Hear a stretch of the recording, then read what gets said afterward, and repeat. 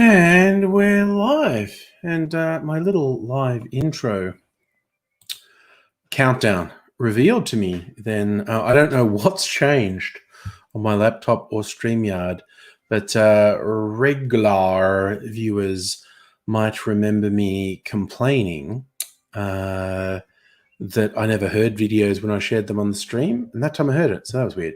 Excuse me. Hello, Abigail and Megaleech. I hope you're well. I had my usual last-minute flurry. Hello, Celtic King. Okay, bottle. Empty lemonade bottle. You go down here. Make myself a beverage. Yeah. I was going to say, maybe I'll just start with alcohol. But no, I've got this far. I'm going to have a non-alcoholic beverage for the first hour or so. Hey, Greg, how are you this fine evening? Something I made the other day and decided I really liked. It's just lemon cordial with a sploosh of grenadine in there. Just got to mix that up. Get my shit together. Oh, Maggie's buying a new Pulsifer album. Yes, Luke, tomorrow is Halloween. No, I am not giving out anything for kids because I think it's a super bad idea for kids to be going around doing the Halloween thing, and I'm not encouraging it. I think the rules in Melbourne are any handing out you do has to be contact-free, and the trick-or-treaters can't come onto your property. So they like just saying, just leave stuff in a bowl outside your fence, and just like shithead little kids will just take big handfuls. So no, I'm not doing it. I'm not doing it. And hello, Big Bad Ads. I don't think I said hello to you. Pucifer. Who was I thinking? Pulsifer. That's a character in Neil Gaiman's Good Omens, Pulsifer. Oh, yeah. That's the lemon sour and grenadine sweet together. That's a taste treat. Might have put slightly too much lemon cordial in there, but it's not terrible. Chris, it's been Dark Night. Oh, yeah, another cop killing of a black man. Yep. It's a little bit disturbing, the regularity with which that happens. But yes, I don't know. We're just sort of, what do we do? We're left to just say, oh, I hope things get better someday, because we never do. So yes. Now my hands are sticky. It's going to really bother me. It's from messing with my sticky ingredients. I'm just going to wash my hands.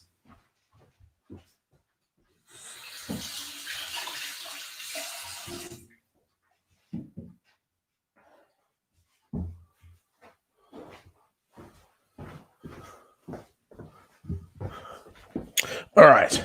I'm back. Oh, you were there where the shooting happened getting lunch, Chris. That must feel a bit weird. See, VD almost got himself arrested. Yep, harassing cops because you don't like their ethnicity is not a smart thing to do. But then again, good old VD has not exactly covered himself in glory on the smarts front, as far as I've seen anyway. So doing something that dumb doesn't seem like such an enormously huge surprise, I have to admit. So, c'est la vie.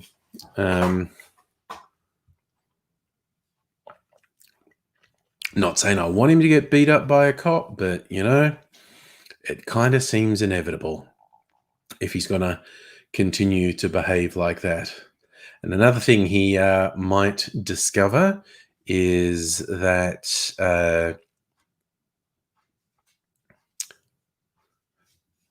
sorry. Miguelich, you know how you get nervous whenever I'm playing with a sharp object like a knife? There's stuff happening just there with strawberries being cut that is not filling me with confidence. But anyway, and now I'm going to be blamed if there's a slip in a cut because I say, you put me off. No, it's not sharp enough. I've done it. You're not going to be happy to hear this, but I've done this enough that it's not sharp enough to hurt me. Yes, but if you talk to people who know, blunt knives are the ones that cut people most often because you slip with them and you underestimate them. I'm not sure that's actually true because I cut myself with a super sharp knife once and it really cut me. And maybe that's a platitude that's not actually true.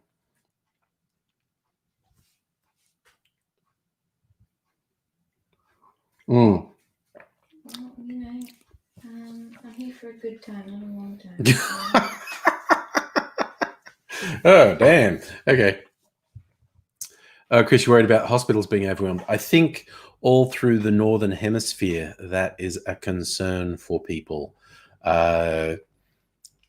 In the next 2 to 4 weeks, there is a very real concern in the US, in Europe, all these places, a real concern that the hospitals are going to get overrun.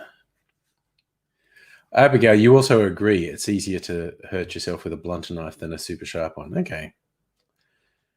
Celtic King, yeah, that is young Mazangri on the other side there, with her cavalier attitude to cutting up strawberries. Oh, no, ads, you cast your ballot for the Queensland election, took advantage of early voting options. Get it out of the way. Chris, it's right to be scared because we saw the worst. Well, it was in New York in America, but also in Italy, particularly in Europe. You hit a point where hospitals get overwhelmed. No one gets treated. Not just COVID patients don't get treated. People who'd normally get treated don't get treated because the hospital's overwhelmed. And the death toll starts to ratchet up real fast because in a properly managed environment, the death toll from the overall death toll for COVID should be under 1%. But if it gets completely out of control, then the responses are not optimal. Yeah. Invisible Chicken, hello. You're going to do your voting tomorrow, which is the official polling day, isn't it? Tomorrow is the official polling day for Queensland. It'd be interesting to see what happens there if someone forms a minority government or if someone gets a majority. Who knows? All over the place. It seems very difficult to call.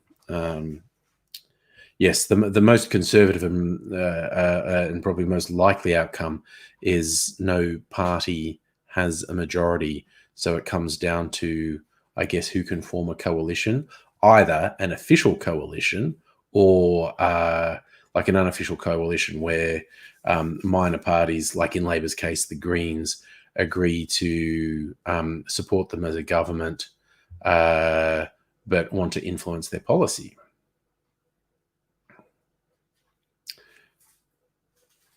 So, Chris, in your county, there's 40 people hospitalized, 300 infected, over 1,000 exposed in a county of 500,000 in the last 7 days. Yeah, it's as again, people don't seem to realize why it's a pandemic is once the infection rate gets out of control, the number can increase exponentially, which for an extended period of time doesn't seem that bad. It's like you keep going like, oh, it's, it's not that bad. There's only this many. It's only this many. And the thing with exponential growth, it's not a disaster until it is. And that happens really quickly. And even then when you realize, oh, no, it's a disaster, and you try to take, even if you try to take aggressive action, like was done here in Victoria, results lag by 2 to 4 weeks. So you take this super aggressive action and if it works, it doesn't work for at least 2 weeks. So yeah. Chris, I was interested about Halloween. I'd heard some suggestions that there are actually some restrictions on Halloween in the US, but I've been too lazy to look it up, I have to admit. Celtic King, I think AZ wants to join us tonight. He was here last night, and he certainly was making noises like he wanted to join tonight. But anything could happen with our shining boy, and we just don't know. Yeah, ads. I mean, I'm hoping Labor wins in Queensland too. I am not a very avid supporter of Labor in Queensland. I think they're pretty shit, but I think the Conservatives in Queensland are super shit. So hopefully Labor wins. I honestly, Queensland's a place where I think it would be nice if Labor had to govern in minority and had to make concessions to the Greens, for instance.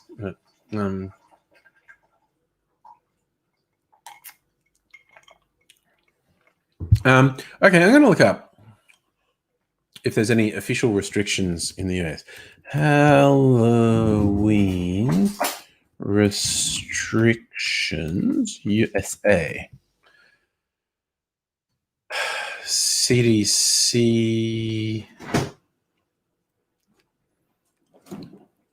Good Housekeeping is Halloween 2020 cancelled.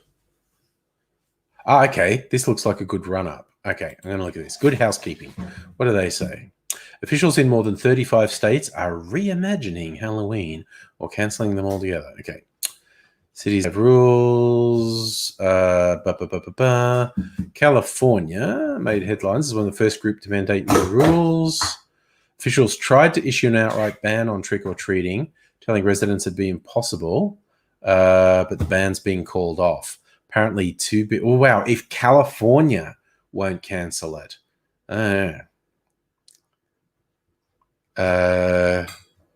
Which Halloween activities cancelled?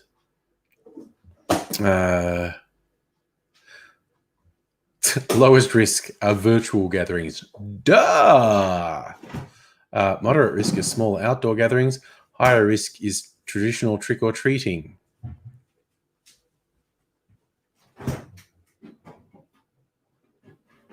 Yes, haunted houses are a bad idea and parties are a bad idea.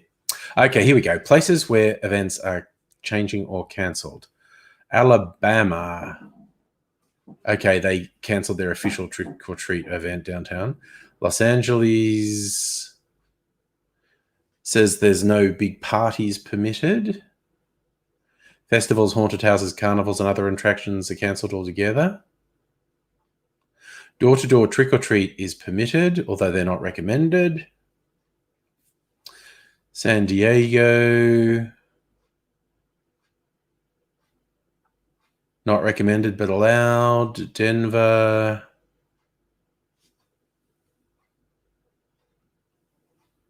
nothing. Florida, yeah, so Disney cancelled in Florida. Atlanta, they have a big annual event that was cancelled. Chicago, gatherings to more than 50 people are prohibited in Chicago. Jesus, no. So, okay, basically trick-or-treating is just happening. Labor, what am I drinking tonight? Starting light, believe it or not. This is just lemon cordial and grenadine and lemonade. But I intend to go for it a bit tonight. Big bad ads. Murdoch controls the fucking media everywhere, man. So, yeah, Chris, from what I've read, official events have been cancelled, but no one's banned trick-or-treating. Catherine, will I do election results live stream? I don't know. See, that's the thing. Yeah, Catherine, I think the events are going to take too long. So, I mean, when would we start seeing results? Wednesday, Australian time? I don't know. And I'll be at work on Wednesday. So I don't think the timing's right.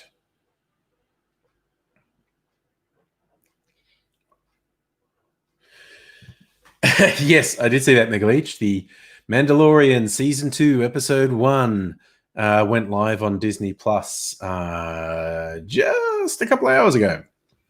I probably won't watch it till about Sunday or Monday.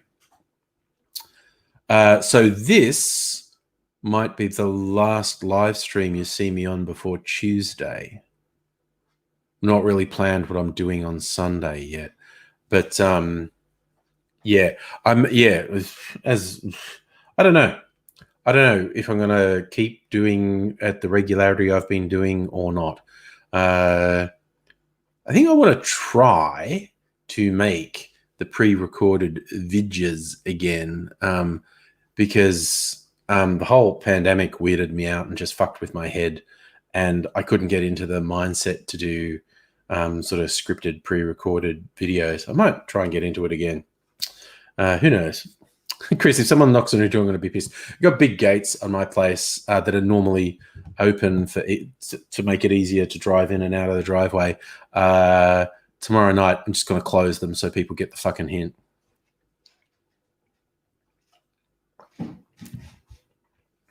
I mean, yeah, normally there's quite a few kids in this neighborhood who get into it.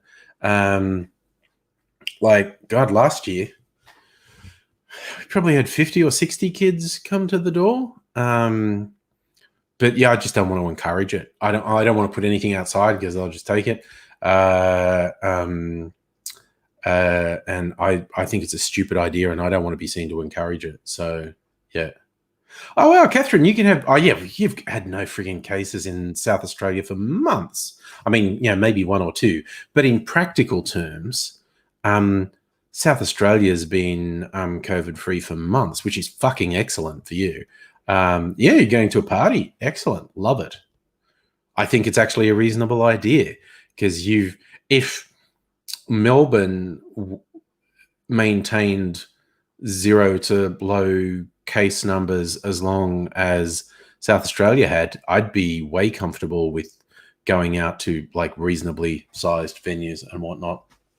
But we shall see.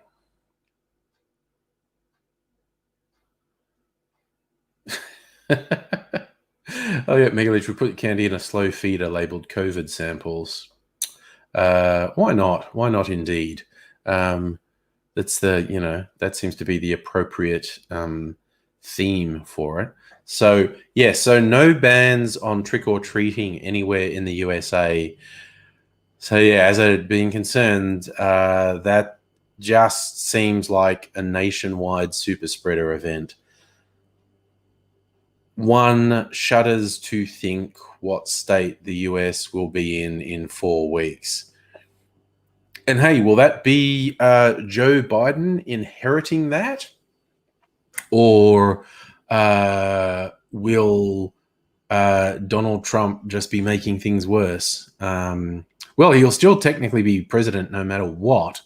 So I think we can safely assume Donald Trump will still be making things worse in 2 to 4 weeks. Yeah,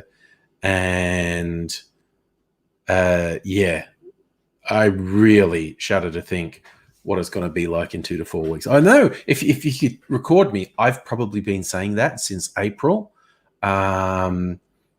And things got bad. Things got bad in the US and they got bad in Europe. And in some, I was about to say, it didn't get out of control. Yeah, it did. In some places, it got fucking out of control. Italy is the one that really springs to mind, and New York in the States. But I worry that it's like infection rates all across the US that make New York look like a joke, and all through Europe that, make Italy look like a walk in the park. But yeah.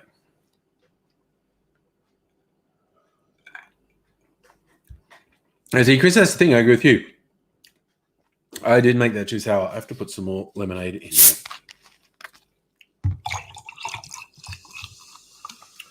there. I think all the lemon cordial sank to the bottom, and it's really sour. It'll lighten it up.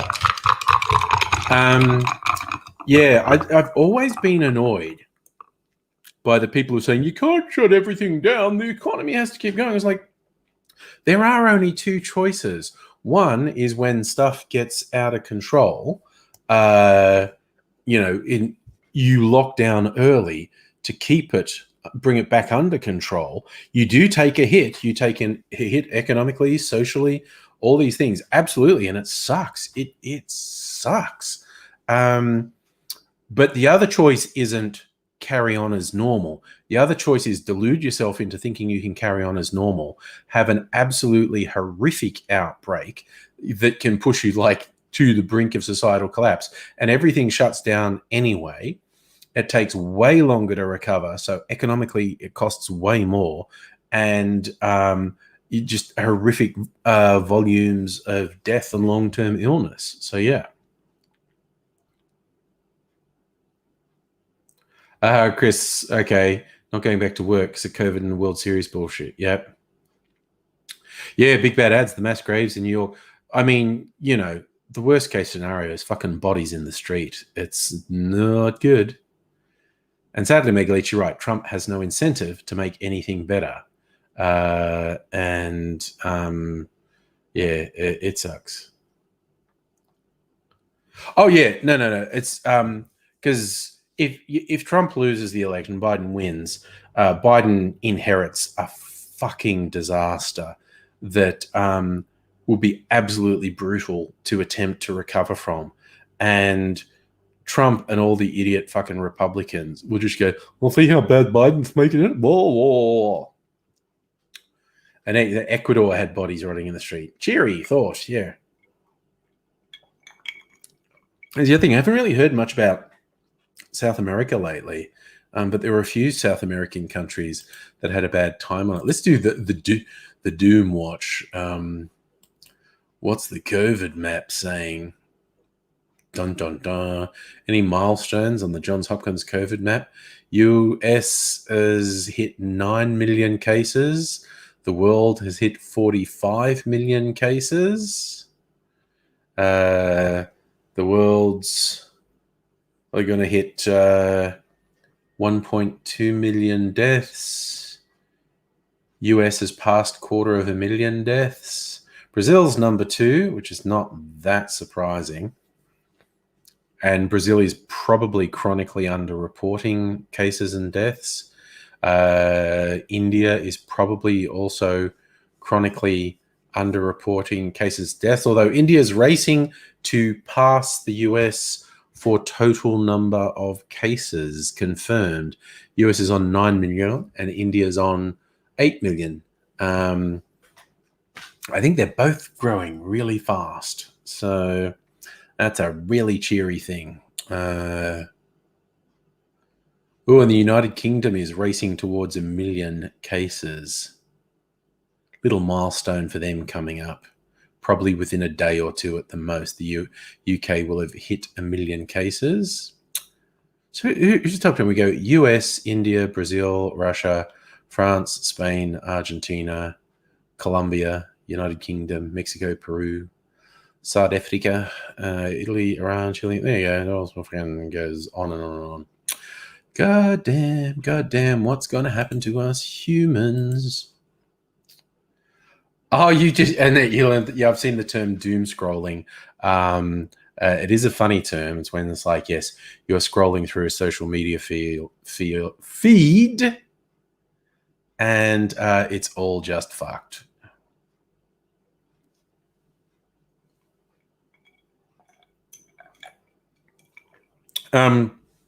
Yes, those reported cases are probably chronically underreported. It's even like the 1918 flu, because it's so hard to be sure of how many people died. What's the range they say for it?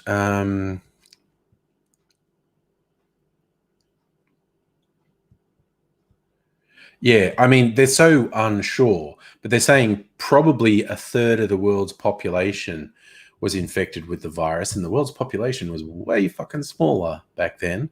And the number of deaths was anywhere from 50 to 100 million people, because it's just impossible to be sure. So yes, what's the world population now? World population. Okay, coming up on 8 billion. If a third get, so it's 2.5 billion.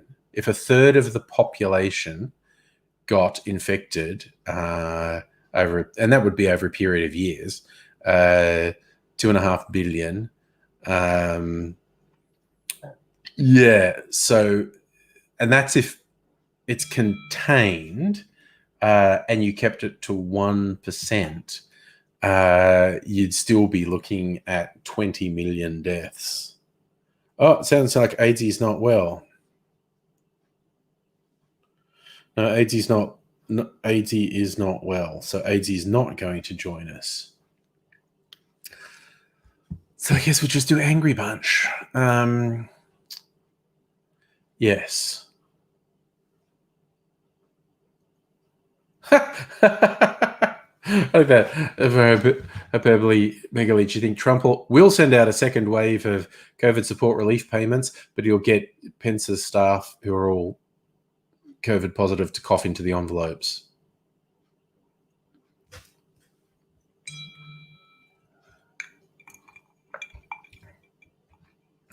Annette, a fun drink. Oh, you know what? Speaking of fun drinks, we were talking earlier about specials.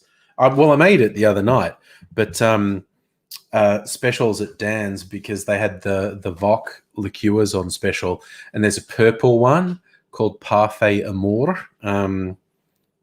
It's very flowery. I made a drink with it and I made a drink with my other new thing, the Starwood Nova. But because I got this purple Parfait Amour, I can now make purple drinks and blue drinks and green drinks and red drinks. And, of course, yellow drinks. Oh, no, Chris. Having a big cup of Chris, you're fucked right now. It's real sour. At least you can fucking laugh in the face of adversity, mate. That is a very positive sign. No. It's a very difficult thing to maintain sometimes. So, yeah. So I can make so many different colored drinks now. And it's not a bad flavor. Like by coincidence, when I was looking for what can I make with Parfait Amour, there was a recipe that had whiskey in it as well. And seeing I'd got my new whiskey, I thought, yeah, I'll make a drink with my new things. So, yeah, Megaleech, Chris is kind of talking worst case scenario because of underreporting of deaths. On top of the confirmed 250,000 deaths, statistically, there are at least an additional 100,000 surplus deaths in the US since the pandemic started. Like they can just look at like this period of time, historically, we'd expect this many people to die. Okay, and you add the 250,000 to that we confirmed were COVID, and there's still an additional 100,000 plus deaths. It's yeah, Chris, it is good to laugh at things, really. Oh, okay. Invisible Chicken. You think your dad thinks it would be okay? Your dad sounds like a whiskey snob. Ways to get Mum the Nova since she should get the cheap one because it's with soda. Oh, geez. If you go into Coles have Fever Tree and possibly Cappy, which is a nice Australian brand of tonic water. But no. Well, tell your dad that Starwood actually recommend Nova with soda. Starwood say that is a good way to drink Nova. I think it's twofold and tonic, or Starwood and Nova and soda. Tell your dad, A, he's being a snob, and actually, don't pick a fight with your dad. Tell your dad he's a fucking snob. But yeah, no, Star would actually recommend Nova with soda. And I actually had a little bit of it the other night with tonic, and it was really good. And I've never had whiskey with tonic, and it doesn't occur to me to do whiskey with soda, but it actually tastes good. And it's always been a thing to put a bit of water with whiskey. It opens up the flavors. So your dad's on the wrong track there. Because he likes Coca-Cola. Coke Zero is okay. I got myself addicted to Pepsi a few years ago. So. Oh, wow. Safa, is that true? Regional New South Wales residents can go to Queens. Oh, yes, I did see that. Sydney people can't go to Queensland, but regional people can. If you haven't been in Victoria for 14 days. Wow. That is a super weird double act your dad's got going on Invisible Chicken. A whiskey snob, but shitty tonic. Because the difference between shitty tonic and good tonic in dollar terms is not much. Because if he's a whiskey snob, he's going to be buying expensive whiskeys. Wow, they're not putting out another $1 or $2 for decent tonic does my head in. If he's a whiskey snob but won't fucking do decent tonic, that's weird. Robot Man Greg recommends whiskey, soda, and lemon or lime. I like that. Oh, he has it straight. Well, that's okay. But even if he doesn't have the tonic with the whiskey, it weirds me out that he's going to pay a lot of money for an expensive whiskey, but he doesn't think it's worth spending $1 or $2 for just hugely better tonic water. Safi, your stepdad drinks red wine. Some rich people drink red wine, yeah, and white wine. Oh God, Chris, that was it. Don't you dad to fuck off? You're not listening. Oh, bad memories. All right. You know what I might have? Okay, something I should have done earlier. I don't know if I've got the freezer space. Should have put my old fashioned in the freezer. So, hot damn, what are we doing here? These desserts in here. That goes there. That goes there. That's weird. Someone's got a drumstick in there. That's some weird. That's pretty well. That's pretty strange. Have you ever seen a jellyfish? That shit's crazy. I'm gonna chill my Antica Fashionista. Probably a couple of glasses, actually. Let's chill a couple glasses. Ah.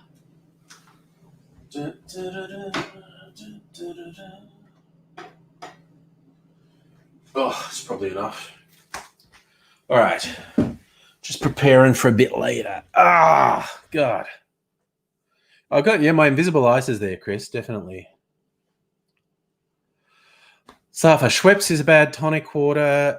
Fever Tree, or there's an Australian brand called Cappy, but good. There's some Italian tonic waters too, I think. I don't think Schweppes is bad. Kirsten thinks Schweppes is bad.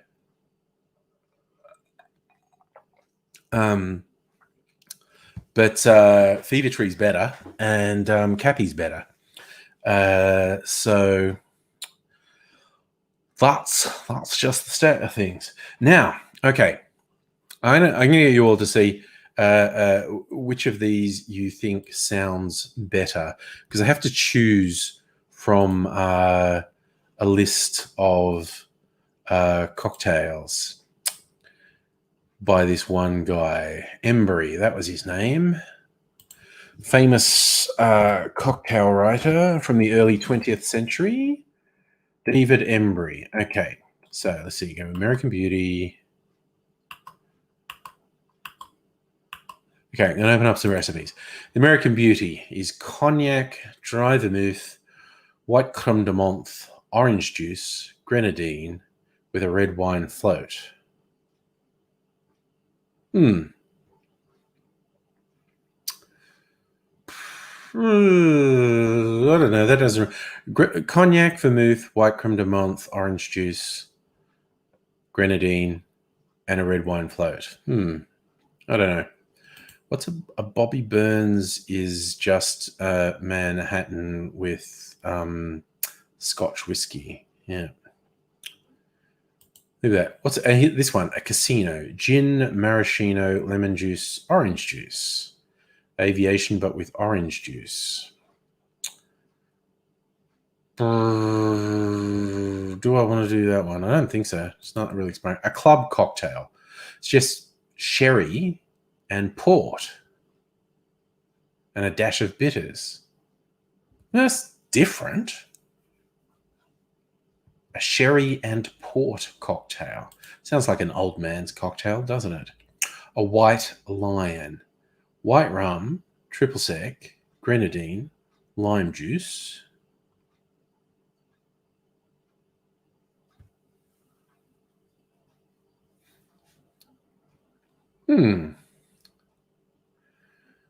So it's a daiquiri variation.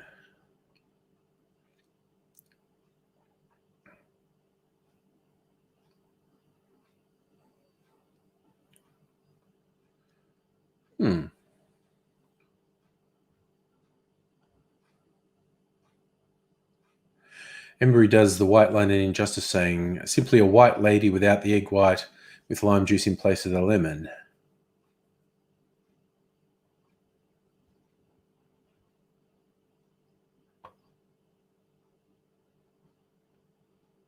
Oh, the original White Lion is in Jerry Thomas's 1862 book. Powdered sugar, lime juice, white, orange curacao.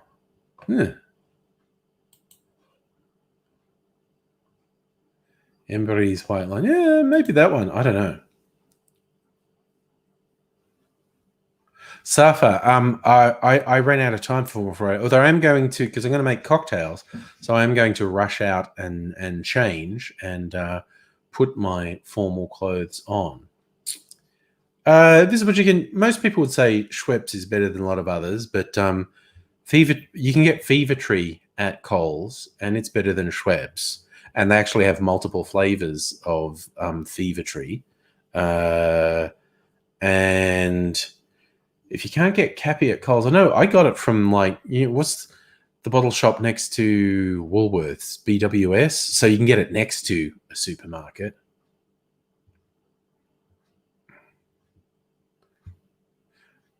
Yes, Alpha, I can imagine it's hard getting fancy tonic water in the bush, getting anything out of the ordinary.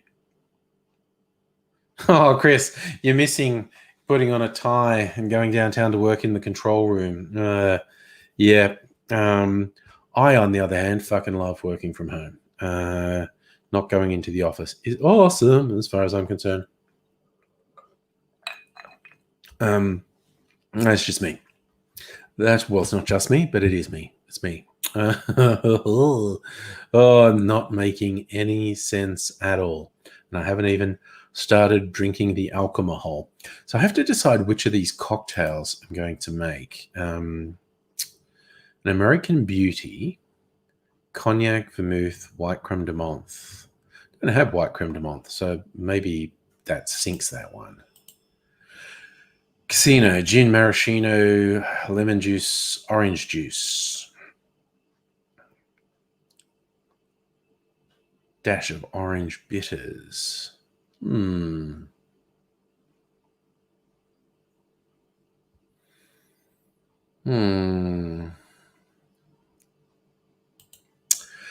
The club cocktail is interesting just because it's so unlike stuff I usually make. Half sherry and half port.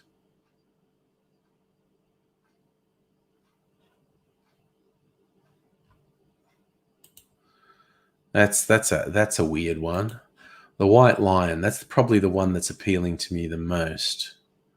Daiquiri variation, white rum, triple sec, we're going to use curacao, grenadine, lime juice, and the lime shell.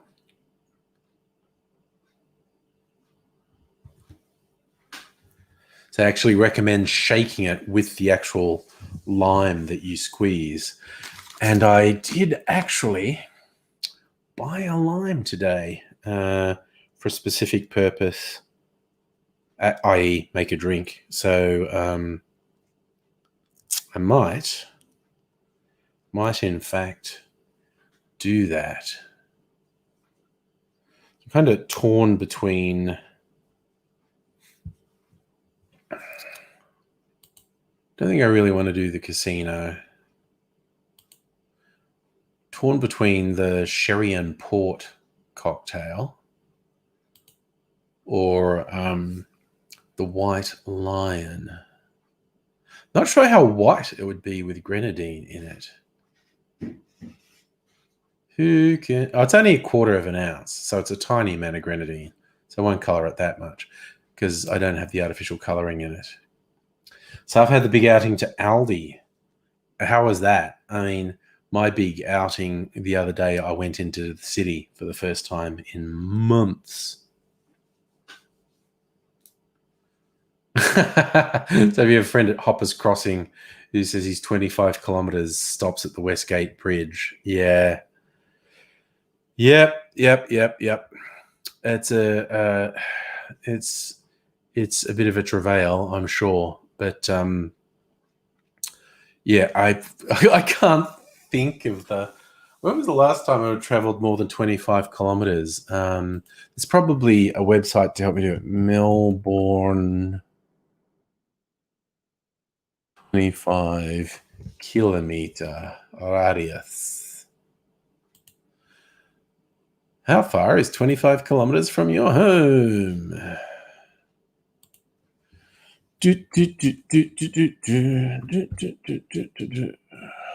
That's my address. Zoom in, buddy. Show me where I can go to. Oh, I can't go to Belgrave. That's sad. I could go to Dandenong if I was that self-destructive. What about in the west? How far can I go in the west? Oh, I can't go to Caroline Springs. That's sad. Can go to Sunshine. Western Ring Road, St Albans Road. Ugh, so long since it's been out there. I'm trying to work out if it's where my kids' grandparents live. I think is more than 25 kilometers away. Having trouble working it out though, because I'm not very bright.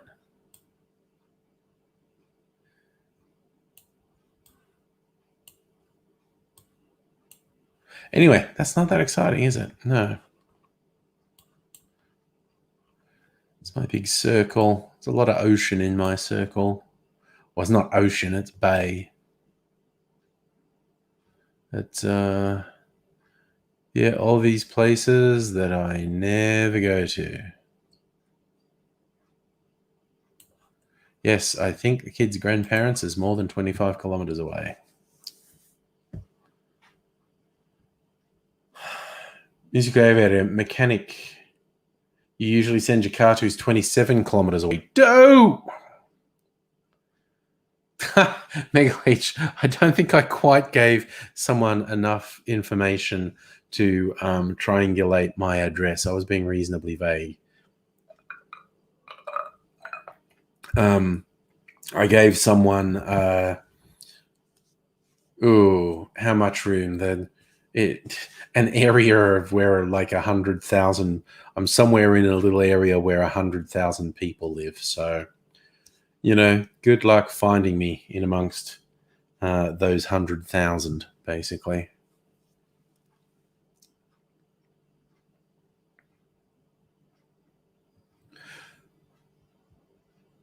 I was wondering what you were talking about there, Music Area. To want Albury to the next fiber to the premises, FTTP. I was thinking of the old file transfer protocol, but you meant fiber to the premises.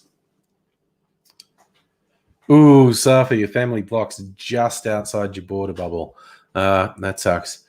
But, you know, this is the fucking times we live in.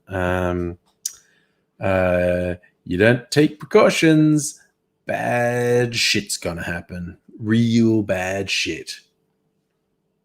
Nicolette, you think it'll take a motivated person about 20 minutes of driving around a farm? Yeah, you never know. Someone might get randomly lucky. It's always hard to be sure. That's the other thing I was trying to think of was a gunpowder plot. Alcohol proof gunpowder. Well, look, because I'm sure the history. Term proof dates back to 16th century England when spirits were taxed at different rates depending on their alcohol content. An early method of testing liquor's alcohol content was the gunpowder. Gunpowder was soaked in the spirit. If the gunpowder could still burn, the spirit was rated above proof, which, of course, is a very vague term. And there's a lot of variables in there. Apparently, measuring proof by that standard, proof was about 1.8 times alcohol by volume, and everyone's just made it easy. I don't know why anyone even kept the term, because they were just used to it, but now people just double the alcohol volume. Like, so 100 proof is 50% alcohol, and that's the basic thing. It was like a grain of gunpowder could be soaked in 50% alcohol and will still light when you put a flame to it. And if it's lower alcohol content, it won't light easily. You actually have to warm it up. So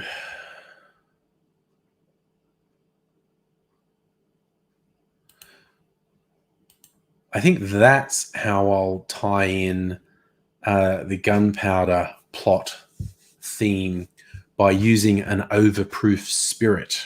And I have many to choose from, in fact. I was also thinking, because the gunpowder plot was a Catholic plot, thinking what's a Catholic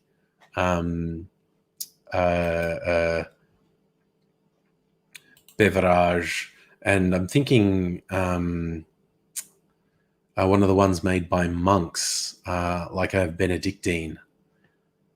So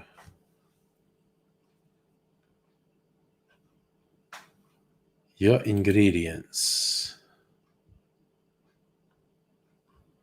Yeah, I should set up an account, actually. Let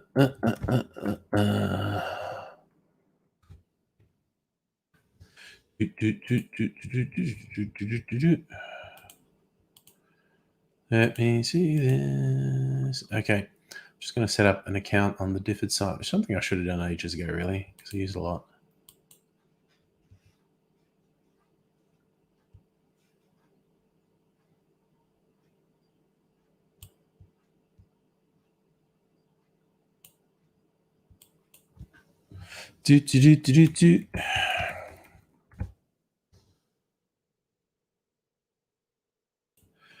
Where am I? Australia. In Melbourne.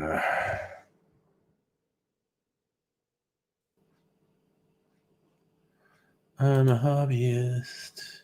I agree to terms and conditions, and I'm not a robot.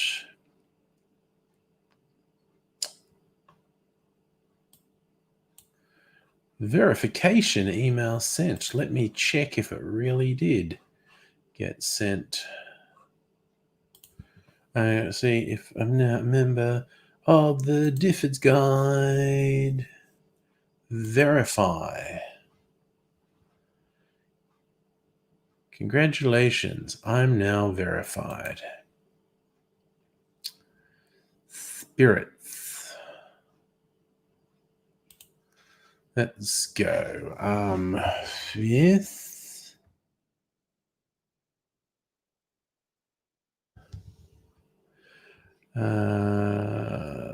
Whiskey. Gonna add gin.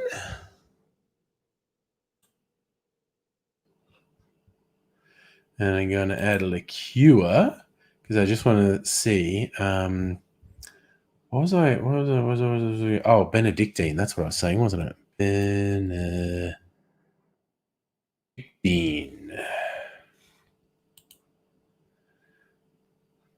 Right.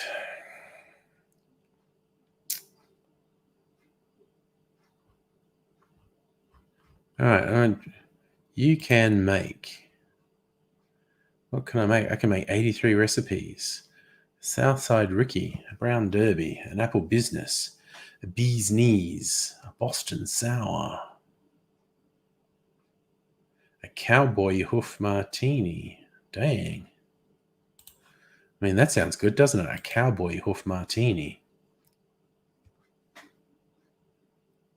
There you go. Invisible Chicken. BWS has Cappy 360 for 750 mils. I actually got a thing of 4 little bottles from BWS.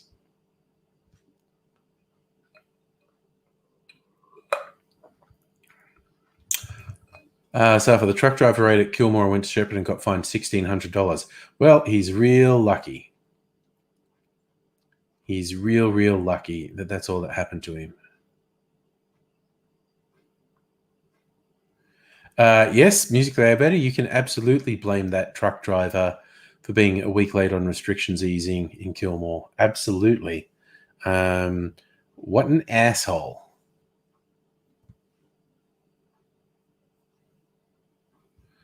That was a real shitty thing. So, a gin fizz, a gold rush, an east side gimlet, a froth blower.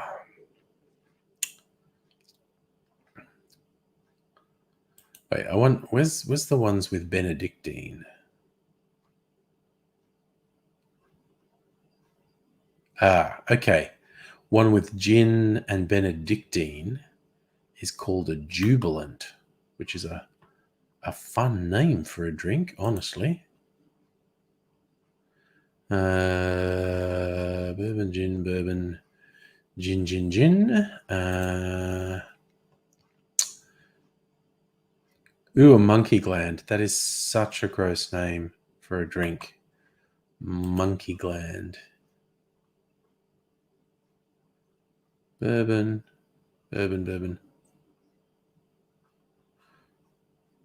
I feel like there'd be a whiskey and Benedictine. Really? But I might be wrong. Gin, bourbon. Yeah. Well, there we go. I knew there'd be a bloody whiskey and Benedictine recipe. It just made sense.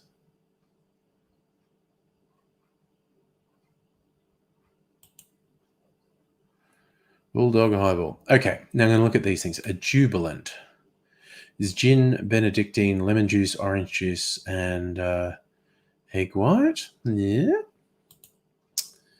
A monkey gland is gin, Benedictine, and orange juice and grenadine. Such a gross name.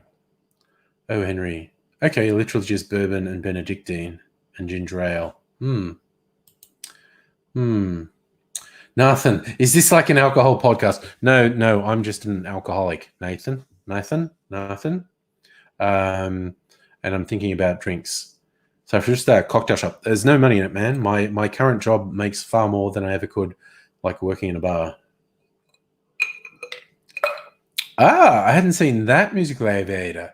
About Qatar, for those who missed the story, some women were strip searched and very humiliatingly probed at Qatar airport.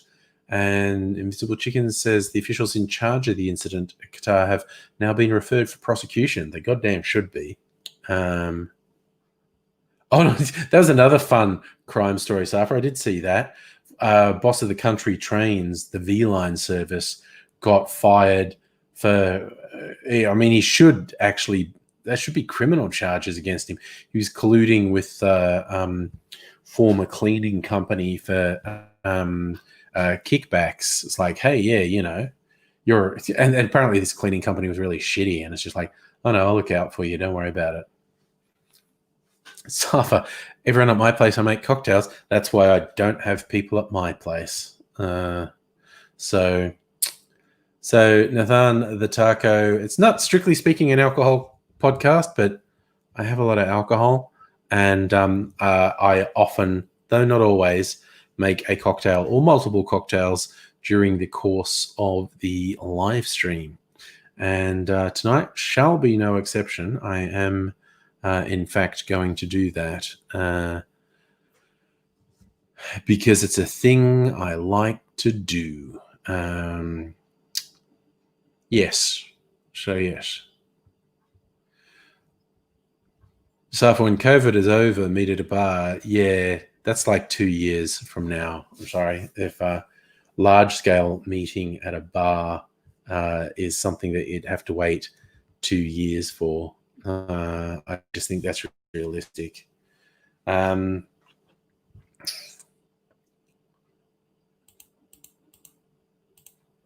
So I can make, back to my ingredients. If I add a whiskey, let's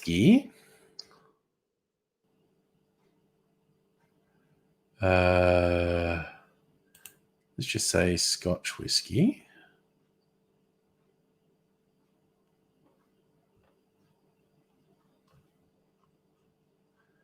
You can make, that added 20 recipes.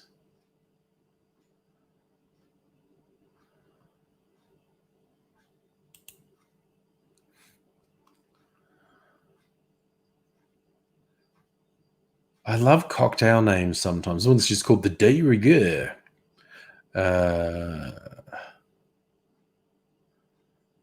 Just wondering if there was one with Scotch whiskey and Benedictine. Ugh, I'm so bereft. So bereft. I was just gonna see. Hair of the dog. There you go. Oh my god, whiskey Scotch with cream. That seems super fucking weird. But maybe that's just me. But that actually does seem really weird to me. Scotch and cream seems really weird. It's not something that immediately pops into my head. Hey, you know what would go well with this Scotch? Some cream.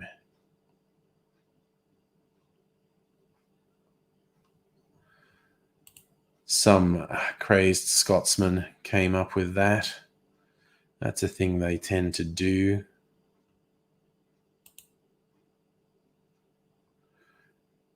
Ooh, there's blended Scotch whiskey and gin. I'm intrigued by that.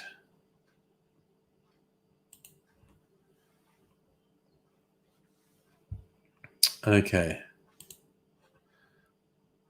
Scotch, gin, and orange juice. That sounds like such a fucking weird drink. Scotch, gin, and orange juice. That sounds very weird. Yusafa, Abigail and I are planning to upgrade my computer this weekend for the fast rendering.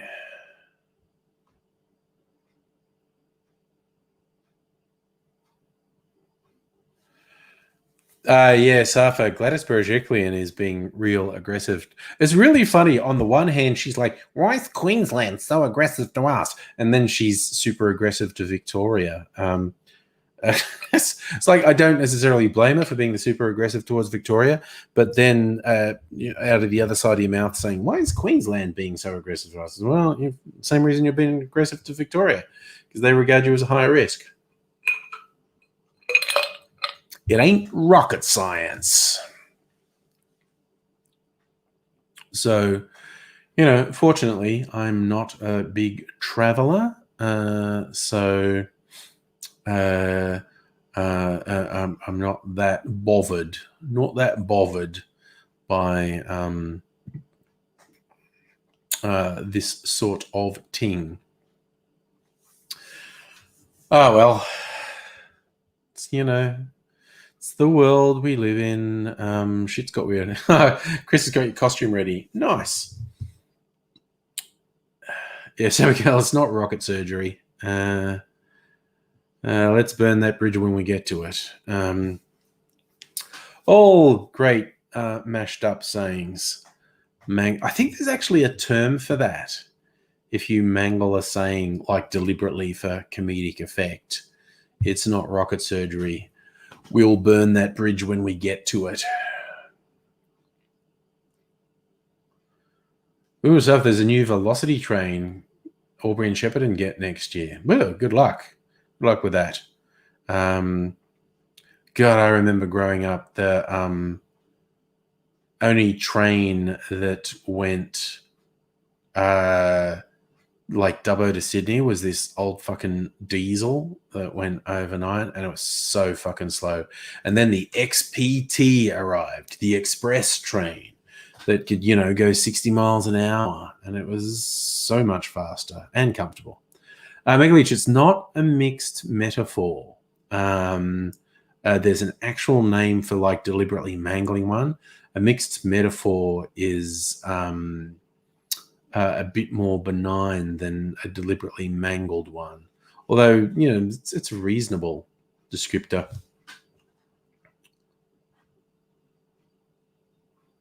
So for current V-Line's a 40-year-old diesel. Yeah, the diesel that used to run in Dubbo is much older than that. It was like from the 1920s.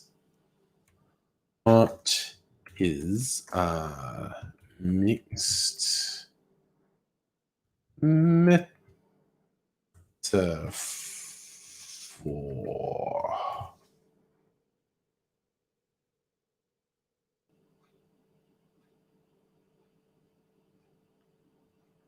Example of a mixed metaphor. Oh, okay. So this is an example of a mixed metaphor is if we want to get ahead, we'll have to iron out the remaining bottlenecks. So it's mixing that metaphor of ironing out wrinkles and clearing bottlenecks, and they're inappropriate. So that's not nonsensical. That is just mixing metaphors. I'm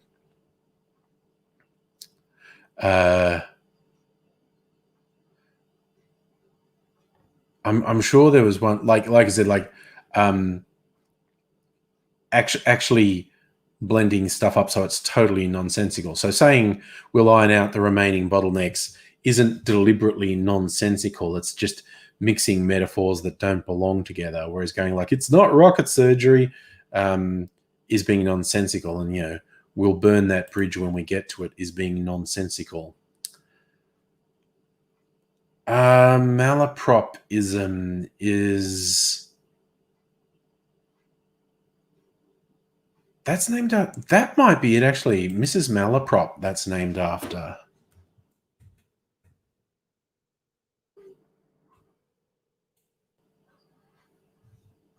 Mistaken use of no, that's different. It's the mistaken use of a word in place of a similar sounding one, often with a comedic effect, like I'm going to dance a flamingo as opposed to a flamenco.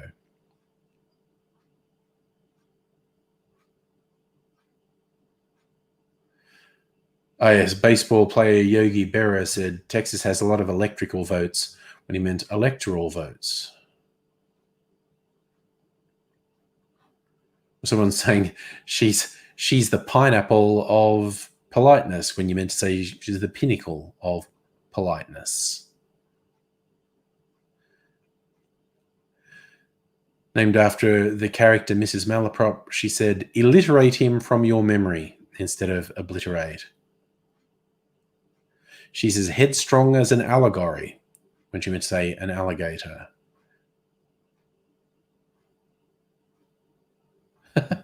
Or a copper saying, I've apprehended 2 auspicious persons. And they meant to say suspicious persons. All these fun little bits of English, like spoonerisms. Now, it's not a malapropism. It's but I've heard a term for it. It's when you deliberately, nonsensically mix things up. And these are all shades of the same thing. Like a spoonerism is when you mix up the first letter of 2 words, again, supposedly for comedic effect. For instance, and this is true, I went to school with a girl called Kerry Hunt. The spoonerism of her name was quite embarrassing. You said schizophasia, word salad but not deliberate. Oh, right, actual medical issue. Yes. Yes, but this is the thing I'm talking about is doing it deliberately for absurdist effect.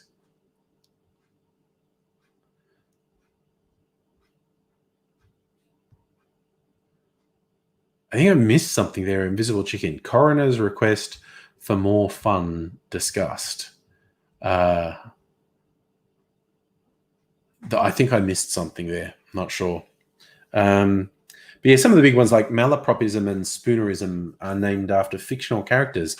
Mrs. Malaprop and the Reverend Spooner. Although maybe the Reverend Spooner was real. But yes. All the fun little names for different figures of speech in the English language. Is it 9 o'clock already? Okay. So I'm just paralyzed.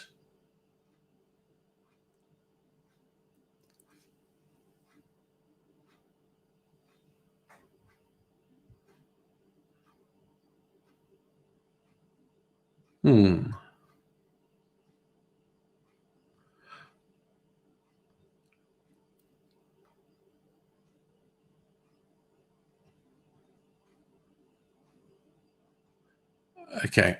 Sorry, I'm reading all these multiple different things and they're distracting me a bit. I should stop doing that and be a bit more focused. I want to make my version of a Harvey Wallbanger too. Means I got to juice some. I've got some. I didn't get an orange. That's what I wanted to do today. Damn it. I've got some, but I wanted some fresh peel. Fashioned, Authentica Fashionista.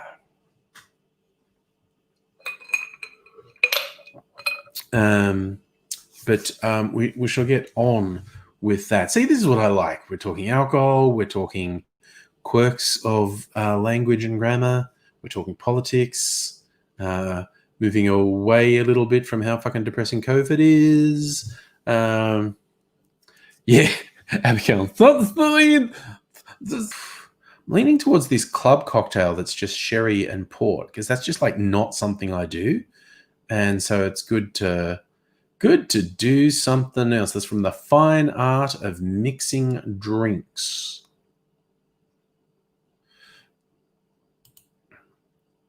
So, yes, I won't leave it at that. And why? Oh, God. Sorry, it's just like it's not a real toothache, but it's just, ow, something just started throbbing in my head. That's it. It's cancer. It's cancer of the brain. It's cancer of the brain. I'm having an embolism. Oh, you'd all be shocked if that actually happened, wouldn't you? Ow, what the fuck? Ow. Okay. Brain hemorrhage over. I think the brain hemorrhage is over. Maybe. Now it's making my eye twinge. I don't know what that's about. There's always flashback to the Deadpool. where Wade's, having sexy times with his girlfriend and he's very happy and excited and has just proposed and he's going like, yeah, things have been going too well. And he's just going back and he goes, right. And then he just goes, what the fuck? And falls over. And because he has very advanced cancer.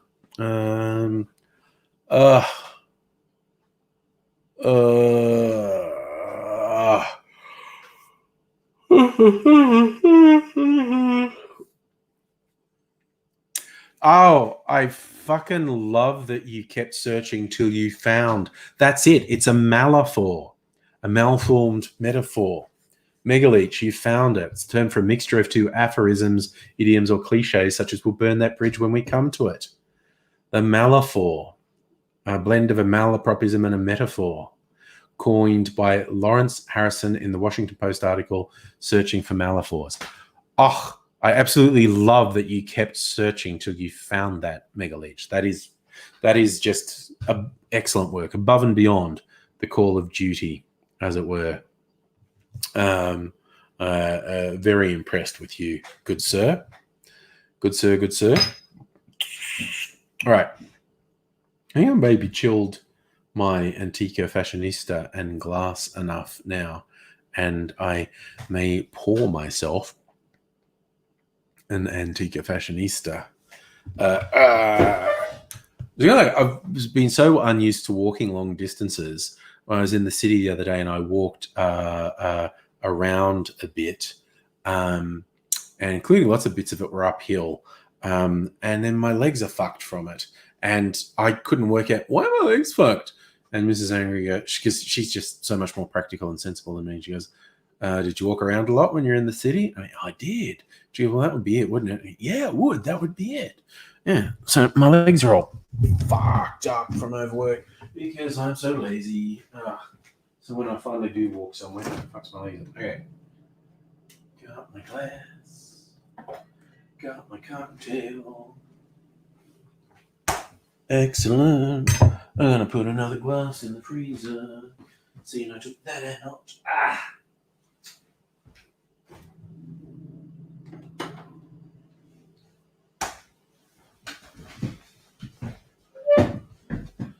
She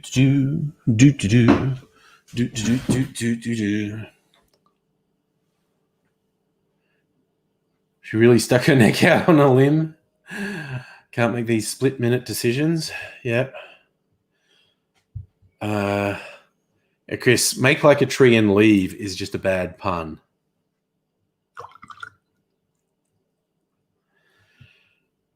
As one shepherd said to the other, let's get the flock out of here.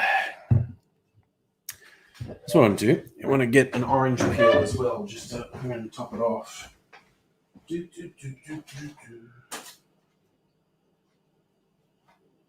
This one. This one's got more virgin orange peel on it. Where is my peeler? There is my peeler.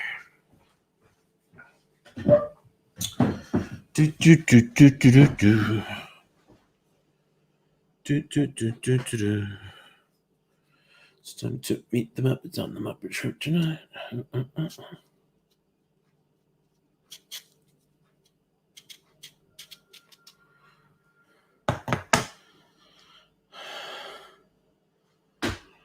All right. Yes, we could stay here and talk until the cows turn blue. That's a good one. Oh, yes, those lovely orange oils on there. Wipe it around the little glass. A little twisteroo.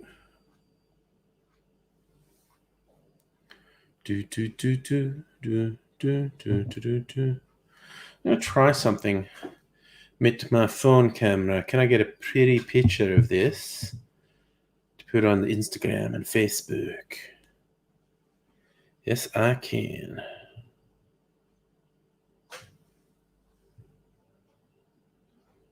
Oh, yeah, that's perfect, in fact.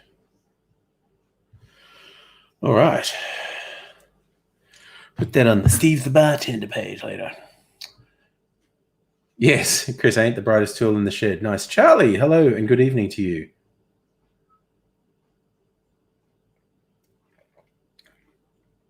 Oh my God, that's good. Makes me ashamed of my old fashions. It does. Oh my God, the flavors in that are so good. I'm sure they use a rye whiskey. I think they told me that once when I was there.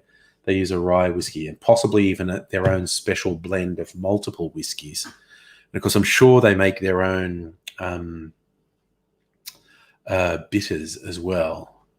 Burning the midnight oil from both ends. Not the sharpest bulb in the box. Charlie, you've picked up very quickly what we're doing. Oh God, that's a terrible one, Megaleech. It sticks out like a sore throat. That one bothers me. Invisible Chicken, your faith in our political system has been blown to ribbons. Welcome to adulthood.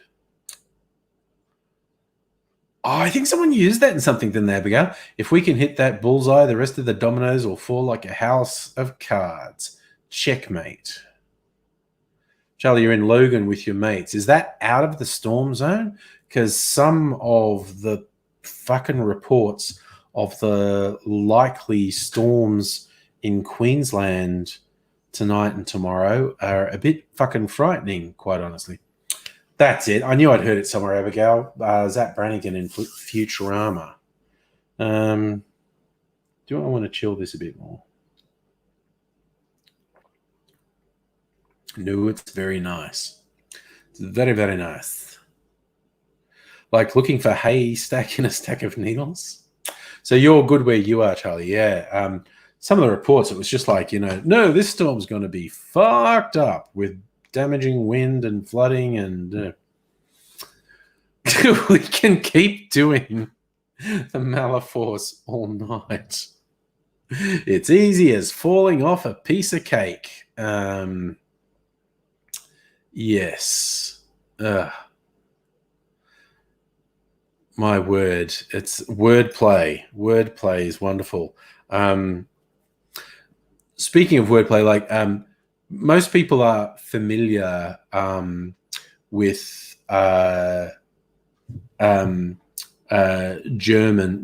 people, the German language. They do compound words. They do quite involved compound words that can be difficult to translate, but sometimes here, like everyone uses the term Schadenfreude, which I think the literal translation is shameful joy, and what it means is when you take enjoyment from someone else's suffering, and you really shouldn't, because that's not a nice thing to do, even if they suck. Schadenfreude. Was listening to this podcast talking about the little men who enabled the rise of Nazism in pre and during World War II. There's a German compound word for them, and it's very involved. I don't actually know it, but the translation was essentially little men gone wild. It's like it means people who didn't have power and end up in a position when they can exercise power in a really awful way, and they fucking do it. So, yes, in English we have plays on words, and the Germans have their compound words. And as there's no native Germans here, there's no one to say, you are so full of shit. You have no idea what you're talking about, because I would be very accepting of that judgment, basically. If a native German speaker said, you are talking absolute shit, I'd go, yep, fair. Okay, cool. I mean, I think what I said was relatively sound. But if someone who knew better told me, no, it wasn't. Ha! I like that, Megaleech.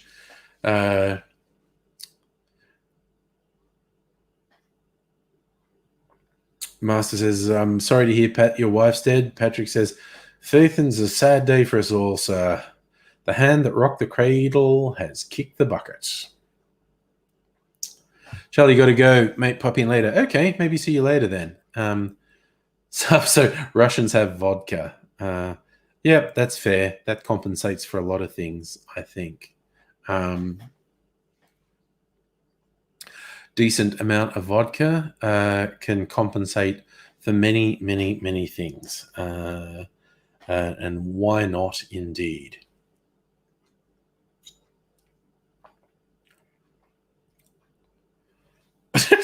What's that one from, Megaleech? True, Carl grunted. If I believed in anything, I'd agree this country's going to hell in a handbag. But since I don't, I won't. You remind me of the line from the movie In Bruges about the hitmen having a holiday in Bruges. And the older guy, Brendan Gleeson, is trying to get the younger guy, Colin Farrell, enthused about Bruges. Like, isn't it a beautiful city? And Colin Farrell is the Irish voice goes, yeah, well, if I was retarded or grew up on a farm, I might be impressed, but I'm not, so I'm not.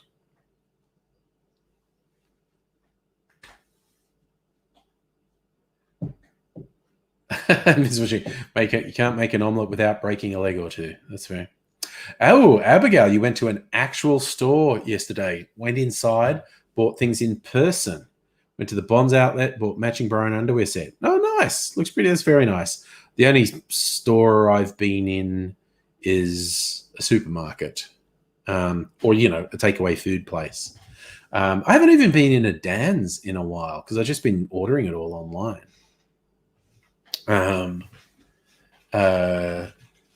So yeah. Oh no, when I was in the city, I went in my favorite bottle shop there, the Wig Cellar, to get something special, namely my absinthe. Because absinthe makes the heart grow fonder.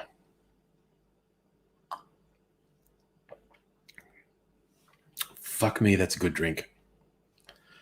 Oh, something, again, I was going to say, an old-fashioned is really simple, but I suspect they did not make this very simple. I think they've gone to a lot of trouble to craft it. Yeah, it's got an edge. It's definitely a rye whiskey, and I would not be at all surprised if the folk at Bar Americano actually blended some whiskies rather than just going with one straight out of the bottle.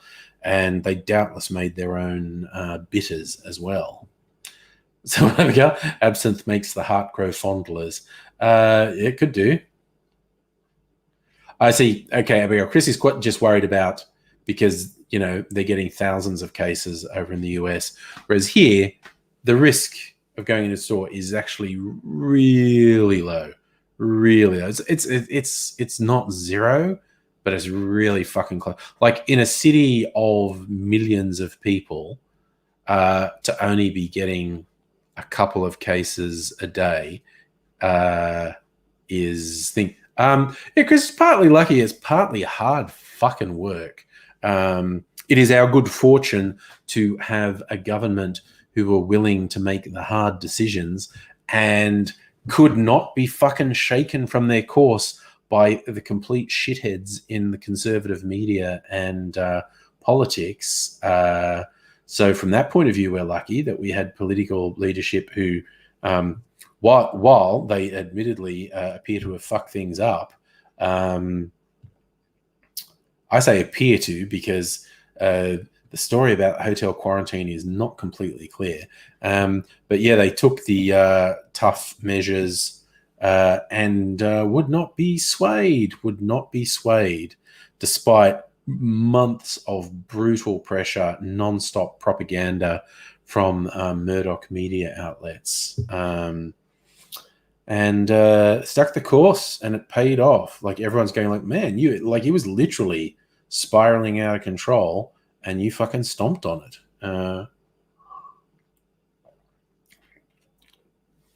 Yeah, and as has been pointed out, the day Melbourne had 700 plus cases, the UK overall had about the same number of cases, and now Melbourne, has a tiny handful of cases, and The UK is getting 20, 30, 40,000 new cases a day. France is the same. They had a small number of cases, when 600 or 700 when we had 700.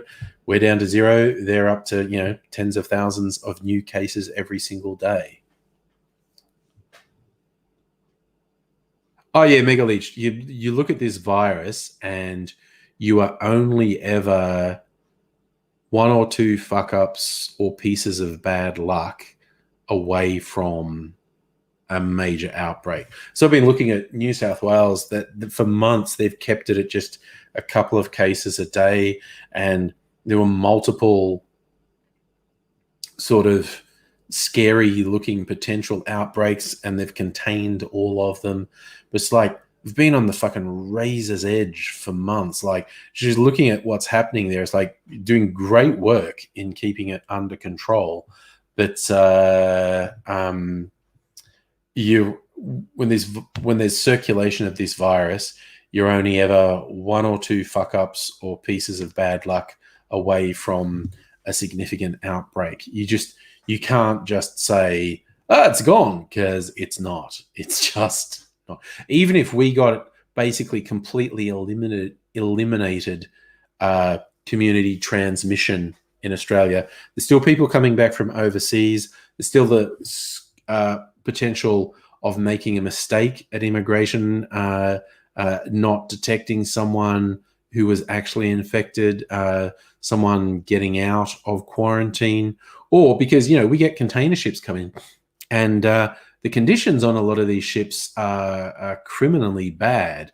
And occasionally, when these big ships come into port, some of the crew literally jump ship. And we have had multiple cases of container ships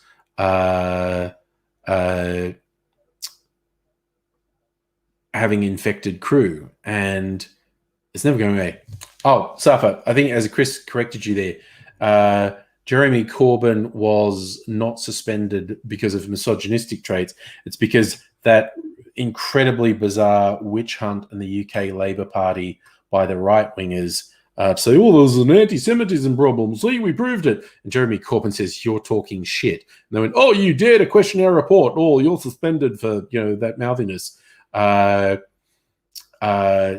is actually an absolutely weird, absurd, and vile slur to call Jeremy Corbyn anti-Semitic. It is this absolutely fucking surreal thing that's been happening in the UK Labour Party, because the right wing were extremely upset that the rank and file elected someone fairly radically left-wing like Corbyn, and they undermined Corbyn more than the fucking Tories did. And it is absolutely clear that the Blairites, the bloody people who still think Tony Blair was the best thing ever, the right wing of the Labour Party, and in fact, several of them, including Tony Blair, were specifically on record as saying they would prefer the Tories to win than Corbyn to win. Oh, Stella's going to show us something. Plus, I haven't done the link for Angry Bunch. So Stella wants to show Big Fuck Off Salt Lake before it gets dark, and I do want to see that. I absolutely want to see that. That is the link for anyone who wants to join the chat. Stella is apparently on the road from the sounds of that, is going to show us something. But it's a Friday night. If someone wants to join the chat, that would be a fine thing to do. So we shall see. Oh, that's just so good. It's just spicy and so many flavors. Okay, Stella, you got to walk a bit to get to. That's okay. We can wait. It sounds good. It sounds like it's worth waiting for. That's the thing. Oh, okay. You can see green on my stuff now. I see the green and blue on this shirt. Chris. Hey, Chris. Oh, you're ready for combat, buddy. Yeah, I am. I got my light and everything. Oh, you got a flashing light and everything. You've come to pull this live stream over. Yeah. Up and Lady Abigail. Hello. Hello. Here we are on a Friday night. Was it Hello. Megalith mentioned talking to a Trump supporter friend that previously kept calling Biden a socialist? So I wrote him a version of Aesop's fable of the boy who cried wolf, but with socialists. Yes. Ugh. How's your day been, Abigail? Fine. After the massive amount of cooking I did Tuesday night and Wednesday morning, and the picnic I went to, I was pretty much fucked. Wiped out. Just wiped out to the past 2 days, and I'm only just recovering. Okay. Massive pain levels, just fibromyalgia and chronic fatigue. Just knocked me on my ass. Yeah. Terrible. So, How about you, Chris? What have you been up to? Well, we went to the beach. I'm just not gonna work now. Can you hear me? Yeah, I can hear you. Yeah, we can hear you. Oh, that's just me then. But anyway, we went to the beach for the first time in a year. It's only 80 miles away, but because of COVID, we haven't been able to go. Yeah. And I filmed all kinds of time lapses, the stars and everything. It was great. Then I got home and I realized that even though I focused to infinity, the stars were a little closer than infinity. So that's all slightly out of focus. But it's still watchable and enjoyable and everything. It's just annoying for me. That's a deep philosophical statement, Chris. The stars are slightly closer than infinity away. Yeah. I can't hear you, so I don't know why. Okay. Chris can't hear us. Okay. Chris is a big duty head. Sorry. No, he can't hear us. Is there nothing in your heart but duty? Yes. Just a big old pile of duty. I know he's going to mess with technical stuff. So, okay. Are you? Oh, Mega Leech. Can you send me your Aesop fable, like I don't know, Facebook or something, and I'll do a dramatic reading of it. So, how's your energy for the weekend shaping up, Abigail? Like, if we're going to do this upgrade or whatever. Fine. Yeah, fine. Good. I've recovered, so yeah, it's all good. So, what day is looking better for you, Saturday or Sunday? Either. It's up to you. Oh, well, I'll contact you tomorrow and we'll see, sure. what time either of us surface tomorrow, and we'll make a call from there. Slide into my DMs. Yes, slide into your DMs. Ooh, here's Stella. Here's Stella throwing us the great outdoors. Guys. Cool. It's a bit windy here and I haven't got earphones. So I can't hear what you're saying. All good. But all the way out here is part of the Salt Lake. Where are you? Down here you can see there's one mine site. Okay. There's another mine site off in the background there. Another one over there. Wow. Another 2 mine sites just there. So this is called Lake Lefroy, and they actually set land speed records on here. You can see my little town in there. Yeah. I'm totally going to look this up on Google Maps. Yeah. So you can't really get the perspective of it, but it's actually fucking huge. The famous salt plains where they set the land speed records. Nice. There's actually a really cool video of a land yacht that set a record, I think about 158 kilometers an hour a couple of years ago, and they're up on 2 wheels. It's pretty scary looking. Wow. Oof. Yeah, so that's Wow, our there's, little like, lake. gold mines and So cool. there's actually another mine just down there. And there's more mines out that way as well. So once you get out onto all of this salt flat through here, it's actually mud underneath here. And I once applied for a job out that way, and I took the wrong track, and I found some Swedish tourists. They'd tried to drive out with their hired four-wheel drive and hired caravan to take a shortcut through to here. Yeah. They got about 30 metres out and they punched through the crust. Oof. And Oh, no. so I took them out to the mine site in the end, and they said they'd actually done drilling out through here. And the mud is 80 metres deep.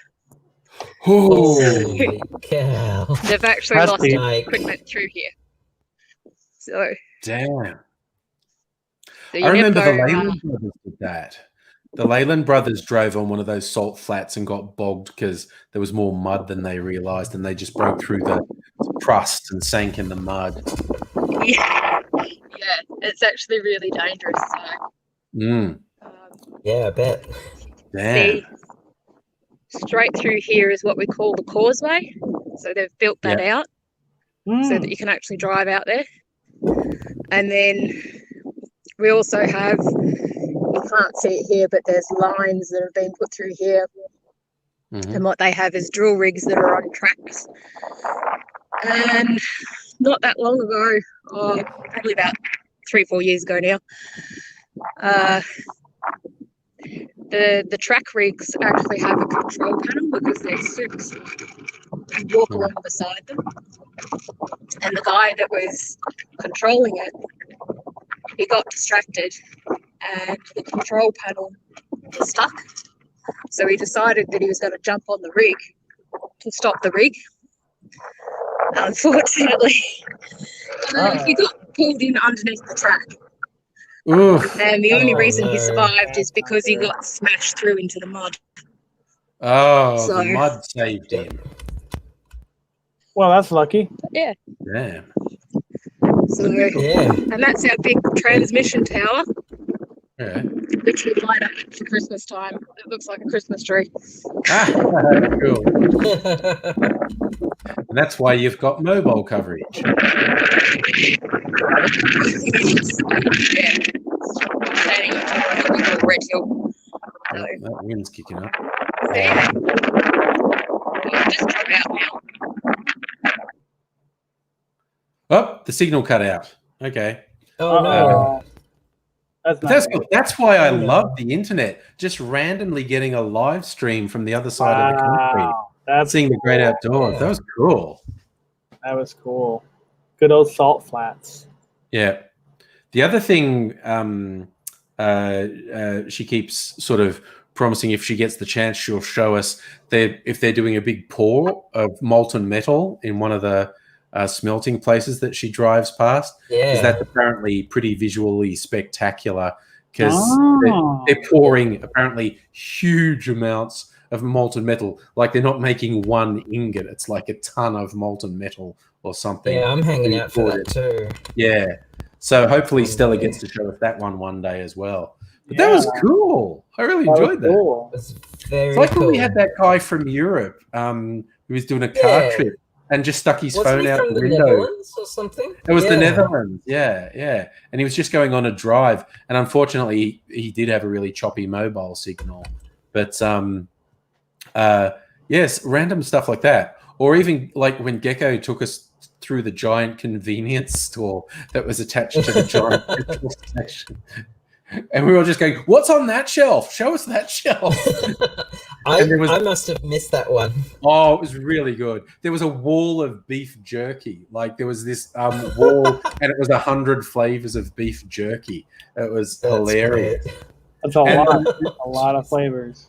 Yeah, it was somewhere in Texas and it was like the petrol Bowsers, they just like stretched off into infinity. There was like 50 petrol Bowsers. It was this giant sort of middle of nowhere by the highway truck stop.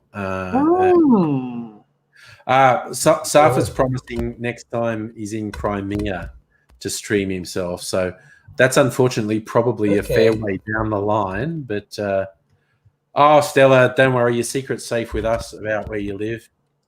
Oh, there you go. Stella, sorry, I just saw Stella saying the nickel pour lights up the sky for miles around. So, yep, that will be a cool.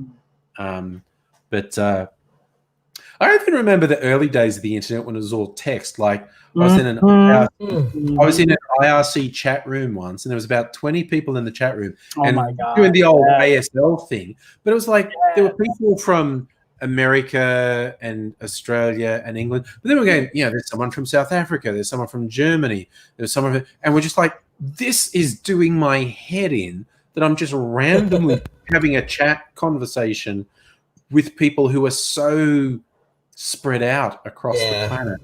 This is fucking crazy. Well, that was a novelty back then. Oh, it was wild. And that's why I guess back in your really olden days, you had the ham radio enthusiasts, the people. Yeah. My dad had a CB radio when I was a kid. Yeah, the radio enthusiasts still do their stuff actually. Oh, they do. Yeah. It's really cool. Actually, it's really cool. They can help transmit feeds. So when the wildfires were happening here. And a bunch of towers got burnt down, the ham amateur radio guys went online and they transmitted the fire signals over hundreds of miles so that way they could talk to people on each side of the fire. So they put the towers back up. It's really cool stuff. Yeah.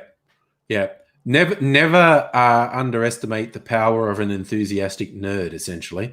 That is so true. Yeah. So, whatever variation it takes, and hardcore engineering nerds, something else. It's like, again, like Grasshopper's always showing his stuff. Like he's always getting stuff off the roadside or the dumpster. Going, I can fix that. I can use the parts off that. And he's, reclaiming giant printers that someone thought was too expensive to fix. And he's going, no, I can get that. I can get a part for that. And now I've got something that prints stuff this wide in the home. Yeah. He's real proud of that thing too. It's fucking great. Go nerds is all. And we have all the flavors of nerds come into the chat, I think, which is just great. I love it. It's a lot of fun. It's like that person who dipped in for a second earlier from Twitch saying, is when I was talking about cocktails, they go, is this an alcohol live stream? And I went, no, kind of. But, if we're going to get real, it's a nerd live stream. It's a nerd. And I'm the alcohol. Pretty much. It's like a bit of an Aspie nerd stream. Yes, we're the atypical bunch. It's like... the neurodivergent bunch. Yeah, that's it. That's the other good word. I've always liked atypical, and neurodivergent is another. That's actually easier to say. I think the neurodivergent bunch. A divergent bunch. Even just divergent. Actually, maybe even contracted. Just the divergent bunch. The divergent bunch. Because there's all sorts of interesting divergences. Yeah. I think that's the one, the divergent bunch. But that's definitely it. Hecky Deck, which is probably not how to pronounce it. I think is saying you're in Wollongong and your mum's in Canberra, which would mean you can't see your mum. Yes, that's the common friggin' problem in the world. Raiders, good evening to you as well. We live in this weird shit world at the moment. And I read a random story I read today. It was like, I think it was someone who works for the Sydney Morning Herald, and they're quite young, and they were in the US. I think they did postgrad in the US, and then they managed to get a job as a correspondent they were living in New York. And he's telling this story, and it was a couple months ago. So there were various restrictions about gathering, and you couldn't gather in closed spaces. And so they were on the roof of this apartment building, like just a 5-story apartment building. And the sun was setting, and they're like having this lovely time. And I don't know, this guy decided he wanted to watch the sunset, and he's walking across this very dark roof, and he absolutely misjudged, and he just stepped into the gap between 2 buildings and fell 5 stories and Oh, through pure, Whoa. yeah, I know, yeah, through pure blind Like- luck, he landed really flat on his back. Apparently smashed some milk crates or something that he landed, and they may have actually broken his fall slightly and saved him. But they also fucked up his back by stabbing him when they broke. But yeah. he like smashed a shoulder, smashed an elbow, cracked a couple vertebra, but all and because he's only in his 20s, so it's all recoverable. That shit happened to me. I'd have like 2 years of rehab ahead. Oh yeah. Yeah. Oh, I'd be. I would just die. I would Yeah. just, die. Yeah, Of but death. yeah. So of course, 5 stories is plenty high enough to kill you. And yeah. when he researched it, he actually found out about half the time people who fall from that height die and half live. And he found an academic research paper, and so he contacted the professor who had done the study, and the professor was basically, cool, no one's ever read the study, I don't think. You're the first person who's ever asked me a question about it. And he said, like, because I fell 5 stories and I was just interested in your study, and I got off relatively light, like some really horrible injuries, but relatively light. And the guy said the summary is land on your head, you're dead. And Yeah. Oh yeah. Even from one story, Yeah. like I knew. just Well, it's snaps not. your neck. It's a guy went to the same college as me. He was a friend of Aids's. He fell about a meter when they were jumping across some rocks on the shoreline. He Yeah. fell about a meter straight onto his head, and it killed him. And it was just like, Apparently, that's a really common way of killing people in prison. Yeah. hitting him in the head. Well, you see, I'm prepared for dropping that. dropping them from a short height directly onto their Oh head. yeah, the second story, just hold them directly upside down and drop them so they land on Yeah. their head. Yeah, yeah, You see, that's why I got this. It's Yeah. fully bulletproof. I'm ready. yeah. So if Chris accidentally falls a couple, I'm ready. Okay. Yeah. So this guy's in New York, and apparently it was all covered by his works insurance. So he described it as my undoubtedly horrific medical bills were all covered by my works insurance. But he was only in hospital, like intensive care, for about a week. But there was a whole bunch of surgeries and rehab because he apparently like smashed an elbow, fucked up his shoulder, and cracked a couple of vertebra. Apparently, again, because of weird communication, because he was in hospital and you weren't allowed visitors in New York. Yeah. And he didn't have his phone with him. You're And still so not. for 3 days, no one could find out what happened to him. Also, because the hospital entered his name wrong when they booked him in, and they had him under the wrong name. So no one could find him. So it took 3 days for someone to find him. And like one of the New York friends, and then it was like, oh God, we've got to tell your family. And so, and before they found him, there's like, no one knew his family's number. And they go, I know a friend of his in Sydney. So they called the friend and said, this happened, do you know his parents' number? And he goes, oh no, but I know someone who might. And the call sort of went friend to friend to friend and then they got his sister in London. And oh my God, and so she called the parents, and then it took another day or two before the parents could get through to him. So it was like this weird fucking limbo where for 3 days no one could find him. And then when his friends found him, it took him a day or two to find anyone from his family. And then it took his family a couple of days to be able to reach him. Like, it's just one day there was a phone next to his bed, a landline, and it started ringing, but he's all fucked up. He couldn't pick it up. And so a nurse picked it up for him and held it to his ear, and it was his dad. And he's like, oh no, honestly, I'm kind of okay, And he said that he heard just like champagne cork pops. Like the parents thought he was going to die alone in America. And he's like, no, apparently I'm not. Apparently I'm going to. He almost did. Yeah. This fucking close. That fucking close. And and then he said, like, apparently I'm going to be okay. So his parents apparently literally popped a champagne cork, and And his dad Nice. actually went over to America to look after him because he's all fucked up. Like he couldn't put clothes on or feed himself or whatever. So his dad's chopping up food like you do for little kids and putting it on a fork because he only had one arm that worked. The other arm was absolutely fucked. That's all you need. Yeah. And so, yeah, it was a very interesting, just a completely unlike anything else in the news, just an unusual story and a distraction from all the shit that we see nonstop. Yeah, you see, he should have had his helmet on. But the other interesting thing he said, he goes, you know what?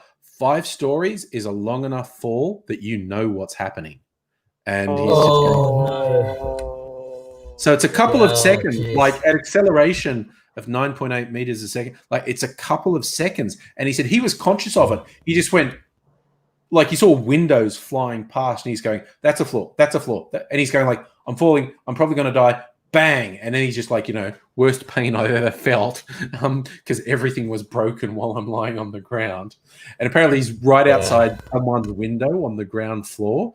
And yeah, he went and visited that person and they said, yeah, I'm just sitting there and I heard this really loud thump and then someone going,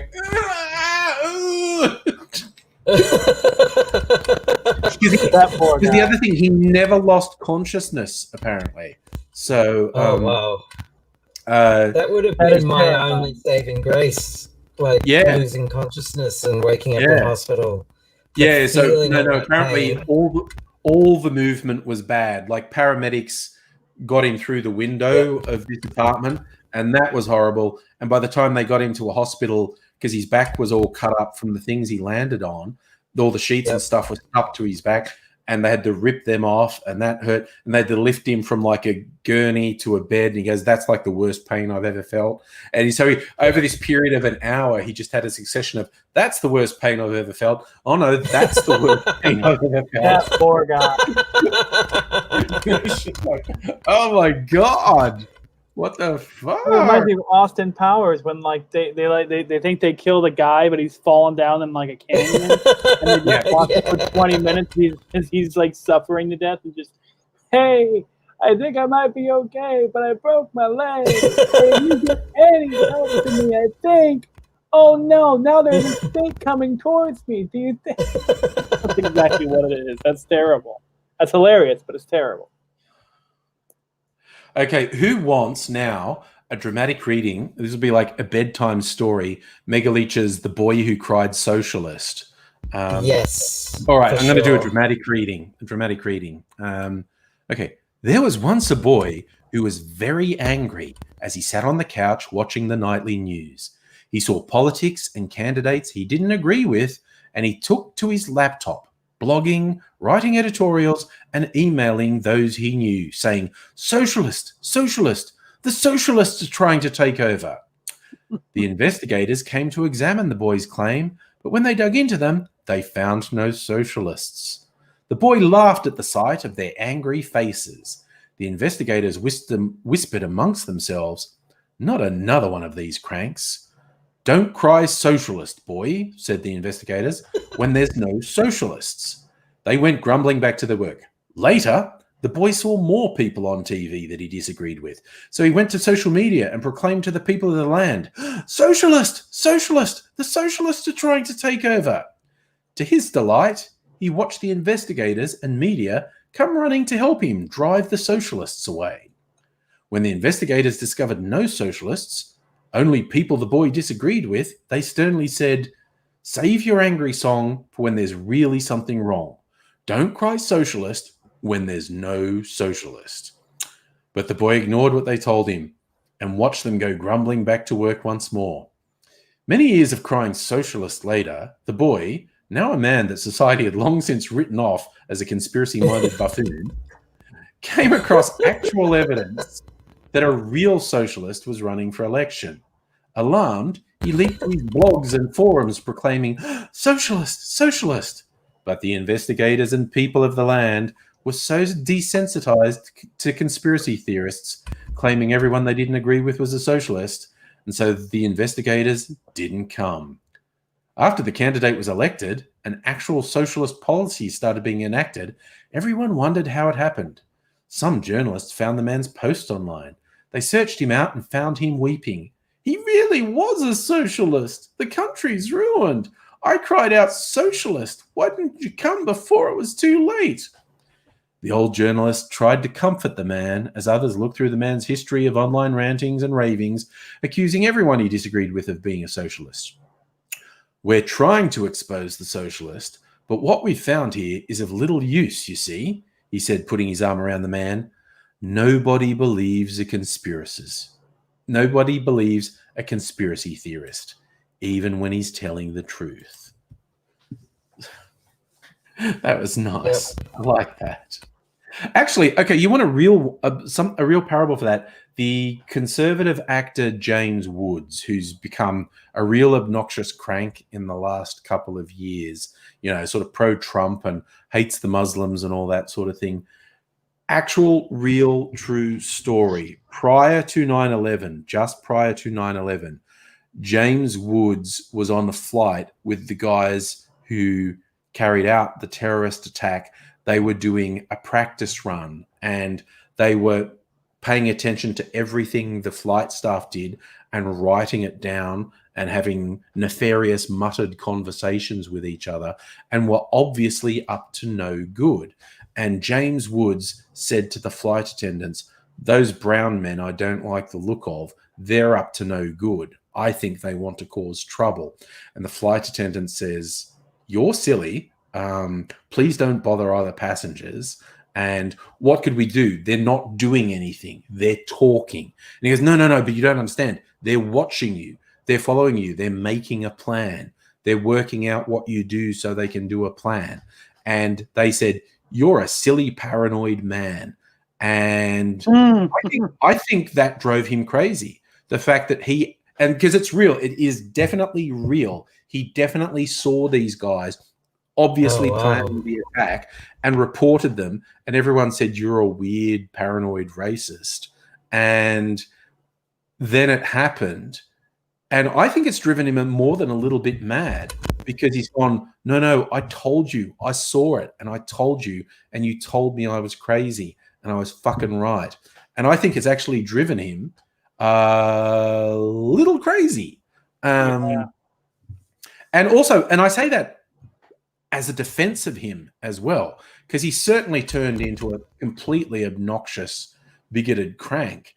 But I think the weight of this, the fact that he saw these guys and he reported them and he was treated like a crank and then it happened, I think that's fucked him up. That'll do it. Which I think is an understandable reaction to it as well. It's like some people, when they hear that story, they go like, oh, that's James Woods being a crank. I go, no, that's a real thing that actually happened. As weird as that is, as unlikely as that seems, that is a thing that actually happened. I was like, wow, okay. No wonder James Woods all weird and messed up. But, I think director Kevin Smith, I think that's who it is, almost got on. He had one of the planes that was going to be hijacked, and I forget what. Something happened to where he ended up being late, and to this day, he's so happy that he was late to a plane. So to this day, he never rushes to get his plane on time.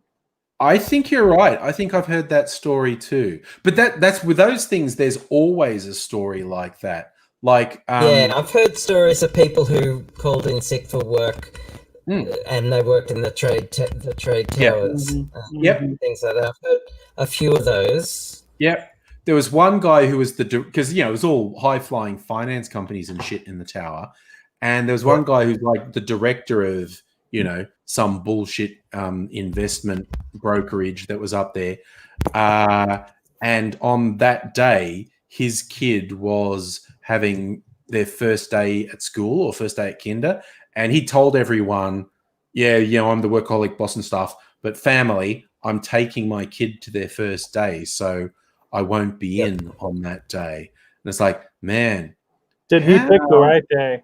How spoiled is that kid going to be for the rest of their life? You You saved my and because life. not 90% of the people who work for this company were killed, including the guy's brother. And it's just like, wow, that kid's gonna be so spoiled because Wow. he saved dad's life. But, Hey, you know what? At least someone gets spoiled. oh no, Annette's gothed up. She says the only one who's gothed up. Look, in case you missed the link, Annette, I'm gonna goth up. there you go. Abigail's gonna goth up. I'll be right back. All right. I'm going to stay prepared because there's chaos. Chris, safety first, Chris. Safety I mean, first. you wouldn't believe what's happening here. No. I think you're ready for it, mate. I think that's what's going on. But there was another one. Again, talking about weird 9/11 escapes. There was a guy who was at work. I think it was before the second plane hit. The other building had been hit, and no one really knew what was happening. And there was an evacuation alert for his building, the second tower, and he got as far as the lobby of the building. Sorry, Nettie's going to join us. Wow, Nettie, you are gothed up. Fabulous. Nice. All right. So Abigail gets back. I'm going to have to go and put my proper clothes on as well.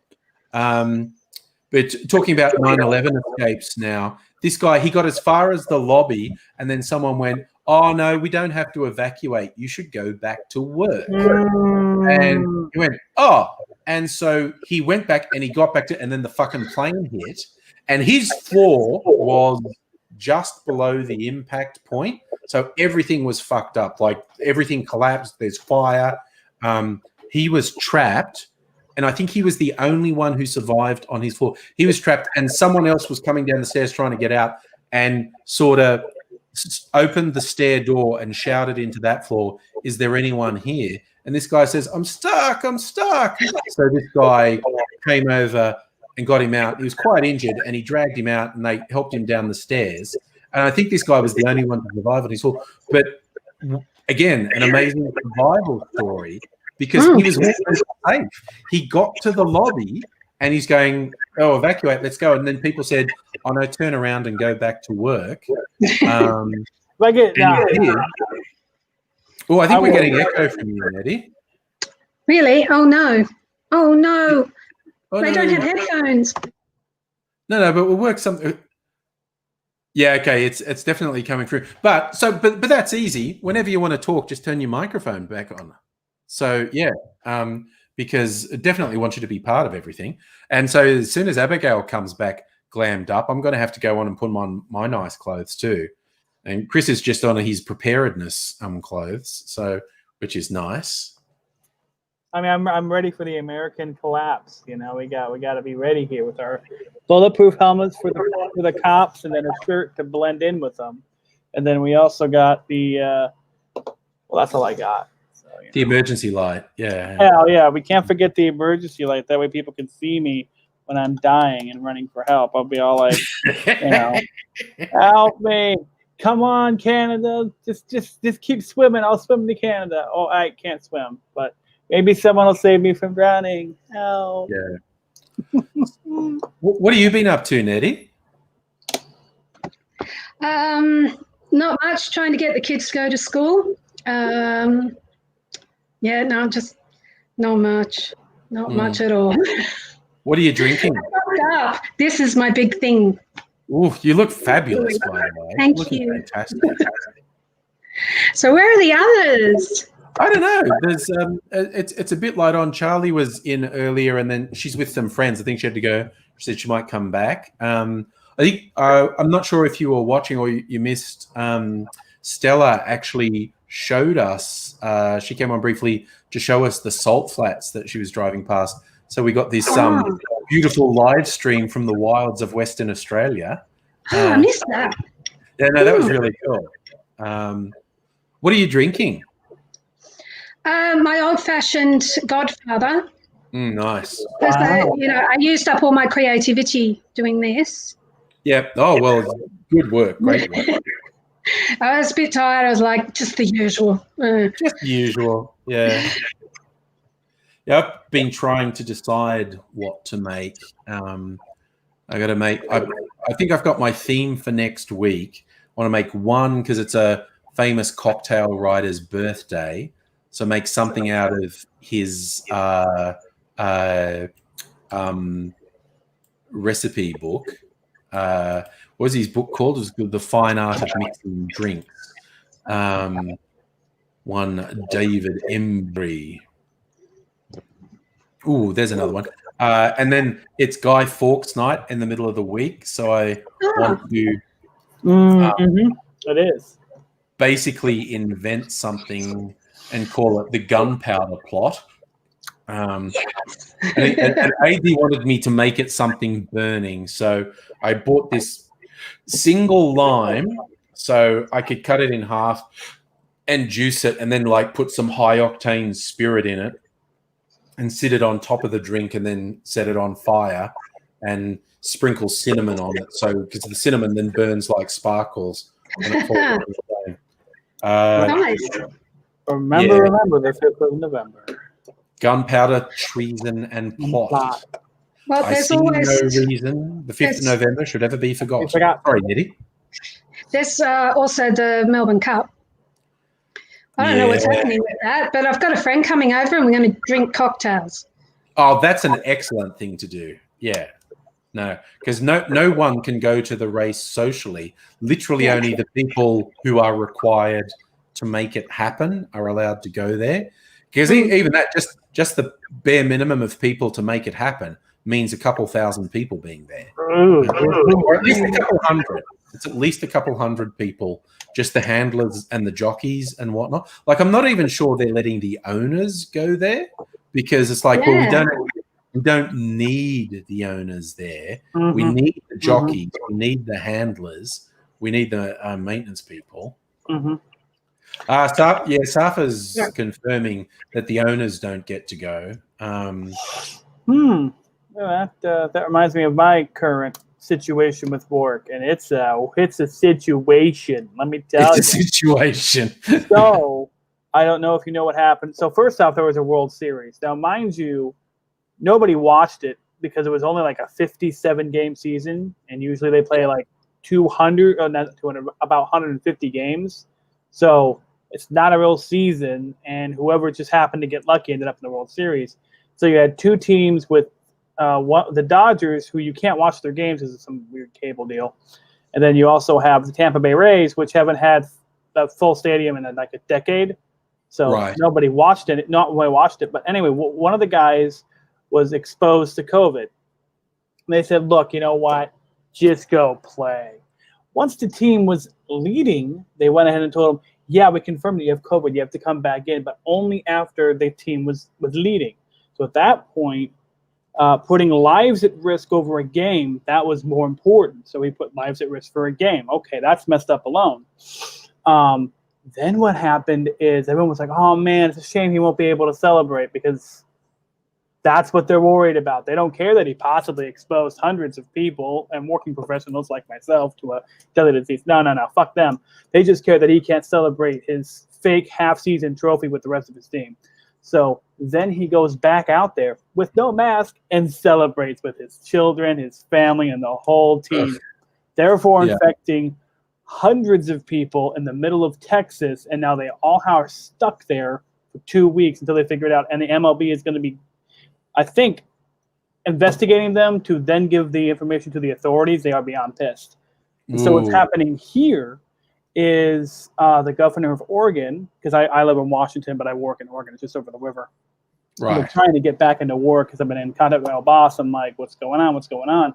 It's been crickets, and that's really weird because usually she'll just talk to me about anything because we got pretty close when we worked because my old boss got fired and I had to take over when they had nobody to crew the entire thing. So I did like 5 jobs at once. They're like, thank you so much. We can't give you any money though. And so then I left. I left for a few months and I came back. But and they were asking me for advice in March for softball season, which didn't happen, which is ironic. So anyway, Oregon State University is a Pac-12 school. The Pac-12 is a conference that almost stopped college football from happening, but they allowed it to happen, and it's already over. There's already a hope. The conference began and ended because they could do like 3-day testing. And Yeah. so they allowed that to happen, but it was like nobody went there, and nothing really happened with it. But it happened, and I don't think anybody got sick, unlike the NFL where people are getting sick. But anyway, and in the University of Oregon, they have received vouchers from the Oregon governor to have sporting events with no crowds, only one TV crew, so they can't have multiple broadcasts. Yeah. At once, and then I think they can have the coaches there and the bare minimum referee staff, but they can't have any like cleaners or maintenance people, and none of them can show up. Just that amount of people.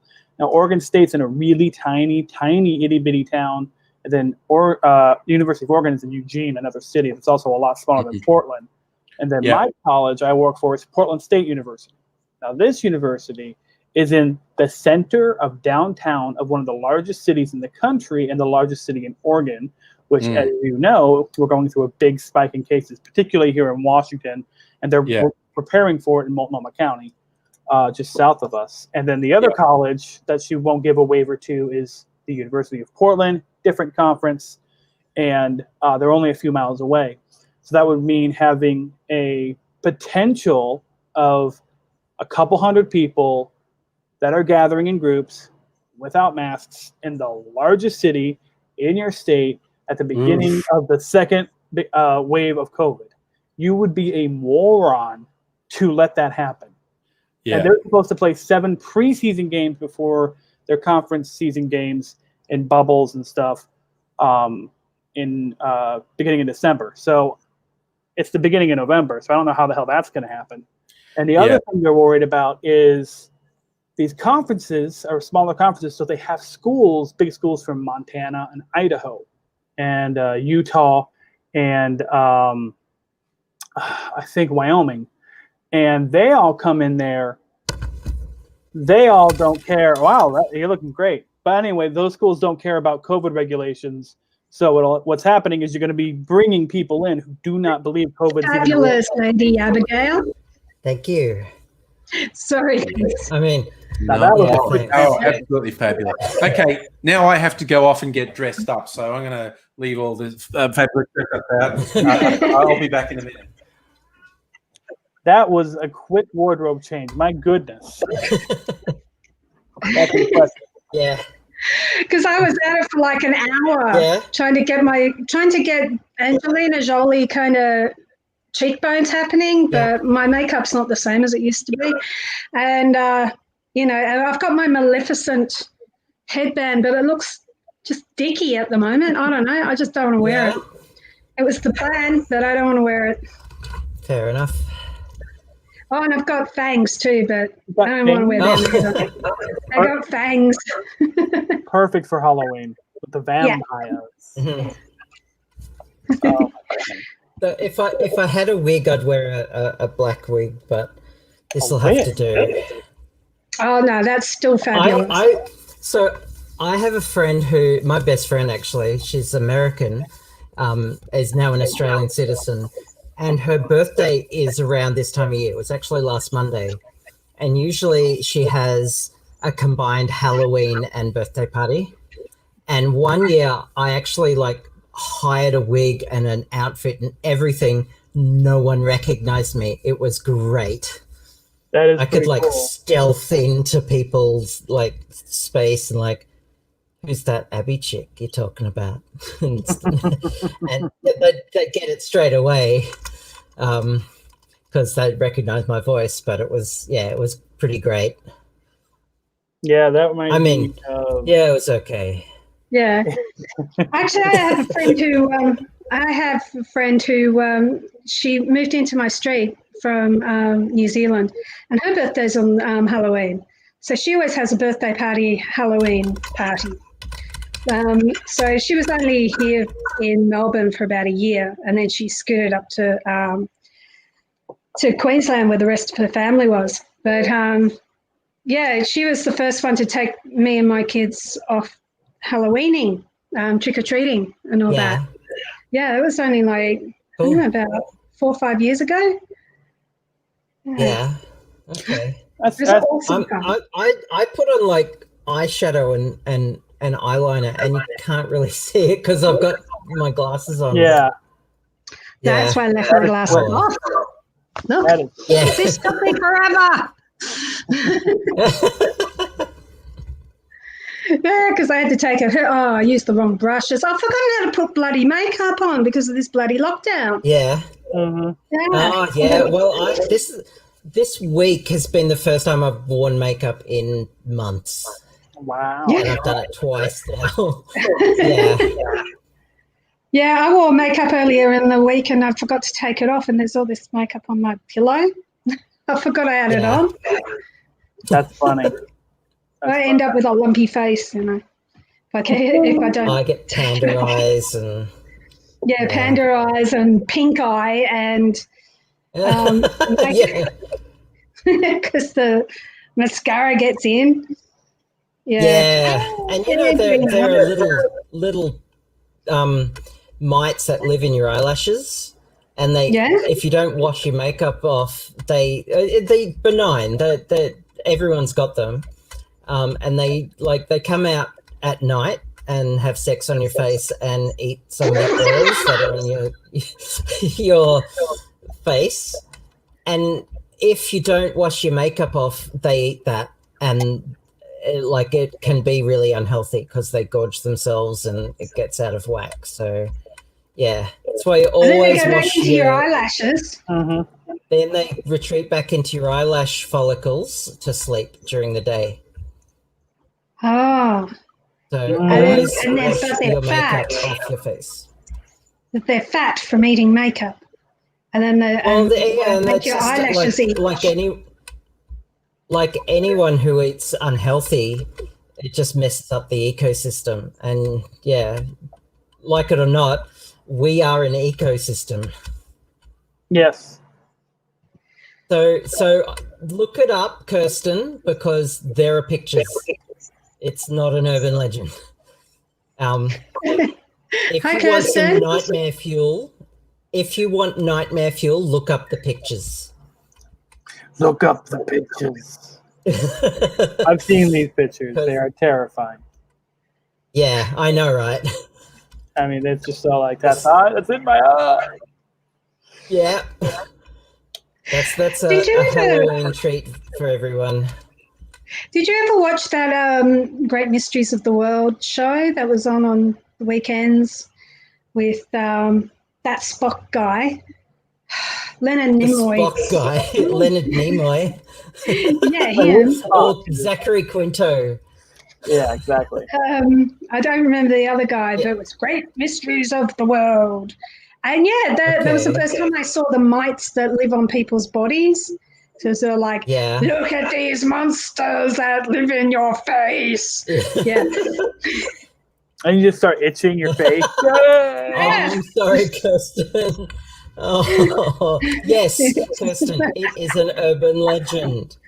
It's just healthy to wash your face at night. Oh, there we are. Looking down.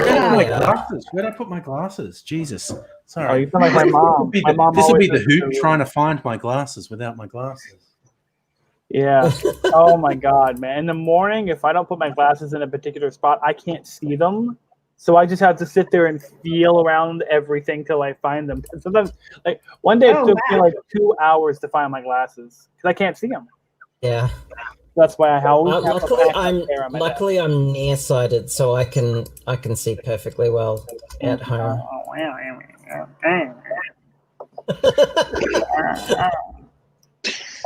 Now, well, that's the thing with your nearsightedness.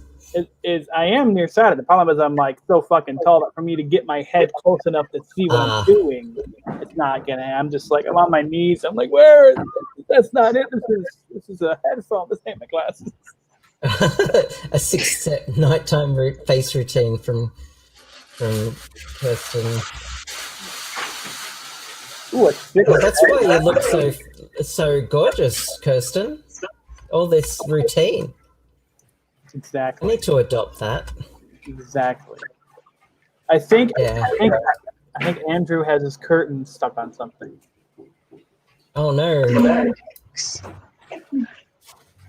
Oh, yeah, you guys were talking about how you had friends that have birthdays right before Halloween. We went out to the coast because to celebrate my mom's birthday. She just had a birthday yesterday, so I got her. I took her out to the coast. I drove there. I drove back. Paid for the 2-bedroom apartment and everything for the night for her birthday, so she could enjoy the coast. Because we were there one time a year ago, and that was the first time we were only able to be there for a few hours. So this time she actually Megaleech is dropping some Demodex knowledge science on us.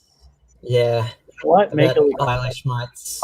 Is around 65 species of Demodex are known. 2 species live on humans. There are 200 species of bacteria that live on the back of your hand alone. Like, we are an ecosystem. We are. Oh God, Stella was Googling cryoglobulinemia the other day, which is bad enough, but a related image was penile necrotizing fasciitis. That was AIDS' friend. Yeah, don't do that. He had it on his scrot rather than his penis.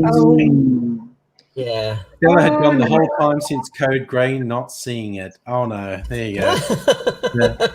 No, you can't unsee that. Yeah, you can't unsee that. Nope, it's not good. It is absolutely not good. Yeah, you can try with the eye bleach, but I'm not sure it works. But yeah, absolutely. Oof. Yeah, sometimes you wish you had the Men in Black thing, so you could just like black out your memory for like a day. Just yourself. Today. Yeah, we don't even know about that. Well, what happened today? We don't even know about it. Yeah, like a video game version, save from backup or something. It's just like, yeah. It's like, oh no, I did an emergency save before all this stuff went wrong. I want to restore from there. Yeah, like, thank goodness. I'm getting another drink. That seems like a good idea, Nettie. You know what? Tonight's a good night to get another drink. After all, it's pretty much Halloween. So. It is. It's pretty much Halloween. Actually, is Halloween, isn't it? Well, oh no, it's 1 day off. Yeah. No, it's in 1.5 hours it'll be Halloween here. So today is I mean, for you people, for me, I gotta go to bed, get up, go through the day, go to bed, then it's Halloween. Some people call today Devil's Night, the night before Halloween is Devil's Night. And then there's actually Halloween, All Hallows Eve. And then the day after that is, for Catholic, it's All Saints Day. And I think the day after that is the Mexican Day of the Dead. So I think Dia de los Muertos is Monday. So we've got Devil's Night tonight, Halloween tomorrow, All Saints Day on Sunday, and the Dia de los Muertos on Monday. Yeah, and you know what's really interesting about this Halloween? It's the first time in 38 years you'll have a full moon on Halloween. Yes. Do you know what that means? What does that mean? That means that Halloween will be terrible. A lot of people are probably going to die. And, it's just going to be pandemonium. We're going to give everyone's going to give everybody COVID. We're just going to sit there. We're going to lick everybody's faces and just die. Yeah. Like Chris added on after Monday, Tuesday, November 3rd is shit-hitting fan day because that's the American election day. Yep, that's also really terrible. Yeah. And then that's going to drag in for the entire following week. And let's not forget Guy Fawkes Day. So that's a day of celebration. What day? Guy Fawkes Day, the 5th of November. Wednesday is Guy Fawkes Day. I just watched V for Vendetta. I should know this. I fucking love that movie. Oh my god, it's a great movie. So much. Fun fact: I have that on DVD, right? And sometimes I take it to people's places and watch it with people. And look, 2 out of 3 times I've done that, it ended up me getting a shag out of it. And hey, well, there you go. And the DVD played twice, once to actually watch it and once for the shagging. And so that's a 2 out of 3 record for that movie having great luck for me. That is an interesting movie to end up having sex to. Like Natalie Portman gets her head shaved and like gets tortured. And it's just so like, yeah, I like that torture. Oh, my first proper date with Mrs. Angry, I'd got tickets to see a movie that I thought sounded good. It had Don Cheadle in it. I like Don Cheadle. Sounded like it's going to be, a very, very good drama. It's called Hotel Rwanda, and it's about the Rwandan genocide. And so here I am, only the second time I've met Mrs. Angry, and it's our first proper date. And I'm sitting next to her in the dark as just things get worse and worse and worse in this movie. And I'm just going, this was such a fucking mistake. Like, what were you thinking? Oh my God, she is never going to speak to me again. She's just going to go to her friends. This weird fuck I went on a date with just took me to a fucking genocide movie. He seemed really excited about it. So. Oh my God, that reminds me of the Seinfeld episode where him and his girlfriend make out to while they're watching Schindler's List. Schindler's List. Because they're just so horny, they do it, and someone who knows them sees them and tells her dad. But yes, Invisible Chicken's watched Hotel Rwanda 4 times. I mean, it's a good movie. Oh, something wrong with that movie. Don Cheadle's great, and Nick Nolte has this great supporting role as a Canadian peacekeeper who has to tell Don Cheadle's character, "We got the order, we can't help you," and he's just going, "This is the worst order I've ever been given. People are just saying you're not worth shit, and this is killing me. But, like, it would be a criminal offense for me to help you." It's just like, Jesus. It's a shame. In fact, I remember some Canadians actually got brought up on potential war crimes trial because it said they tortured and murdered a prisoner, which sounds bad, but it turns out this guy had been going around raping, mutilating, and torturing women and children. And these Canadian soldiers had seen firsthand what he'd done. And then they got him alone in a room, essentially. And they did a thing that a lot of people might have done in a similar situation. Because it's got, like, on the surface of it, like, oh, they tortured and murdered a prisoner. That's terrible. And then you found out who it was they did it to. And it's like, yeah, I think those guys had pretty severe PTSD at that point. Because I remember a thing from the Australian soldiers who served there when they were going through, because they weren't allowed to engage, and they went past some village, and the women in the village ran out, and they were holding up, like, their kids, their babies, and the soldiers thought they were saying, please take my baby. And the soldiers were heartbroken, saying, I can't take them. I know why you're asking me to, but I can't. And the translator said, they're not saying take my baby. They're saying kill my baby. So because you'll kill it quickly, we know what happens. These people are psychotic torturers, and they'll make us watch them as they mutilate our children. And that was, those soldiers were just like fucked up after that. That these people, they got told these women were actually holding up their children saying, please kill my child. And the soldiers are just going, and being told they can't do anything. And they're just going, oh, what the fuck? What the fuck? And that's bad PTSD going through something like that. Yeah. If only, and see, it's a shame if the Americans were there, they would have just leveled everything and it'd be fine. Yeah, kill them all and let God sort them out. But pretty much. Yeah. And in fact, the Americans weren't actively involved. There was UN forces, and there were some Australians and some Africans and some Canadians and some Europeans. But it was bad. It was bad. Yeah, and that's colonizers. Colonizers split that country and arbitrarily said there are actually two groups. This is the divide and conquer thing. There's this group, and you're better. We're going to give you all the privileged positions.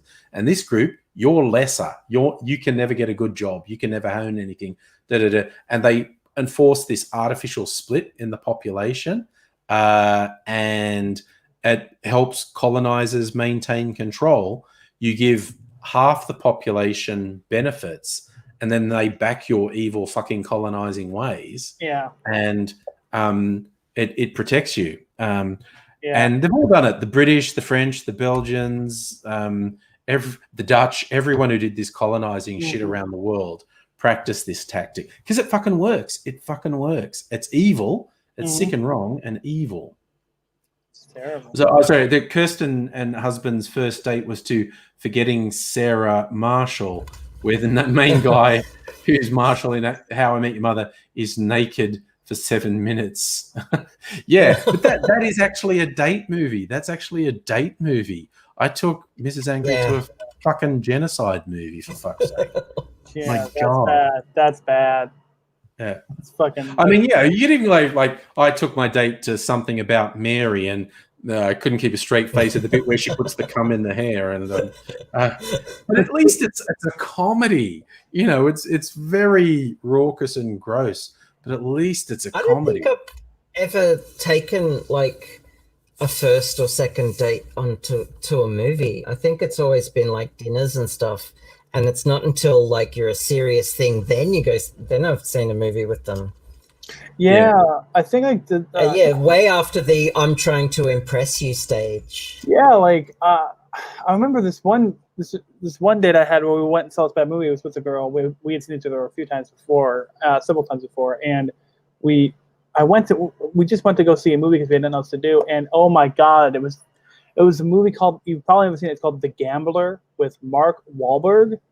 And it's just a shitty movie. It's the war. I'm sitting here for like an hour or something, and it's just like he's just a dick. He's just a complete dick the entire hour. And I know the movies in it probably end up being like that. And so like after like an hour or so, we're just so. We walked out of the movie. Oh my God, it was the worst date ever. Time. It was terrible. We watched this guy and he was just an asshole. The thing is, Mark Wahlberg is a dick. So I don't think he understands when a character he's playing is a dick, because he's an awful person. He is an awful person. Yeah. Mike and the Funky Bunch. Yeah. When he was growing up in Boston, because he was part of a really racist gang and beat a Chinese shop owner almost to death. I think the guy ended up permanently blind because of the attack. And Wahlberg has never faced any sort of justice for that. Yeah, no, and like he even brings that up, that he used that to play a good cop character in The Departed. He got interviewed about like how like he plays a cop all the time. And he's like, it's not hard. I just think about like, when I was back in the gang in Boston, I think about the cops that were trying to bust us, and I just act like that cop, and then that's it. Yeah. Because at the end of the day, they're both a couple of gangs. You're all right though. Movies are a shitty date in an early stage because you can't talk. You're sitting in the dark. Yeah, and exactly. Yeah. No, it's a terrible date. Yeah. I show very poor judgment, and Unless there's also there's nobody in the theater. Yeah. When we were an established couple, we regularly go to movies and stuff. I kept making choices like, I've heard this good, and it would just go in and it'd be like some bleak as fuck, really violent film, and I'm sitting there going, yeah, this is a date movie. Yeah, absolutely. Fuck. Why did I? Next time you need to see a movie, ask me first. Write it down. I will. Yeah. Give it Next to time me. you see the movie V for Vendetta, let me tell you. I think that's one I did see with Mrs. Angry, actually. V for Vendetta. I think we did actually see that one. Yeah. I'll tell you a really bad date movie. Yeah. Requiem for a Dream. Oh, that is a weird movie. That is horrible. That's one of my favorite movies. It's a fucking horror movie. That is more terrifying. That's probably the scariest film I've ever seen in my life. Like, I watch horror movies, I just laugh. I see Requiem for a Dream, I'm like fucked up for a couple of days. It's just like reminds me of like so many lost souls I've known. It's so terrible. Yeah, and Happiness. That was one. God. That's a weird movie. Yes. I was going to say that with a goth, and then he said, actually, I just read a couple of reviews that said it's definitely not a date movie. How about we watch something else? Yeah. So we went and watched The Office instead or something. Yeah. No, hang on. You know, the one where they beat up the photocopier or the printer. Yeah, Office they beat up the Space. printer. Office Space, that's the one. That's a funny movie. Office Space is a That's great great. movie. Oh my God. Young Jennifer Aniston being told at the family restaurant she works in she's not wearing enough flair, and she goes, "The rules say I have to wear at least 6, and I'm wearing 6." Yes, but you're only wearing 6. And it's, look at Jeremy; he's wearing 12, and she goes, "But the rules say 6." Yeah, but you should have spontaneously worn more. And she's going, "Oh, for fuck's sake!" Oh, that's a good one. Oh my God, the paper jam.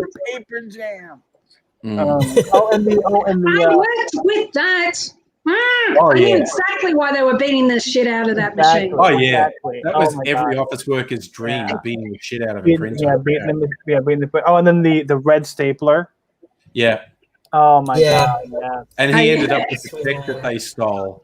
And the final scene is just like him on a beach with a cocktail. It's just like wrestling with deep thought. Hey, dude. Mm. Oh, Stella started watching Requiem for a Dream, but Jared Leto gave her the shits too much. Look, that's a fair Jared Leto reaction. gives me the shits. That is an all the time. absolutely Like fair any reaction movie to he's Jared in. Leto. Yeah. Yeah, he's I just don't- garbage. I don't mind Jared Leto at all. So that's just me, though. Ever since, Was he the main junkie boy? You know, Jared Leto. Yeah. Yeah, I didn't realize. I mean, I watched it when it came out at the movies, so a long time ago. I never made the connection. Yeah. Yeah, I mean, he can do, quite good turns and whatnot, but I've just heard too many horrible things about him, and it's very hard to separate that he's apparently an absolute piece of shit. yeah. Oh, when you watch the movie. Yeah, I get that. Although there was a very funny article in The Onion back because he won an Academy Award for Best Supporting Actor for Dallas Buyers Club, and he hadn't done any acting for years at that point, and he just came in, and this whole article was the headline was something like Jared Leto says acting is super easy. And it was just like, I hadn't done any for a while. And someone said, "Do you want to do some acting?" And I said, "Oh, why not? It's really easy." And then they gave me an award, and I went, "See, I hardly tried." And it was basically, it was like an in-joke of like shitting on actors who work really hard. And Jared Leto hadn't done any film for 5 years and just wandered in, and they gave him an award. That's fucking funny. Yeah. That's funny. Well, the I know a lot fact of that he people played make awards. like any cis man who plays a trans woman, I just feel just so wrong about it every time. Yeah, that is weird. The best reason it's so worse. It's so bad. Yeah, that's it's just weird. Like, the best reason I heard against it, because you get into that whole argument, and I think there is some room for discussion about, well, it's called acting. You're being something you're not. But one of the best arguments I heard against cis men playing trans women was because you get these, and it's usually guys who are bigots and dangerous, and they know that's a guy on screen, and that's what entrenches in their head. That's not a woman, it's a guy pretending to be a woman. And exactly. and it's a lie, and it's deceit, and I'm going to be entrapped, and it feeds that violent transphobia. And I thought, exactly, that carries a lot of weight. That makes sense. Yeah, spot on. It just it entrenches the idea that trans women are just men in dresses, which is just completely wrong. Yeah, no, and particularly the acting side of it. It's like, it's actually acting. It's deceit. It's whatnot. And I thought, no, actually, that's one of the best arguments I've heard for saying it is a really bad idea. Yeah. Yep. Yeah. That's why when I write scripts, people kind of don't like this. So when I'm trying to produce a project, they don't seem to understand that when I write a script, I don't write the scripts for like actual this is the person I have in mind. I have a general character in mind, and then I go through the actors and I just call them the actors. The actors that meet the role. Like, you know, if I have this like cop in mind and their name's Dave, but I meet this actor who's a wonderful woman and super talented and super, you know, badass or whatever, I'm just all like, okay, well now the name's, you know, Mary, and now you're the cop because you're gonna you meet the character in the script. So that's how I've always went towards stuff. And so people get really, really annoyed when I'm like, I'm looking for actors for this project, and they're all like, well, wait, I'm like, just isn't that how read the fucking script. Isn't that how Sigourney Weaver got the part for Alien? Yes, she just met the requirements of the script. Exactly, and they weren't looking for men or women. It's like I have to send the script out to people that like it. If you like the script, then let's figure out how to have you be in it. Because if you don't like the script, but you meet the requirements, you're just there for a paycheck. I don't want you there for a paycheck. I want to make something. Yeah. So the whole thing when like it's just all like, for someone to play a trans character when they're not trans, that means that they're literally in there because they wrote a script and they couldn't find anybody because they had to write this character and they couldn't change the script and they couldn't change the character and they couldn't do anything. They just had to do this really stupid decision on multiple levels. It just it never makes sense to me because it shouldn't be a thing. You should just get the right actors for the right roles and move on. Yeah. It's and something that I think often gets lost in that discussion, because everyone focuses on the people that you see, when it's stories written by the people who haven't lived the stories, whether it's trans stories not being told by trans people, as in the writers and directors and producers, or black people or people of other races, or women's stories being told by men and that sort of thing. It's like that to me is at least as important as who's in front of the camera. But yeah, no one ever talks about that because it's just so like, you know, you have to create the story. So if you are offended that this person who created this story and created this film shows something, you know, you find offensive, well, the blame isn't just on the people you see; it's on the people that produce it. It's just, you know, it's a whole level. There's like a lot. Like, you can't. It's nearly impossible to make a film longer than 10 minutes by yourself. So there's always like there's a team of people that are like, you know what? Let's make a terrible decision. And Kelly's joining us. Hey, Kelly. Hi. Hello. Hi. I wanted to get in on this discussion because it was very interesting. It is. No, we have the interesting discussion. We're talking about who can play. Wrestling with Deep Thoughts says he'd put on 200 kilograms to play Clive Palmer. Kirsten says she already has enough chins to play Clive Palmer. That's funny. That's fucking funny. What's your thoughts, Kelly? What do you think? On who should play Clive Palmer? Yes, that's now the burning question. Who should play? Yes. Oh my God. I don't actually know. Maybe Clive Palmer should play Clive Palmer. I think he could pull it off. Played Baron Harkonnen in the David Lynch He'd bloody movie. love it. He would. Yes. That's then he should work on the script as well. And they wouldn't have to change any of the makeup or anything. Sorry, this just reminded me of the thing that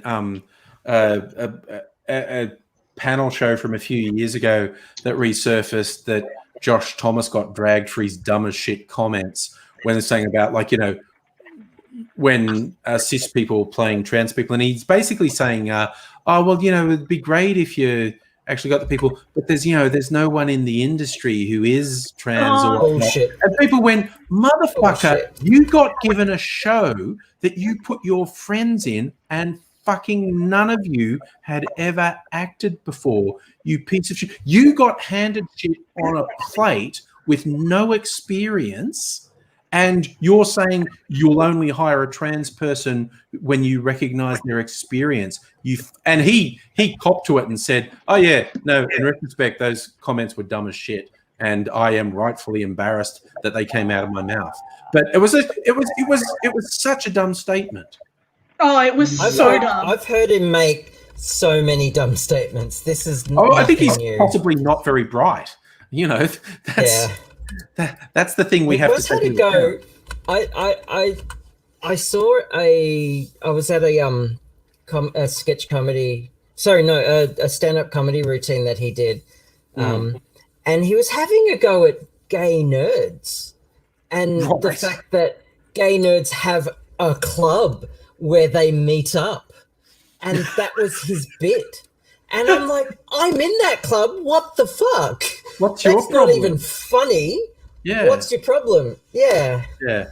And no one laughed. It's kind of like with the media, the Murdoch media will trot out Anthony Mundine every now and then to say something really vile, because he always says really vile things. It's like trying to say, like, because he's, you know, a black and a Muslim convert, that, you know, are you still going to defend black people and Muslim? And I just went, I always felt like, you know, he makes his living getting punched in the head, right? I don't think he's the right person to ask for deep and insightful commentary, because he's been getting punched in the head really hard for quite a number of years now. Oh my God. You know what? I don't know if you saw, but probably did. Earlier today, Lil Wayne, the rapper, endorsed Donald Trump for president. And, and I was just all like, why would you have to go and get Lil Wayne's endorsement? What the fuck is going on? Blacks for Trump, man. And apparently a small handful of black celebrities have said that they like Trump. I think 50 Cent. Because they're rich. And yeah, because they're rich. Yeah. 50 Cent said that he was paid to say that. Nice. I wonder how much they paid him. Yeah. Get 50 Cent. Yeah, Trump, will he get ludicrous? Maybe. What did he got? Apparently Ice-T, 50 cents, and ooh, that sounds delicious. I love some iced tea. Yeah, with some ice cubes in it, and then it's the rapper's drink. Iced tea with ice cubes. Invisible ice. Yeah. The rapper the rapper cocktail. I've seen that as a T-shirt, and you have to kind of know him to get it. It's like a glass, and there's a brown liquid in there, but it's got Ice-T's face, and then there are these ice cubes floating in it that all have Ice Cube's face on it. So it's ice cubes in iced tea. Such a silly visual pun. Like, I love it. Ice Cube's really hilarious, man. You know, the best thing about Ice Cube, the thing I liked the most about him was like he did one of the XXX action movies with that, like Vin Diesel started, and he did that like a decade after his rap career was at its height, and he still looked fucking insane. Yeah. Guy's like 50 years old, just like, you know, with an AK-47 rammer wing on a fucking major motion picture, and he's like 50, looks like he's 40, looks like he's 30. I mean, that is just impressive. 50 is the new 30. We're saying apparently 50 Cent unendorsed Trump, so that was that whole he got paid to say it. Okay. And Stella, why isn't diminutive Wayne supporting Kanye? Kanye supports Trump as well. Or but he's running. Kanye supported him. Kanye has schizophrenia. It depends. Yes, Kanye has pretty profound mental health issues. It depends on which Kanye he is that day. Yes. Bipolar Kanye or schizophrenic Kanye. Yeah. Honestly, I feel really sorry for the guy, and I feel sorry for his family too. I mean, trying to catch him is like, yeah, you know what's across the country. It's just strange to me, especially in American politics. It's like, you know, Nancy Pelosi is like, she herself is not well. I mean, like some days she looks like it's like a rubber paint on her, like her face is rubber painted on, and then like some days she forgets like what day it is, and in the middle of the interview, she's all like, I think what she do recently, she was all like, they asked her a question about the budget, and she was just all like, Sunday morning, a good morning. And I'm just like, oh my God. And at the same time, like, Biden keeps saying he's running for Senate. And then on top of that, Donald Trump is like getting jiggy with it because he's done so many pills trying to stop coronavirus from killing him that he's probably going to die. And even though he's a horrible person, I just, it's sad, man. It's all just fucking sad. Nobody should be like a 78-year-old man shouldn't be like drugged to the point of near death because they need to keep him alive to be the president longer. And Joe Biden should be in a retirement home, not running for president. And then Kanye needs to be like in a hospital because he's just not well. He shouldn't be out there talking to people. It's depressing. He shouldn't have, yeah. And you know, even Nancy Pelosi, it's just like, you know, I mean, come on, girl, like, you know, it's just not fun. Nobody wants to see that. You know, it's like I was joking about my mom. She works in a care facility, and we were joking around the other day because it was her birthday. She's 63 and making fun of that. Oh, you're 63 now, and we both agreed that, like, you know, when she can't go to the bathroom anymore, that's when she's going to the nursing home. No bad feelings. Yes, that's it. Yeah. Time to go. Yeah, that's definitely the time to go. Yeah. I was making a joke about how I received a pensioner's card before my mum did. That's nice. How did that happen? I think I did too. You get a disability pension though. Yeah, it technically is a disability pension, but it's called a pensioner card. Mm. Yeah. Oh, that's funny. It's a play on words. I don't know what it's like to have social services. I'm American. So. Yeah. Americans work too hard. You know, seriously. Calm down. Take a break. Take a paid break. You would not. Make them pay for it. You would not believe the shit that I get sometimes because I'm not working a real job every day, 10 days a week, and I'm like, maybe you should take a day off. You might hurt yourself. And then all of a sudden, a month later, I hurt my back. I'm in pain. I don't know what I'm going to do. And I'm like, well, why don't you just take a day off? Just take a day. You see, that's the thing. It's turned into like this big virtue, you know, workaholism, instead of absolute foolishness. And that's your paradigm shift. You need to change it from virtue to foolishness. I don't think your country generally has a good grasp on what foolishness is. Is it Japan that they instituted a 4-day work week and a 3-day weekend, and productivity increased? Yeah, I heard about that. Wherever it was, I don't remember that either. But in my industry and in my area, you know, I work per project. I don't work for anything other than that. I mean, even if I am just a regular employee, I build something and then it's finished. And then do you know what I do when it's done? I tell my boss and I say, great job. All right, I'm taking next week off. Are you sure? Yeah, don't worry. Take the week off and it's good. Then I start the new project. And like everyone else is just all like, oh my God, why don't they fire you? That's terrible. What? Like, motherfucker, I just did this thing. Watch it. Leave me alone. Good times. So, you know, I'm lucky in that respect. I've actually been shortlisted for a possible internship. Woo. Hey, nice. Yay! Unpaid labor. Yay! No, it's actually paid. Oh, a paid internship. Nice. That's an internship. That's wow.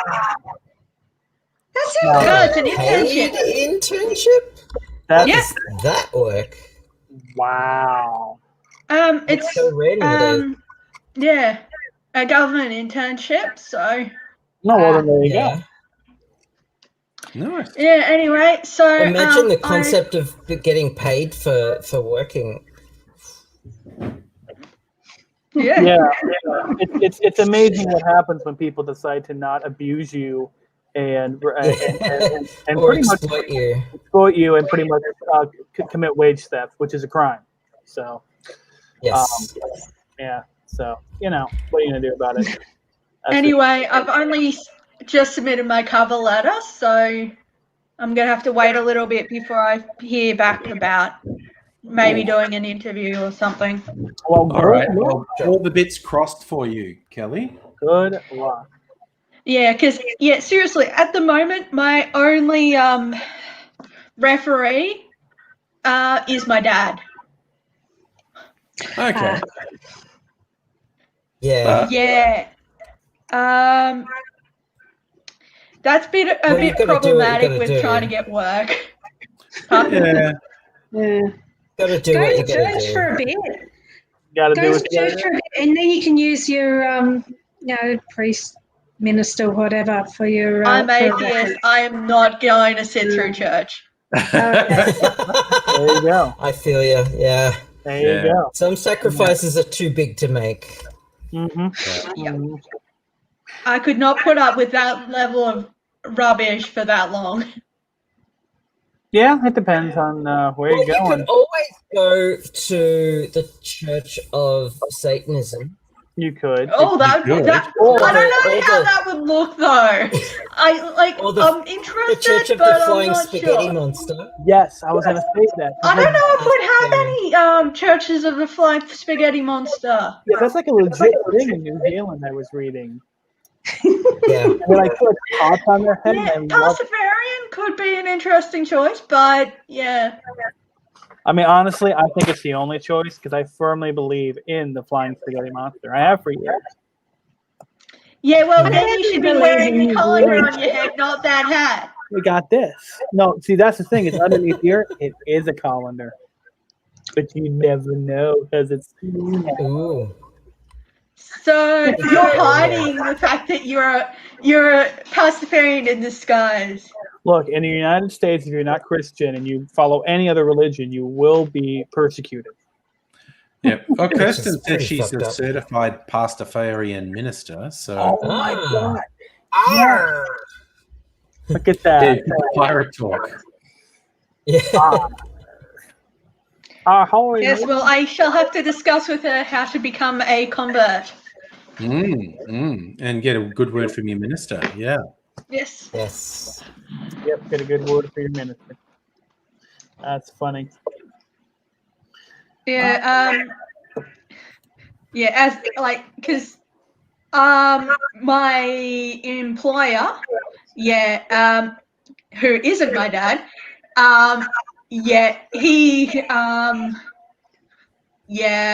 we didn't exactly leave on the best of terms, and I don't know how his health is at the moment. To be honest, that's not good. Oh dear. Yeah. I'm a minister in the Church of Reason. As per no rationality. If you've ever read Zen and the Art of Motorcycle Maintenance, Robert M. Pirsig, who wrote it, frequently refers to universities as the Church of Reason, and I am one of its ministers, I guess. How many years do you have to be at uni to be a minister? Well, yeah, then you just have to teach at some point. Oh, damn! You have to teach. Yeah. Now that's. I mean, otherwise you're just a one of the flock, I guess. Oh. Yeah. Because I've been at the Church of the University for 9 years. Okay. Really? That's a new one. Yeah. I've worked mostly at universities, and since I was in with sports, so it's been very interesting to. It's interesting. It's like when I'm 30 years old, people are asking what class I'm in, just like they did when I was 24 years old. I'm just all like, how old do I look? Like, you look about 23, 24, and I'm like, all right. Yeah, apparently I look younger than I am too, so I think it's a round face. I get that a lot. Yeah, I do have a big, I get that a lot. I got a baby face, especially when I'm shaving. My big baby face. So, yeah. Yeah, one of my friends, people tell me they hate me because I'm much older than I look. Yeah, one of my friends, he grew a beard just so that he would avoid the looking younger than he is thing. Really? You know, I would See, never, that's why I don't trust beards. yeah, That's I fair. would never do that. You know, like I look young. I look young. If someone is going to give me problems because I look young, then that's them. You know, that's a reflection on them. I'm out and proud, so I don't need a beard. Wow. Did no one else get that? Classic.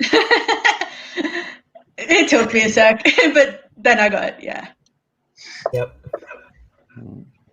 I got it before you did the drum thing in any case. Yeah. Yeah, where is your drum effect tonight?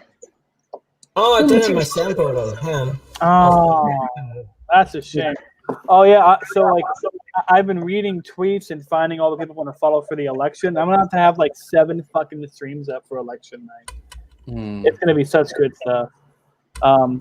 So, but yeah. Oh, you know, by the way, so reminding what Nettie said earlier about how like this country, so you know, social media is not going to be able to change into a kind of more of a collectivist society. There is something very interesting happening. There are several regions in the United States that are trying to trying to become autonomous regions that are aligned with the United States to have their own kind of thing, kind of like how Quebec in Canada has their own like laws and their own. It's completely, you know, they can't. Okay. Yeah, there's Cascadia. The bioregion of Cascadia, which could only happen if British Columbians would join us, and 70% of British Columbians are tired of Toronto. So that's really good news for us. And then there's the New England Independence Campaign, which started as the Vermont Independence Campaign, and they want to go back to a Continental Congress style where they can have their own different civil laws and all that stuff because they're tired of corporate politics and party politics in Washington. Because back when New England was made for hundreds of years, there weren't political parties. So all of their states were made without political parties, and now there's political parties all over the place, and they're getting really tired of it. And then there's also Who isn't tired of political parties? Exactly. And then there's the California National Party, and they you know, I mean, California is so separate from the rest of the United States when it comes to laws already that, California is the only state I know of that has actual checkpoints on the highway coming into the state for fruit and imports and stuff like that. So all these regulations they're allowed to have. So it's very interesting to me that I definitely see the United States slowly like staying the way it is, but slowly becoming regions that have their own separate regional governments that are aligned under the federal government.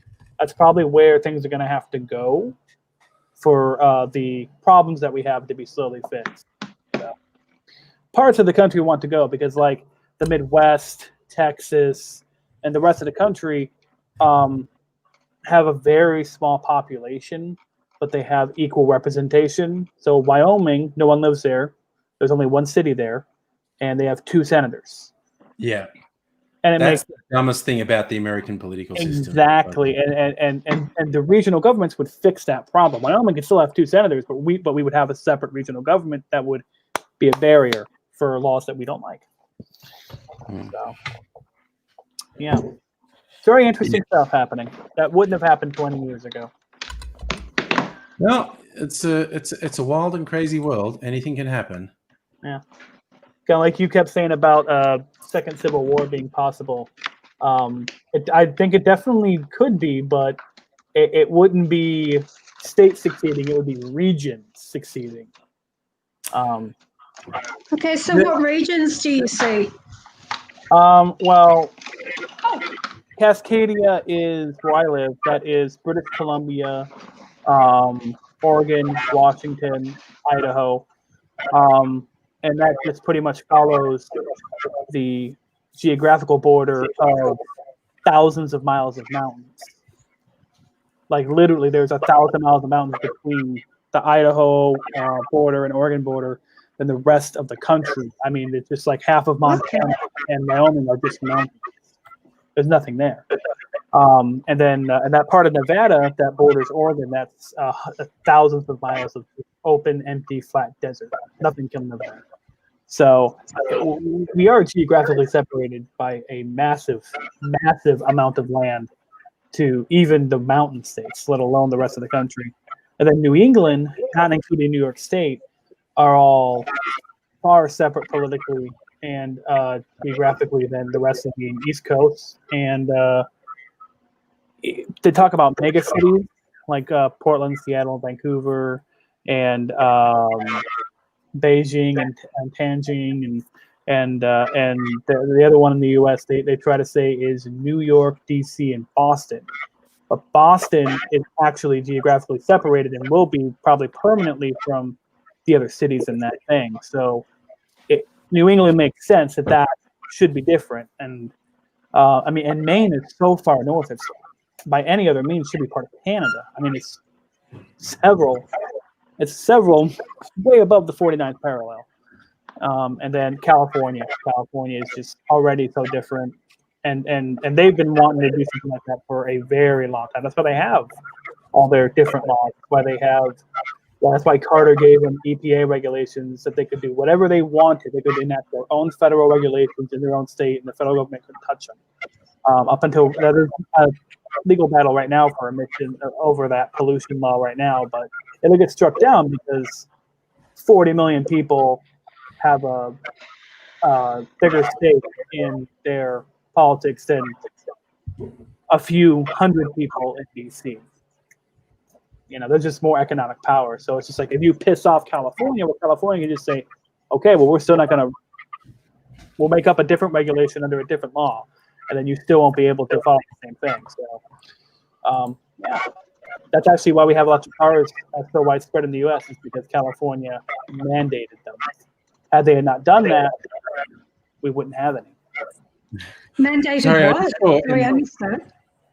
I just saw in the chat Kirsten mentioning a story that I saw as well. The story that Walmart has taken guns and ammo off the shelves till after the election. An actual smart decision by Walmart. Okay, hold on. It's not a good thing. It's a bad thing. I'll tell you why. Why is it a bad thing? So there was a riot. There was chaos happening in Philadelphia after they murdered an unarmed black man, just like they did today a few hours ago in my town. So what happened was there was looting all across the city, and a Walmart was looted, and Walmart was expecting more people to be outraged that they got, looted. However, Walmarts are assholes, and they destroyed the neighborhoods. Yes, this was a brand new built Walmart, and people were very angry they built it. I mean, they literally had hundreds, thousands of people say, "Don't let them build this here," and they still did. So they were a target regardless, and they looted there. And what does Walmart sell in some of their stores? Guns and ammo. So they're worried about black people arming themselves against the corporations taking over their neighborhoods. That's why they took guns out of their stores, not for election. Yeah. I don't know. I still think that less guns and ammo is better. Like less access. Yeah, but doing the right thing for the wrong reason is still the wrong reason, It's why it's California. Still the wrong reason, but if you achieve the right result, then it's why California has strict gun control laws. It was to control the Black Panther Party. Exactly. And that is, it's like a bad result for a bad reason because, and that's something you can trace directly. The Black Panthers were getting a lot of credibility, and they were arming themselves, and so really strict gun control laws came in. Yeah, recently my mom, because she grew up with the Black Panthers, they were a thing when she was young.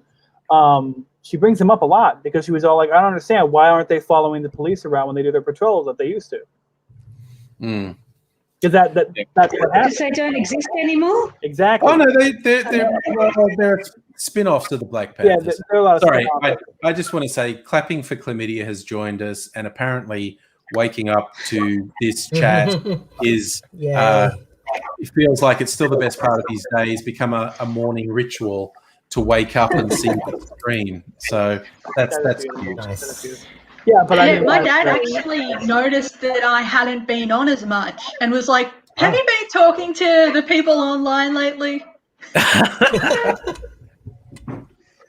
Keeping an eye on Hey, you. Kelly, I really like your tiara. Thank you. I realized I didn't have anything gold, and then I just was looking on my desk, which has way too much stuff on it, and I found this tiara that I made. Oh, you made it. Well, nice. Well, I enhanced it. You enhanced it. Okay. It's very good. I like it. It was a children's tiara. I think it was like pink or silver or something, and I added the diamantes and painted it black. Fair enough. It was a black swan costume. Oh, see, I was going to wear my my Maleficent, but it just looked, I don't know, it just made me look weird.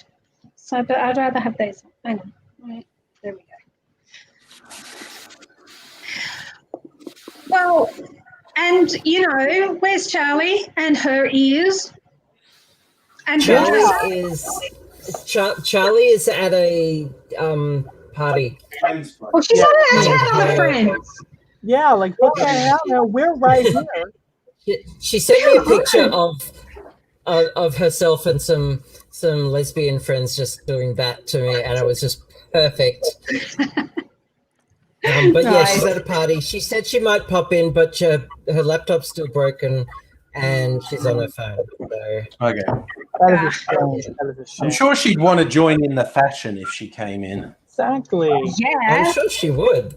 Yeah, she's always doing stuff like that. With the, I actually went to a all women's night at a bar one night, and it was mostly like LGBT sort of thing, and I actually did karaoke, and since I don't drink, I did it sober.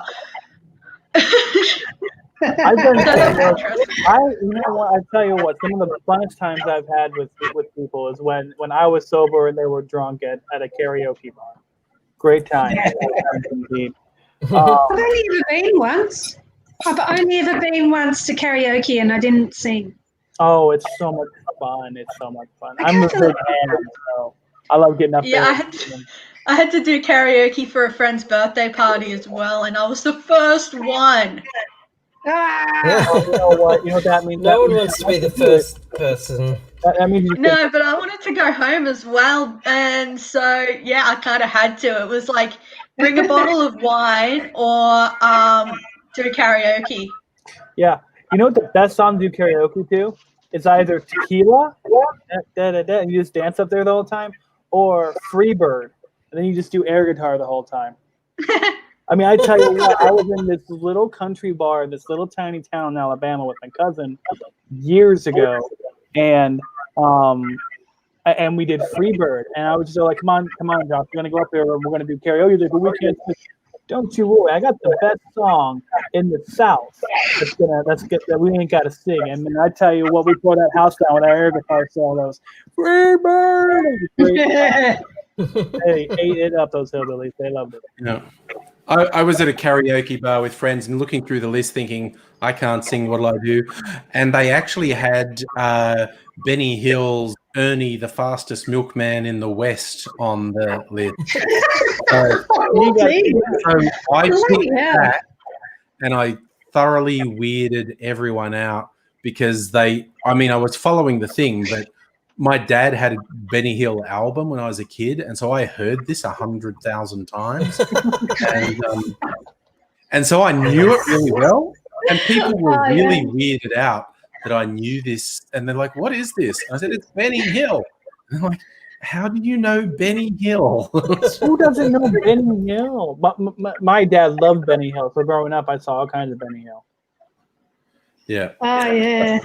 All right. I remember Benny. I'm gonna make ridiculous shit. I tell you what. What you making, Angry?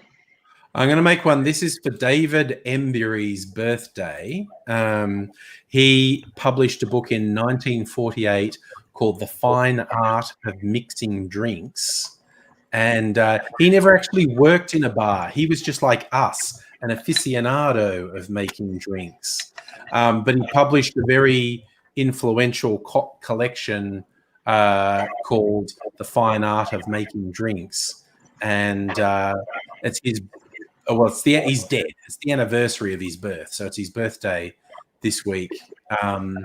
And so I looked up. There's a whole bunch of his recipes online. This one is just really unlike anything I usually make. It's called a club cocktail, and it's just half sherry and half port with a dash of bitters. And I just think that's really different. So I'm gonna make that. Half sherry, half port. Yeah. Very, very whiny. Yeah, that's a very winey one, and it's quite low alcohol by volume. I mean, port's 17.5%. What's sherry? 15%. So this is only going to be about 16% alcohol, which is quite low compared to some cocktails, but it's just different to what I'd usually do. So I think because it'll be quick. It's just a couple of ingredients and stirred. I think I'll get my glass out of the freezer. So all right, so I'll turn my microphone off so you all can keep talking. But I don't think I'm going to do a couple. But this one's first. I don't think it's going to take that long. Yes. Thank you. Seeing me out with the drum roll. Well, that's a rim shot, not a drum roll. But yeah, that's a drum roll. Yeah. All right. So I'm going to make another drinky. I'm just going to turn my have a drink. I'll be back. Oh, okay. Everyone's going up. By the way, you go and get a drink. You go and get a drink, Nettie. Go get a drink, Nettie, and I'll just be off camera for a bit. All right. Okay. I'm grabbing a drink too. All right. So I'm going to stay here while Nettie and Abigail get drinks. Just hang out with Chris and his safety. God, stupid. Clapping for Chlamydia likes doing "Hit Me with Your Best Shot" as a karaoke song. That would be a good one. This is the right outfit for that. Yeah. Oh man, I have so many ridiculous fucking outfits for props from movies I've made throughout the year. Yeah. I got like a whole army thing. I got like a bunch of fake prop guns. I got the police thing. I got it's just all kinds of stupid shit. So I had to bring out something because this is the only I'm doing for Halloween. So I had to do something, Yeah, no, it's good. I like it. Yeah, back in the day, way back in the day, back when you started YouTube, that long ago, I had a live show on Blog TV. Yeah. And I had helmets similar to this. And what we would do is I would put the helmet on, and then we'd take a crochet mallet, and I'd hit myself in the helmet and see if it worked or not. I tell you what, the views I got was great. And Nice. The joke of it all was it was a rubber crochet mallet, but they never knew. It smacked the shit out of my head. Yeah. Oh my God, good. And then I had like a foam head that I would just randomly get angry at and stab. Mm. Oh, it was good times. That's a good props out. Reminds me of good times. Yeah. You reminded me of my friend Corey, Mr. Safety. He had a stage stunt he did, and he actually did it on Jay Leno's Tonight Show, which was pretty specky. But it's this trick with a giant rubber band, right? It's this huge rubber band, and he puts it around his waist, and the other person gets it and pulls it right back. So this giant rubber band is at maximum stretch, and then the other person lets go, so it snaps back, and then he sort of and like lifts his shirt up, and you see like bruising from where it hit him. Except it was a trick, because the collapse of the rubber band absorbs all the force. Yeah, and so so it doesn't even hurt. But before he goes on, like under his shirt, he actually puts makeup on his stomach so it looks like bruising. And then he goes out and they do the thing with the thing, and he overacts like, and then lifts up his shirt and there's what looks like bruising. And everyone's like, oh, that was really freaky. You know, it's a thing. And he actually did that on Jay Leno's Tonight Show and suckered them all in. They all assumed that this was just some crazy guy who liked getting hurt. But it was actually... my God. That's hilarious. So can I relay what I'm drinking? Yes. Firstly, I've got my caffeine mug. Nice. And I've got vodka and cola in there. And this is the last of the rosé that I bought for my picnic date on Wednesday. So cheers. I'm going to drink both. Excellent. So Kirsten's going to join us too. So I've just shared the link. Oh, yay. Cool. So Kirsten can join as well. When Kirsten gets here, I will relay what happened on the date. If oh anyone yes, is date interested. story. Yes. Oh, nice. Story. Yes. Yeah. If people are interested, which definitely sounds like you are. Absolutely. Oh, Shannon's joining as well. Nettie gets back and Kirsten wraps up. Yeah. Sorry, I'm just going to show Shannon the link because he usually is keen as well. Cool. Grasshopper. By the way, the dress I'm wearing is disgustingly short, so I have to be careful if Will's around. Whoops. Then you're going to get stuff. Yeah, I know. This is my slutty LBD. And here's Grasshopper. Evening, people. Hey, buddy. How's it going? Hello. Good, thank you. Abigail, love the top and love the hair. Thanks. Yeah, Thank you you. look fabulous. Yeah, Yeah, Abigail looks and Nettie's fantastic. not here at the moment. Abigail and Nettie are both gothing it up tonight. So And then I'm just in a Because of ridiculous Halloween costume. Yeah, Oh, Halloween that vibe. explains everything. I thought that No. was just what you were wearing. I just thought, But, American, therefore normal apparel. yeah. And hello to you, Kelly. How are you, my darling? I'm okay. I've been having a bit of a stressful time with assignments and stuff, which I was going to sort of talk about later, but yeah, haven't had a chance.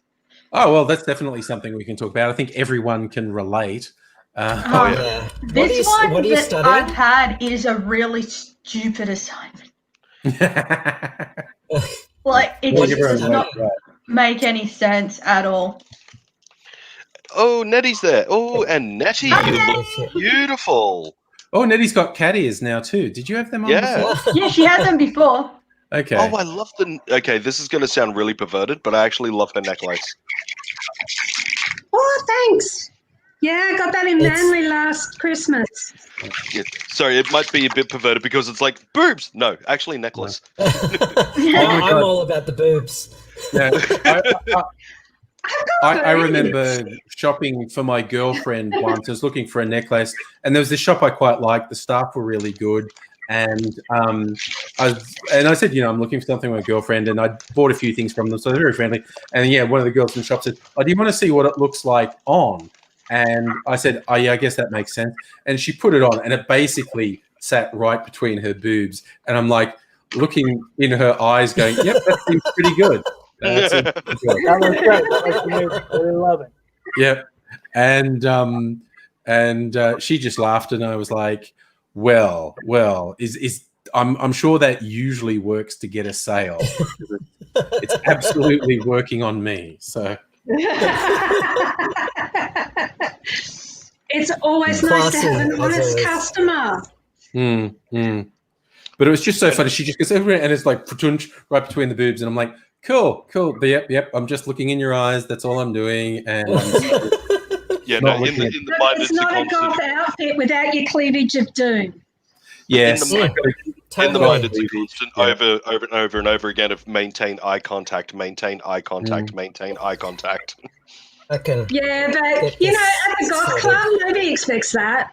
This is what we're doing it for. Come on, look here. Look. Yeah, pretty There's much. There's a photo like from years and forever ago on Facebook of me out the front of a golf club. And one of the ladies that was there, she was being a bit too cheeky with the bouncer and a couple of others. So we all teamed together and ended up tying her to a tree that was out the front of the club. Very playfully. I don't know how that's playfully, but anyway. Well, either way, like her hands. I know there are some of us who would really like to do that. So to be clear, we're talking about like one of those little tiny little trees that are in like a sidewalk, not like a gigantic big oak or something like that. And so her hands are kind of tied behind her. And in the photo, it looks like as if I'm looking directly down her cleavage with like this really thirsty look on my face. And in actuality, at that point in time, I was talking. No, I was actually talking to somebody who was in the process of trying to tie her feet to the tree without damaging her heels. I love But the photo makes it look all the world like as if I'm just staring directly in the cleavage. And somebody else with awesome hair. Hello, Queen. Kirsten, hello. Hello, Kirsten. All right, I'm going to leave you fine folk to talk for a bit. Switch my microphone off while I make this cocktail. No worries at all, Angry.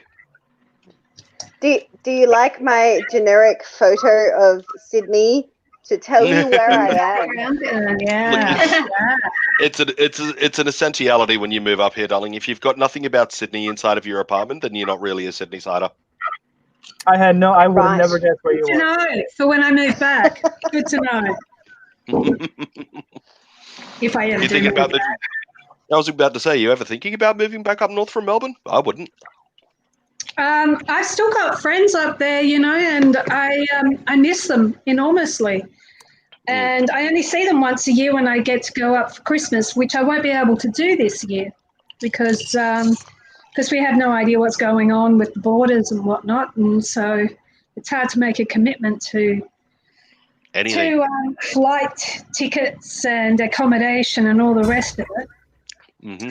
It's expensive stuff. Well, so I've sent Gladys an email and I've said I really need to go to Melbourne in December and I only have the week of Christmas to do it. So can you please open the border? And has she replied? She said fuck off. So, Abigail, you said that you had a story to regale us with when Kirsten joined us? Oh, yes, please. Yes. I'm really excited about this. When Angry gets back, I don't want Angry to miss out. When I know. Just some yes or no questions, Abigail. That's what he gets for sure. Was it a That's good what he gets date? for being a budding alcoholic. It wasn't a bad date. It wasn't a bad date, but was it a good date?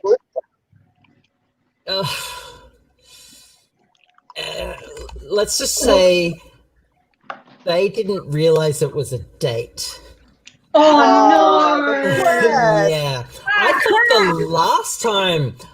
the last time that we got together was more datey than not, and so this time I was like hamming it up, and yeah, they didn't realize, they were just completely oblivious, and yeah, I've done that. I know, and so I raised the issue. And things got a bit awkward because they didn't realize. Yeah, big oof, but yeah, it was a really fun day. Like I had a great time anyway. I'm really interested in what it was that you made for your date. I made potato salad. I made salmon and pasta salad. I baked the pasta myself with this garlic butter and herbs. And I had Can you date me? And come back to Melbourne. I would happily date you. So I bought rosé, and I bought these are plastic picnic wine glasses. I brought those, and I brought like this giant sound bar for music, and I made like croissants with Swiss cheese and tomato. I made these little sausage rolly things. Next time I'm in Melbourne, Abigail, you and I are going on a date, and I'll bring cheese. I'm lactose intolerant. Really. Oh, that's no good to me. Well, yeah. Look, I'll bring gin. I'll bring lots of really good gin. I was going to say, but Sounds what about good to fruity me. tea? Fruity tea doesn't have milk. What's that? I only drink fruity tea. Okay. Oh, fruity tea. No, Never heard of it. I said cheese. Cheese is very lactose. Tea. Okay, no. Although there is So I did lactose-free cheese. So the Swiss cheese I put in the croissants is usually okay. It doesn't have a lot of lactose. But I also Because it's a harder cheese. Yeah, I took brie and crackers as well because why not?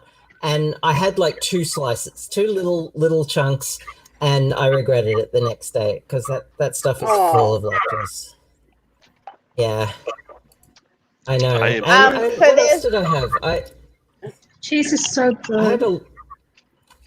I had my mum can't. Rosé. My mum can't go vegan because of cheese and chocolate.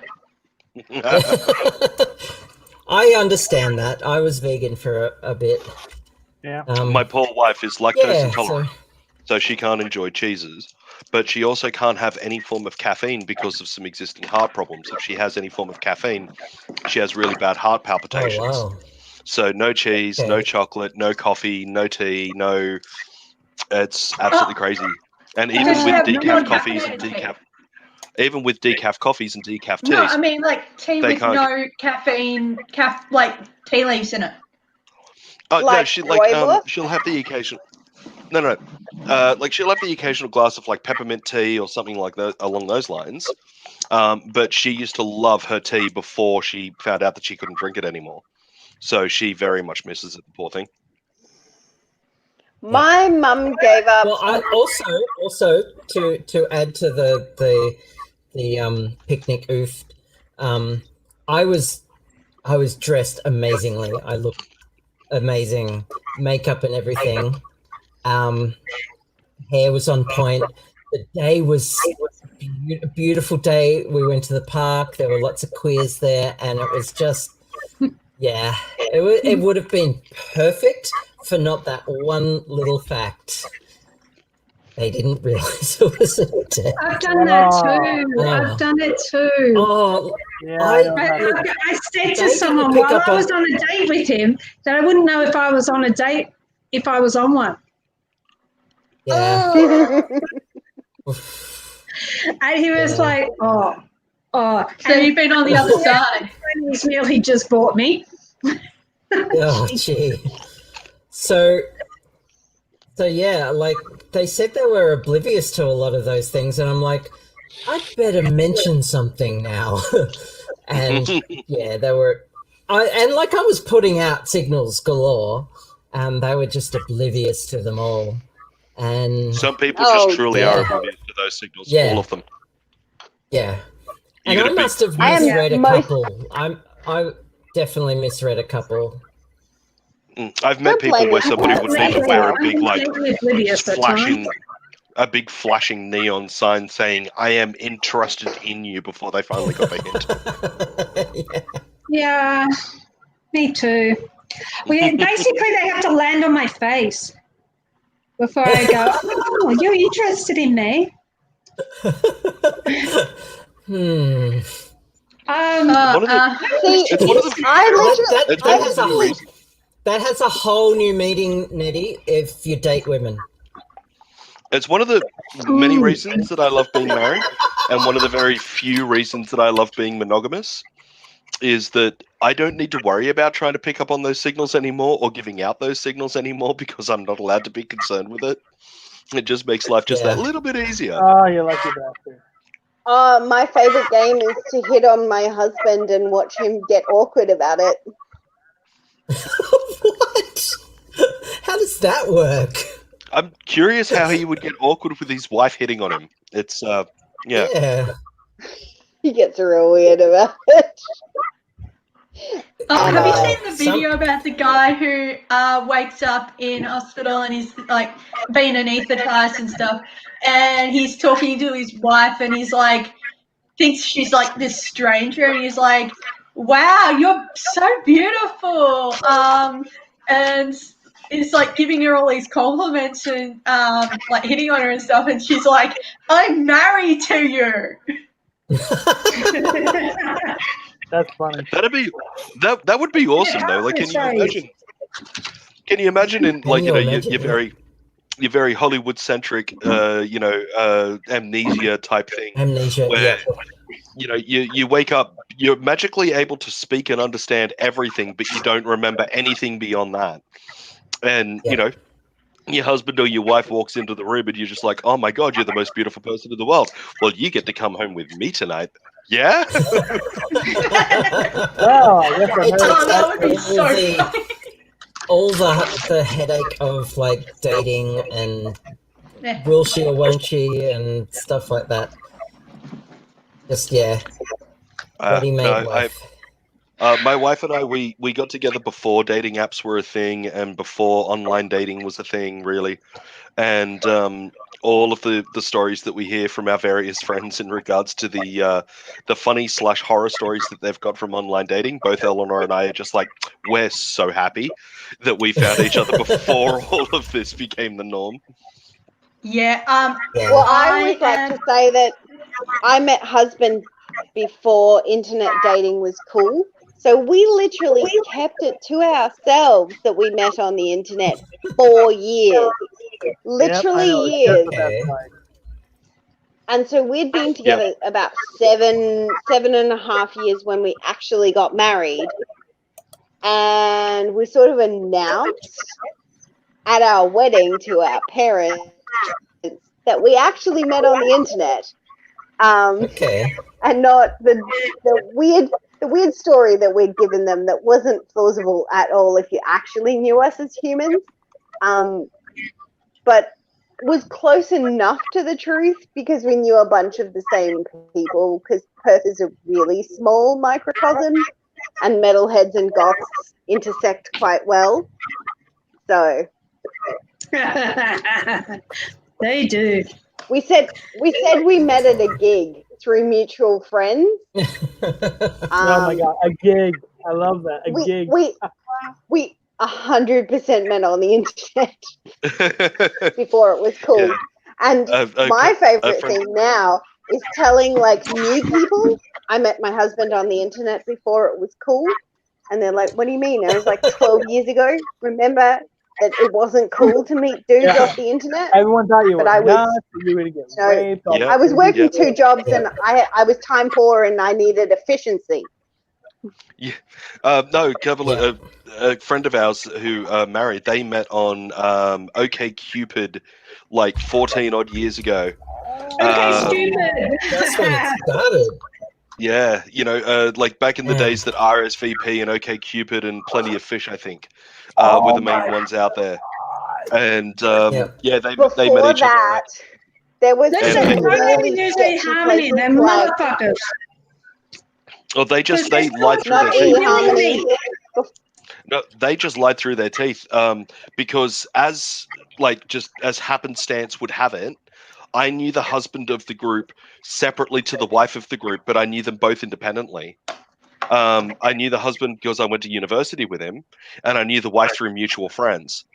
So when those two met up on OkCupid and I found out, they were like, "Can we just tell everybody that you introduced us because we don't want to tell everybody that we met on the internet?" Nice. That's funny. Yeah.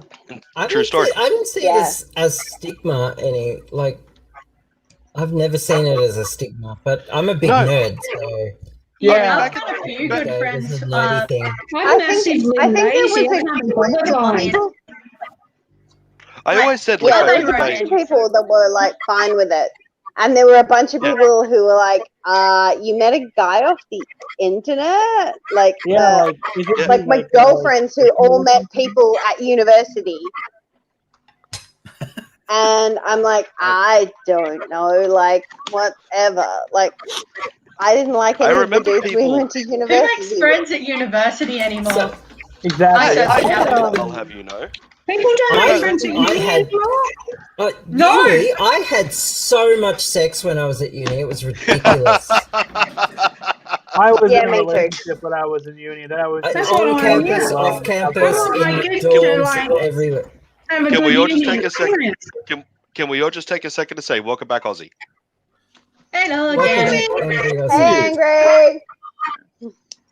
And every person I've been in a relationship with, I met online, and I started dating in like 2006. Yeah, I was a teenager, so like every person I've dated, I met online, and about half of the relationships we were all like, so we met at like this person we knew did this thing, and da.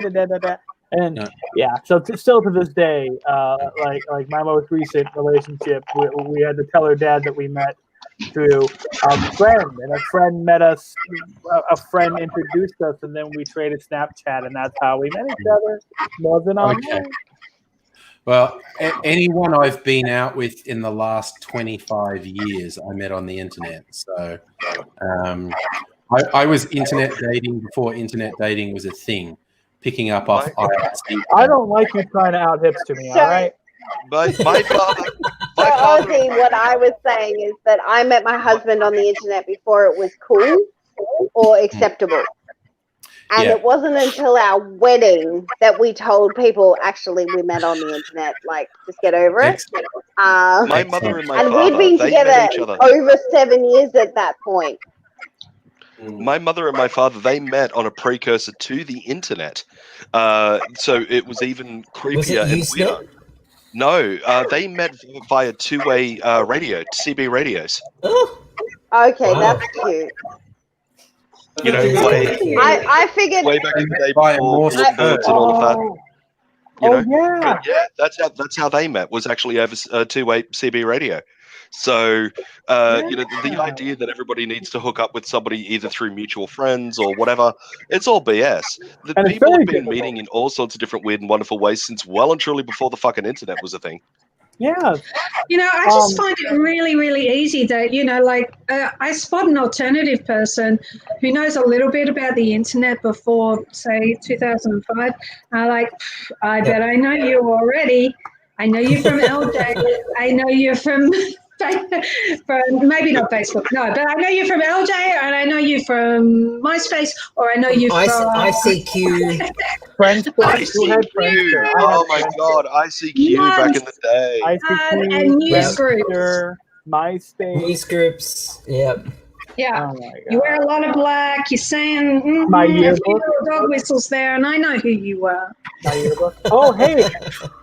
Angry Aussie's back. Abigail, you can tell us about the whole date story now that he's back. Oh, did you say date story? Nice. I did. They got it out of me. I wanted to wait for you to get back, but they got it out of me.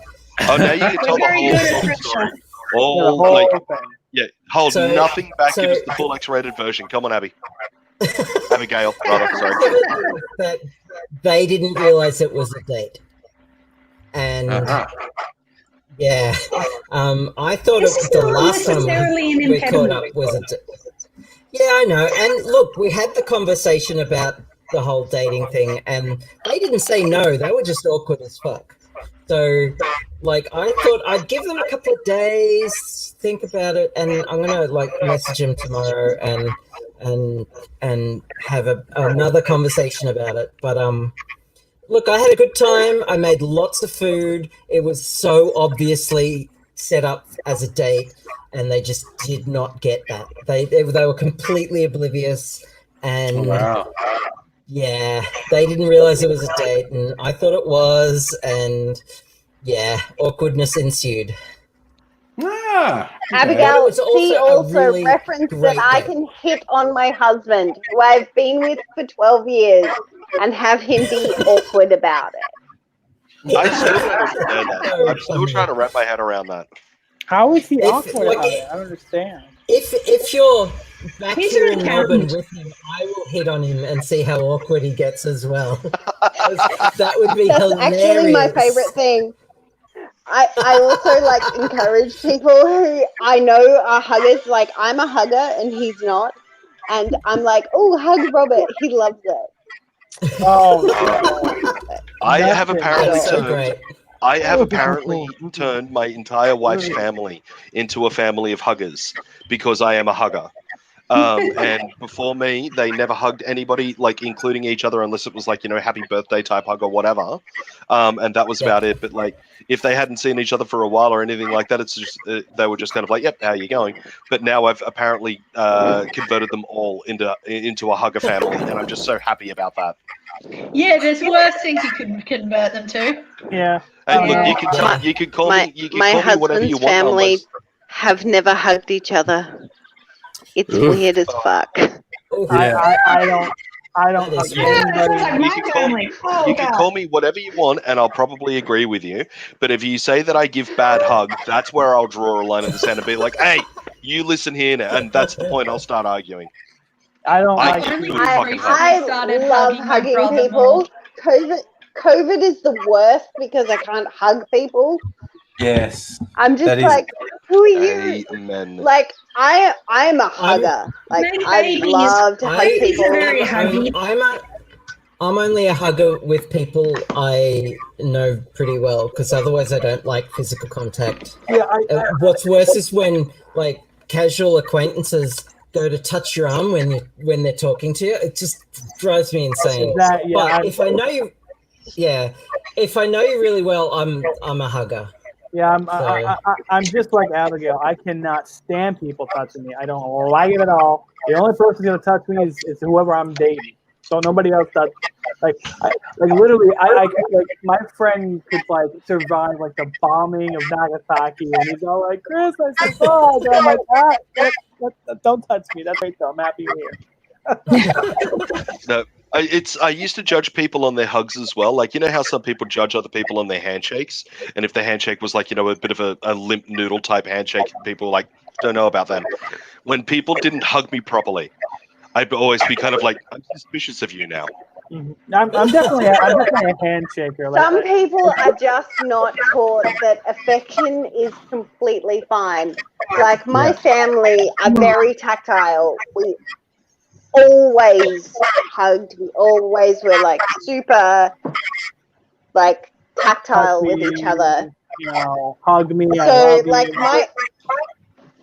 my family's my like that sister too. will come they're to my driven up house by and sit next to me on the couch and just like pat my leg, right? Because we're just tactile people and we like to hug each other and be close. Feel each other's presence. But you have to teach other people that that's what a family is like. Yeah, my family's like that too, Sometimes. but I just really didn't like them touching me. I am a very affectionate person by nature, but one lesson that I learned a long time ago that I very, very heavily stick by nowadays is affection with consent. There are people who have got boundaries that are, don't hug me or whatever, and so I won't. Yeah, I that's it. I think I really enjoy when people say, "I'm a hugger, are you?" And you say, "Absolutely." But again, I enjoy also saying to that same person, "My husband loves it." No, the first time that I meet a person, or the first time that I think that a hug might be appropriate for that circumstance, I will always turn around to that person and go, "Is it okay if I give you a hug?" It's okay if not, but if you're up for it, I'd love to give you a hug. That is And so Nice. Yeah, like appreciate 99.9% of the time I've had people turn around and go, yeah, no, fuck on, come on in. 'cause You know? it's really fun. I'm just weird, but just like when it was so funny, man. You asked my mom.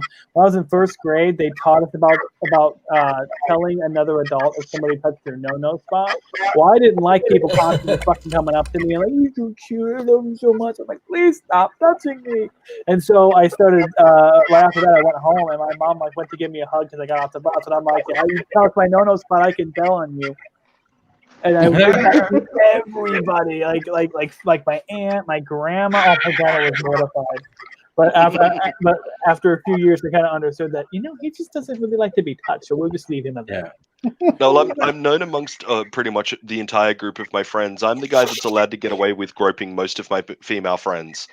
I have this almost get out of jail free card with the greatest majority of my female friends where groping is concerned, because number one, I don't discriminate. Like, as I've told you guys before, every year for my birthday, I have a LAN at my place, and there's about 35 to 40 odd of us with our PC set up. And it is known that at one point in the LAN, Shannon is going to walk around and grope everybody. Doesn't matter who it is, he's going to grope them, provided that it's acceptable, of course. That's funny. Yeah, no, of course, no, 100% consent all the way. But yeah, it is known that it's going to happen. And a lot of my female friends, one of my female friends, Tori was born as gay could possibly be. She has never, ever looked at a guy and thought, maybe? Like, she's just 100% gay. I am the only guy in the world that is allowed to get away with groping her. So I'm very happy. I'm very happy that I have this level of respect and trust with my friends. And I do think that comes because I've always sought consent and respected boundaries. Always. Mm-hmm. And you would be surprised how few people do that, You'd be fucking surprised, man. I'm sorry, I can't handle like me as a hugger, me as a very affectionate person. I can't handle it if I go out to a club and there's somebody that you've never met before that turns around, like, you get introduced by mutual friends and they're like, "Hi," and just throw themselves at you. Yeah, that's really fucking weird. Yeah, like me as a hugger, even I'm a bit like, the fucking, Mm-hmm.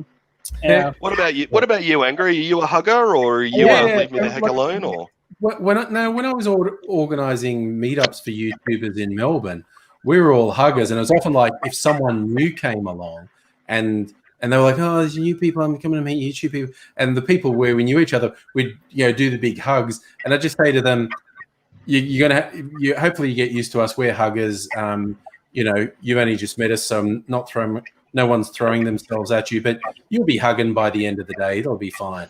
And so it'd be ease them in and hug goodbye at the end of the day, unless someone said. And I did have one friend who came along to them for a while, and she was a "don't touch me" person, which was fine. She made that clear, and I made sure everyone knew. But I have to admit, I would occasionally do the joke, like, "Come in here," and she's like, "What are you doing? Get away!"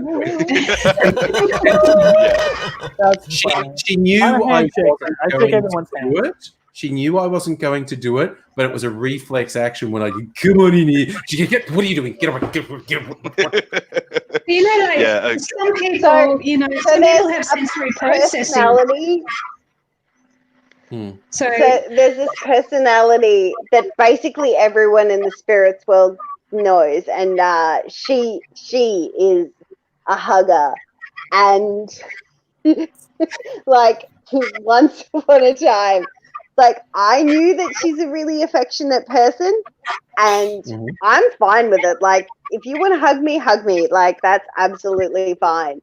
But yeah, definitely was like, "Oh, hug him, he loves it."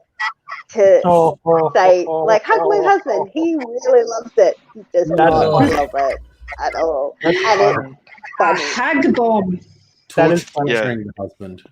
I'm so thrilled that he's this guy.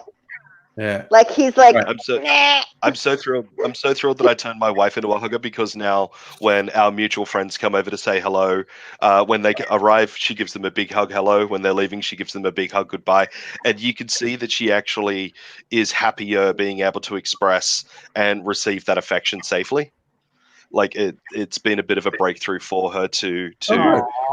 That's really good. Yeah, it is one of those things that, I I have a friend who has. I have a friend who has a thing where once she gets upset about something, it's the perfect time to give her a hug. Except that she hates hugs at that moment.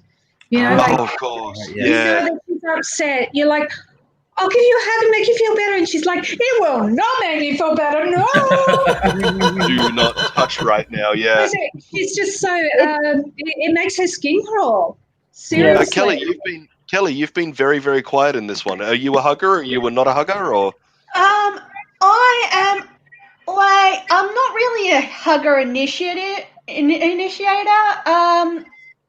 But yeah, my mum has always been really good with me because as we said before, we are the neurodivergent bunch and stuff. So I'm not really much a lot of my family is really affectionate and they like doing the hugging and the kissing and all that sort of stuff. I never do the kissing. I will return the hugs, but not the kisses.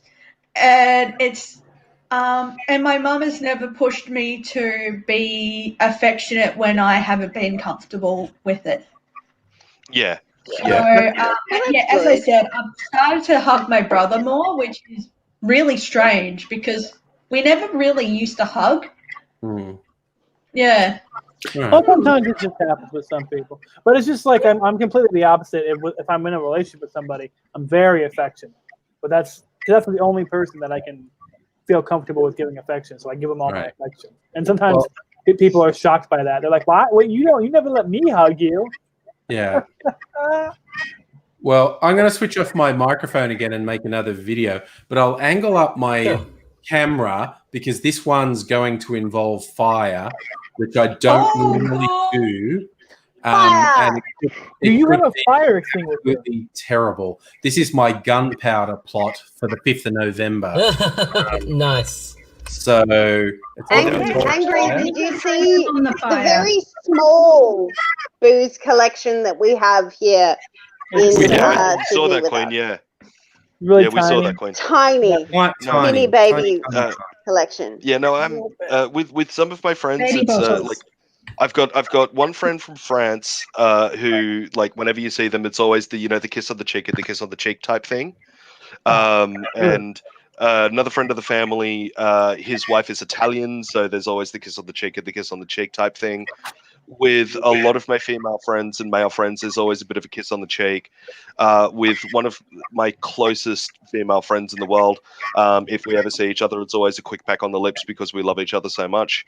But I think that's what needs to happen more in the world, is to take the stigma away from that form of affection. Being able to give your male friend a hug and a kiss on the cheek and not have people turn to go, ew, like, it drives me. Right? All things have changed. Things have changed. You know, when Bob Hawke cried on telly, my dad was disgusted. You know? Yes. Wow. Yes. He was totally disgusted. How dare men have emotions? Like, oh my God, I am so disgusted when women say, "Oh my God, that guy was crying and it was such a turn off." I have never come across a woman like that. Maybe and a man with emotions is beautiful. Exactly.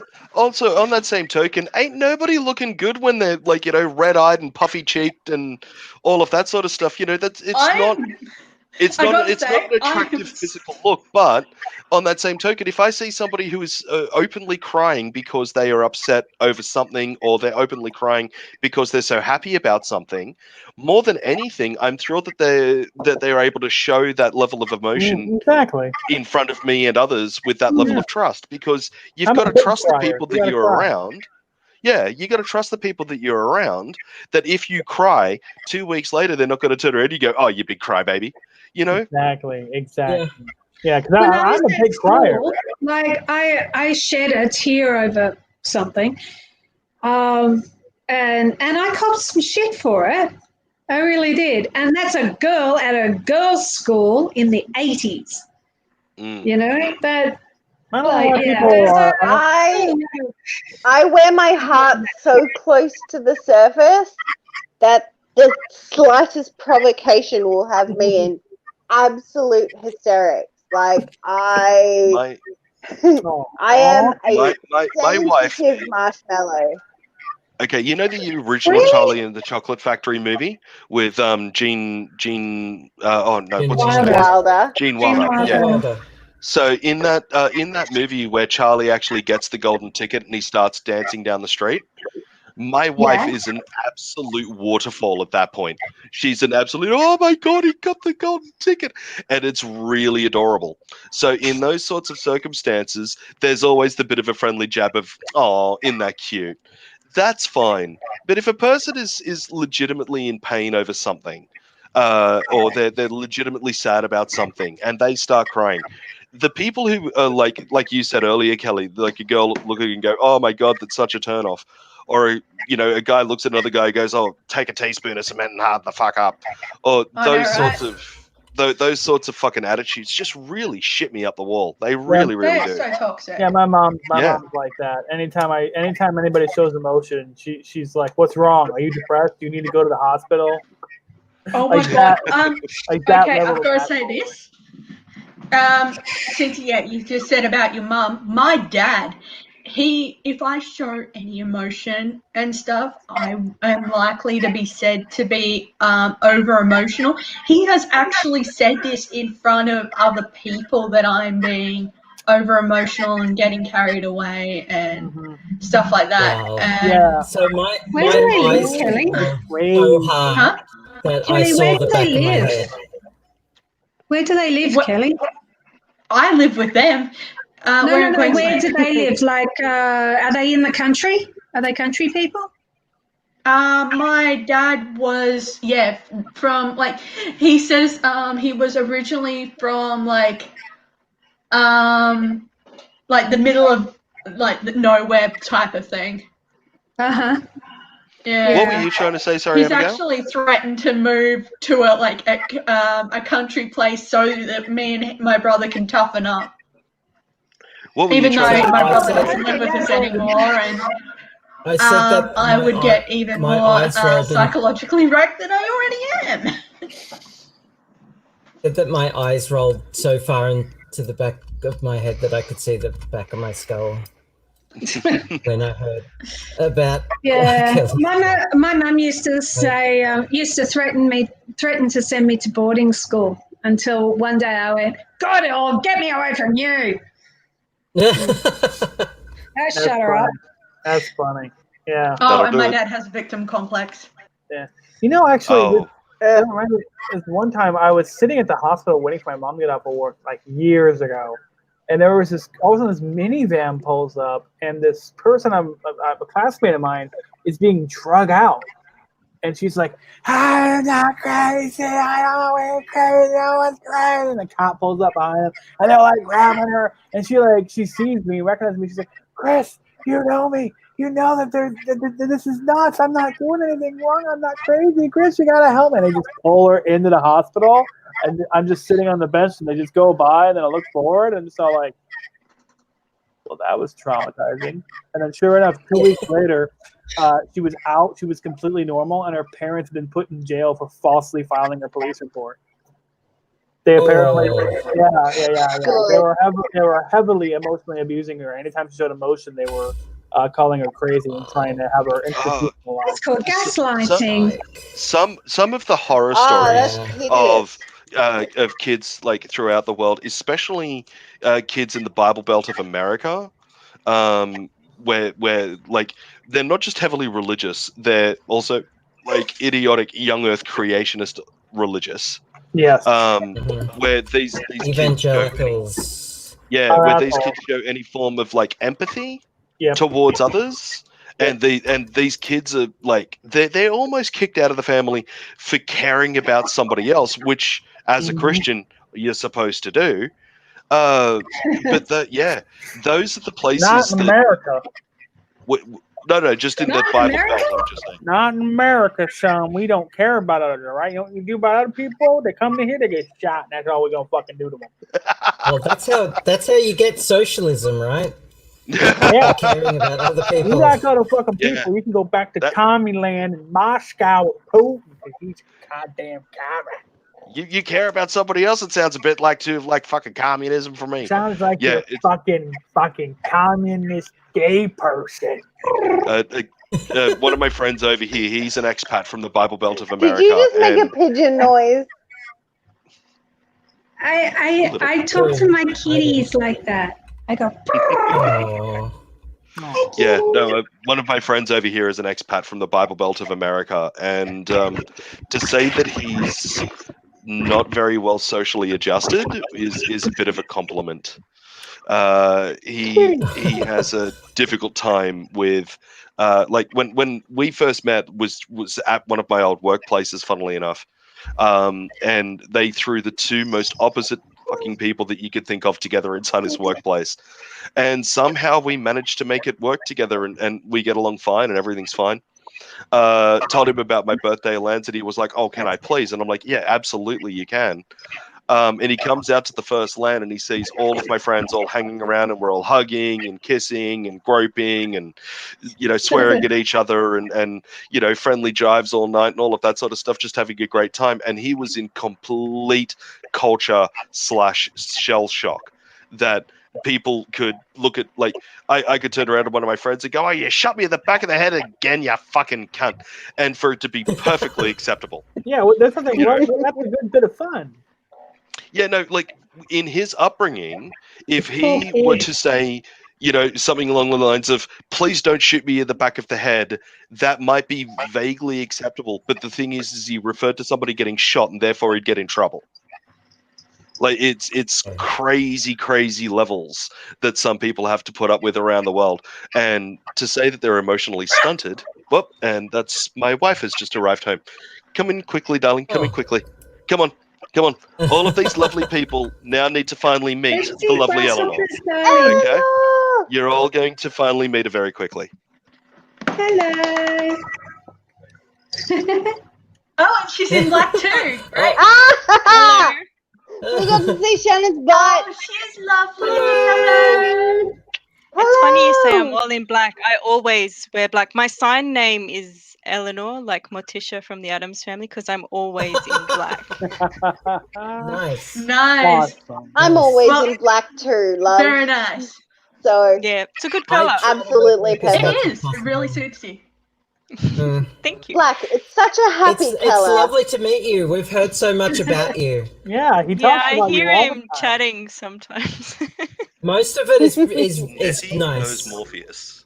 Huh? Nettie knows All Morpheus. of it is nice. yeah. Don't be that girl, Abigail. Lovely to meet you all. I'm going to go to bed. This is very past my bedtime, and I'm Sleep well. Okay. Get some good. Good night. It's nice to meet you. Live long Good and night. prosper. You too, Ian.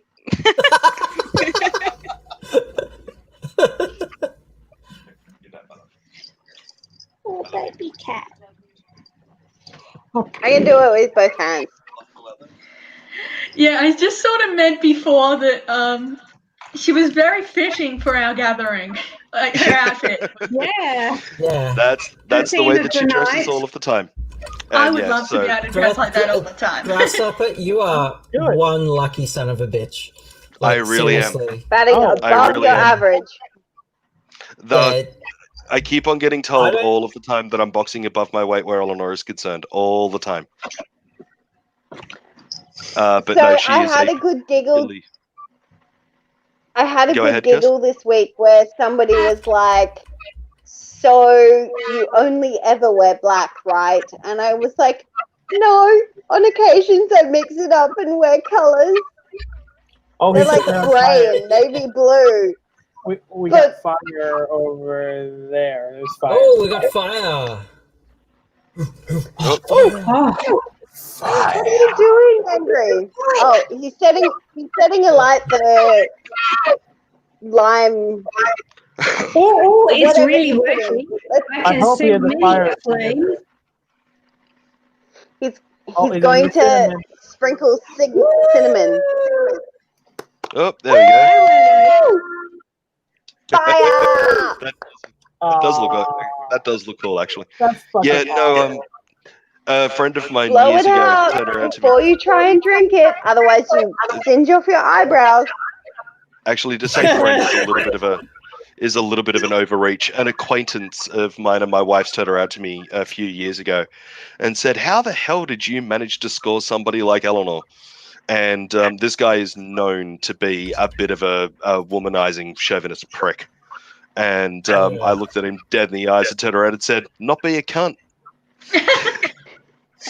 Legit. Did he take your advice? I would have gone with a good personality and a gigantic penis, and that would have never, like, that problem is way shuts them down. The problem is everybody's already seen my penis. It's directly on top of my shoulders. So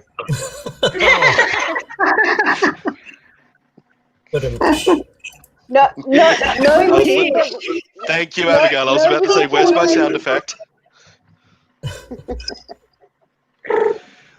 Nobody can debate the one below your waist belt if you haven't showed it to them. Hey, look, They as a don't need to bisexual, know. as a bisexual male, and with a bunch of rather horny females in here, I'm pretty sure that I'm not the only one that knows. It ain't about the size; it's about how you really use that it. way It's inclined. what you do with it. Yeah, and I'm asexual, so. My apologies to you, Kelly. Abigail, I don't swing that way. Okay, at so all.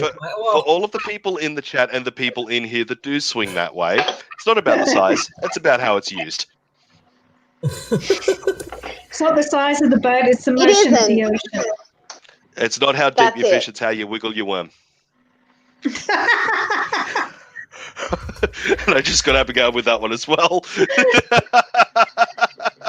Very disturbing imagery. No. Stop. I got clean on that one. Man, this is this is 100% demonetized now, son. These are never monetized. YouTube is writing Never a ever. very bad letter right now. This is what That happens said, when you probably a leave. good thing because it'd be monetized by Clive Palmer. Oh, now, see, there's And that jokes. would be and hilarious. I'm just going to stick my head in the freezer to calm down from that one. Jesus Christ. Look, there's jokes, but the moment that you bring Clive Palmer into things, you've crossed a fucking line, okay? That's the end of the joke. Oh my! Palmer Took my honey away. I've seen so many Clive Palmer ads every time I watch anything on YouTube that I am sick of it. Me too. I'm like, hate speech. I keep reporting them for hate speech. I bought a Google Plus subscription that gives me YouTube Premium for no other reason than I didn't have to see the stupid fucking YouTube ads anymore. Yeah, I have YouTube Premium too, but Should I actually open this bottle? I could use it. I love that bottle. I could use an ad blocker, or but should I keep this as my most... Keep that and bury it in the backyard for people to find in like 20 years. No, 50 years. Bury it in the backyard. I try not to use an ad blocker because there are a lot of legit YouTubers out there that want to make money off their AdSense and whatnot. YouTubers and if you've got an ad blocker, then they don't get anything. That's why I use YouTube Premium. That way they still get paid from my views. Yeah, same. Yeah, here, that's but what I also, do too. It was to escape. Except I haven't paid for premium. I pay for so many things that I'm just like angry. No. You missed out. You missed out. My wife actually sat down and said hello to everybody. Oh, well, belated hello from me. Could you see my fire? I think the fire was invisible. We saw your fire. We did, and we also saw the whole sprinkling of the cinnamon on the fire in order to make it all sparkle, and it was very pretty. Bane would be very proud. I was trying to light it, and I thought, I can't get it to light. And I went, oh, wait a sec, this evil fuck is burning with an invisible flame at the moment. Because I could hear the noise. It's ethanol. Yeah. Yeah. I could hear the noise. It was just this burning noise. Okay, and so yes, to show it off, I dropped the cinnamon in, so you saw the sparkles. Yeah. Sparkle, sparkle. I didn't burn the kitchen down. I didn't burn the kitchen Yeah. down. Every time I hear sparkle, sparkle, I think of one of the Barbie movies, Magic Pegasus. Anytime anyone starts a fire, because my friend's been joking around that when I wear my my N95 gas mask, that I'm Bane. I'm just all like the fire rises. The fire rises. Nettie, I'm very much appreciating the cat, the cat TV here. Very, very. Cat TV. Oh, I think you might have had enough. Yeah. Stella's saying, I said there wouldn't be fire or explosions. Honestly, the other night I was arguing I'm not doing fire or explosions, and AZ was just, do it, do the fire. Yeah, fire. Influence? I'm pretty sure all of us said fire. I mean, I think who doesn't it- want to do I fire? mean, Come on. I remember going over to AZ's place and he was doing this trick with some chemicals. He had potassium permanganate, also known as Condy's crystals, and you just grind it up with some glycerin, and this slow chemical reaction happens where it eventually combusts in a really spectacular way. It doesn't happen instantly, but you grind it up and it heats and heats and then just goes doosh. And that was one of his favorite things to do. The one that made me laugh a lot were the guys from Good Mythical Morning were doing that whole experimentation thing about the different ways to start fire without a lighter or a match. Yeah. And they attempted the chlorine and brake fluid one. Oh shit! It's so dangerous. And if you haven't seen the video, just look up Good Mythical Morning chlorine and brake fluid, and it is just absolutely hilarious. They absolutely shit bricks. It is hilarious. It's kind of like I've made a few videos where I make a bomb, and it's just with dry ice in water in like a plastic bottle, and you screw the lid on, and the dry ice in the water, as it vaporizes, it expands, and eventually the bottle explodes. And because it's so much tension, when it's released, it goes with a really quite loud bang. Technically, it's not an explosion. It's just the bottle breaking, but the bottle breaks in such a sudden way, it makes a noise that's very convincingly like an explosion. And as I discovered with one of my experiments, quite a release of force. Because I was making a joke about I hate printers because it's a scam. Like you buy a printer and then it runs out of ink, and then replacement ink costs more than the printer. And so in my protest, I have a solution to that, by the way. Oh, I had a solution. I put a Pepsi bottle with water and dry ice and screwed the lid on and jammed it inside the printer and ran away. And it blew the fucking printer apart. It and I made the mistake because it was a scanner printer, like with a glass thing on it. I made the mistake of not taking it. I was with AZ and put the thing in there and jammed it in its innards and ran away, and the camera was running and it went boom and blew it apart. It was like, ha! And then there was just this noise like hail falling, and it was a million tiny pieces of glass raining down. Oh, that's never a good thing. That was a miscalculation. No, that is an awesome point. No, many. Sorry, go ahead, Abigail. So with the printers are specifically designed to waste ink, and it's the shaver principle of sales. Absolutely. Sell the printers cheap and the ink is expensive. So everyone hates it, and the printer companies are starting to realize that. So it started with Epson. They made an expensive printer with a giant tank in it, and it comes with a year's supply of ink, and you just need a bottle to fill it up. And I bought one, and it's fucking amazing. It cost a bit. It cost quite a bit, but it doesn't waste ink. It's designed not to waste ink. Oh, tell me. So what is it again? It's called the Epson Eco Tank, but other printer companies are starting to do this as well. So, Awesome. I bought the original because I just wanted to support this amazing idea. Awesome. Yeah. I wouldn't just buy a printer. I would just buy a replacement printer because it was cheaper I than did buying that as well. Yeah. Yeah. And I hated it because ecologically that's so bad. Yeah. I In worked fact, at a I had computer a store. printer once because I used to buy third-party print cartridges off eBay, and I had a printer brick itself because it didn't detect their specific brand of print cartridge. Yep. And I swore never to buy that brand again. I worked at a computer store that had 9 stores in New South Wales. I won't say the name, but they made their money to open up their first store by literally selling almost nothing but aftermarket printer inks.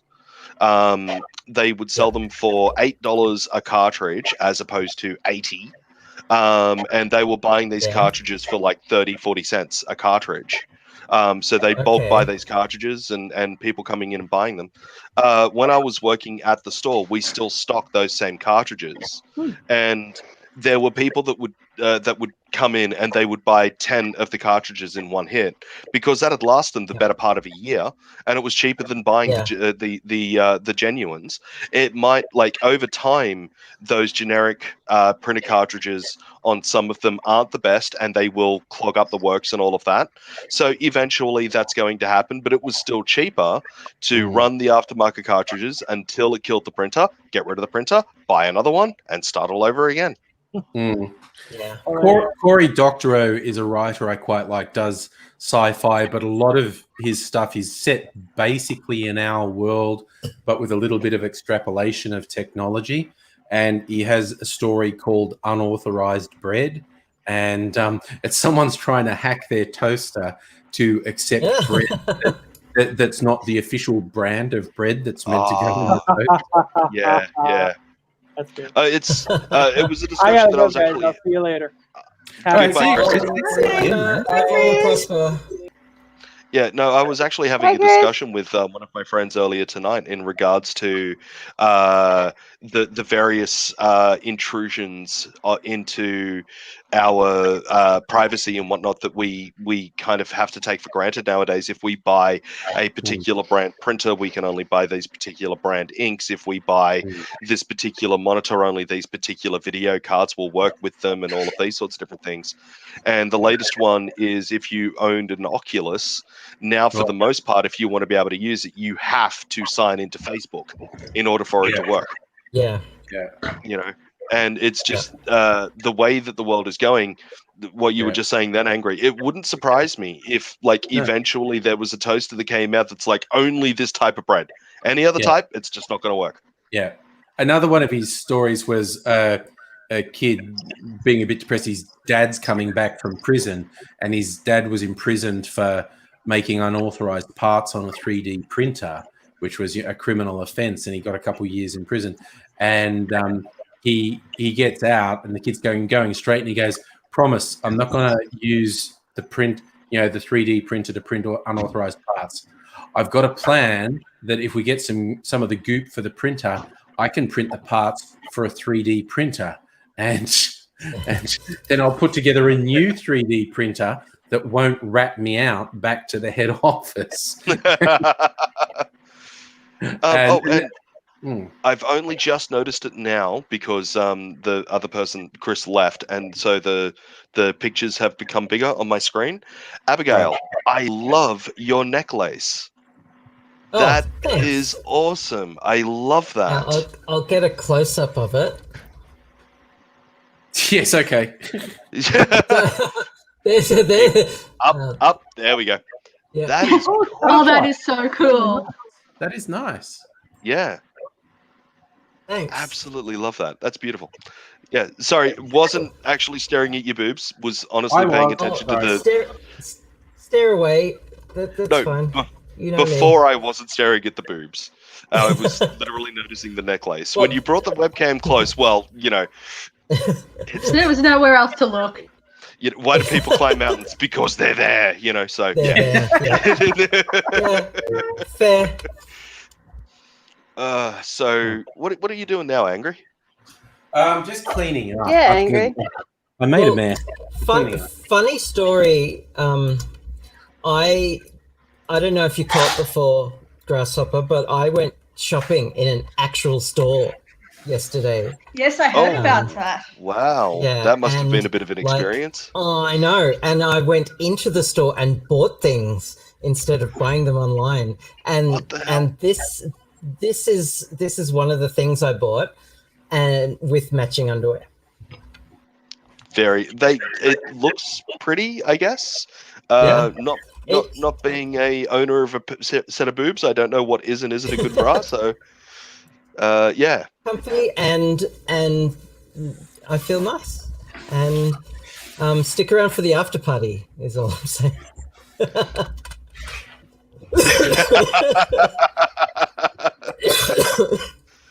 I wish I could goodness. stick around for the after party, but I'm probably going to have to tap here. out soon because I've got to go and participate in democracy tomorrow. Oh, it's Democracy Day. Ah, Queensland. You know what's really funny? Good luck. So, And then go husband shopping. and I. Yeah. So, husband and I lived in the city of Melbourne, and the city of Melbourne is the only local government where it is illegal not to participate in the council elections. So you get a fine if you don't. And we had moved out and registered that we had left the state, and they were still like, you guys didn't participate in the elections. We're like, we left! We're in quarantine, leave us alone. If you lovely people will just give me a minute, I am out of iced tea. I will be right back. That's fair. Oh, just one thing. I thought I should run by you people, you lovely people. Yes. Okay, so I took advantage of the Dan Murphy sale, as I have let you know, to buy a bottle of Nova for my mum. I was considering giving it to her for her Christmas present.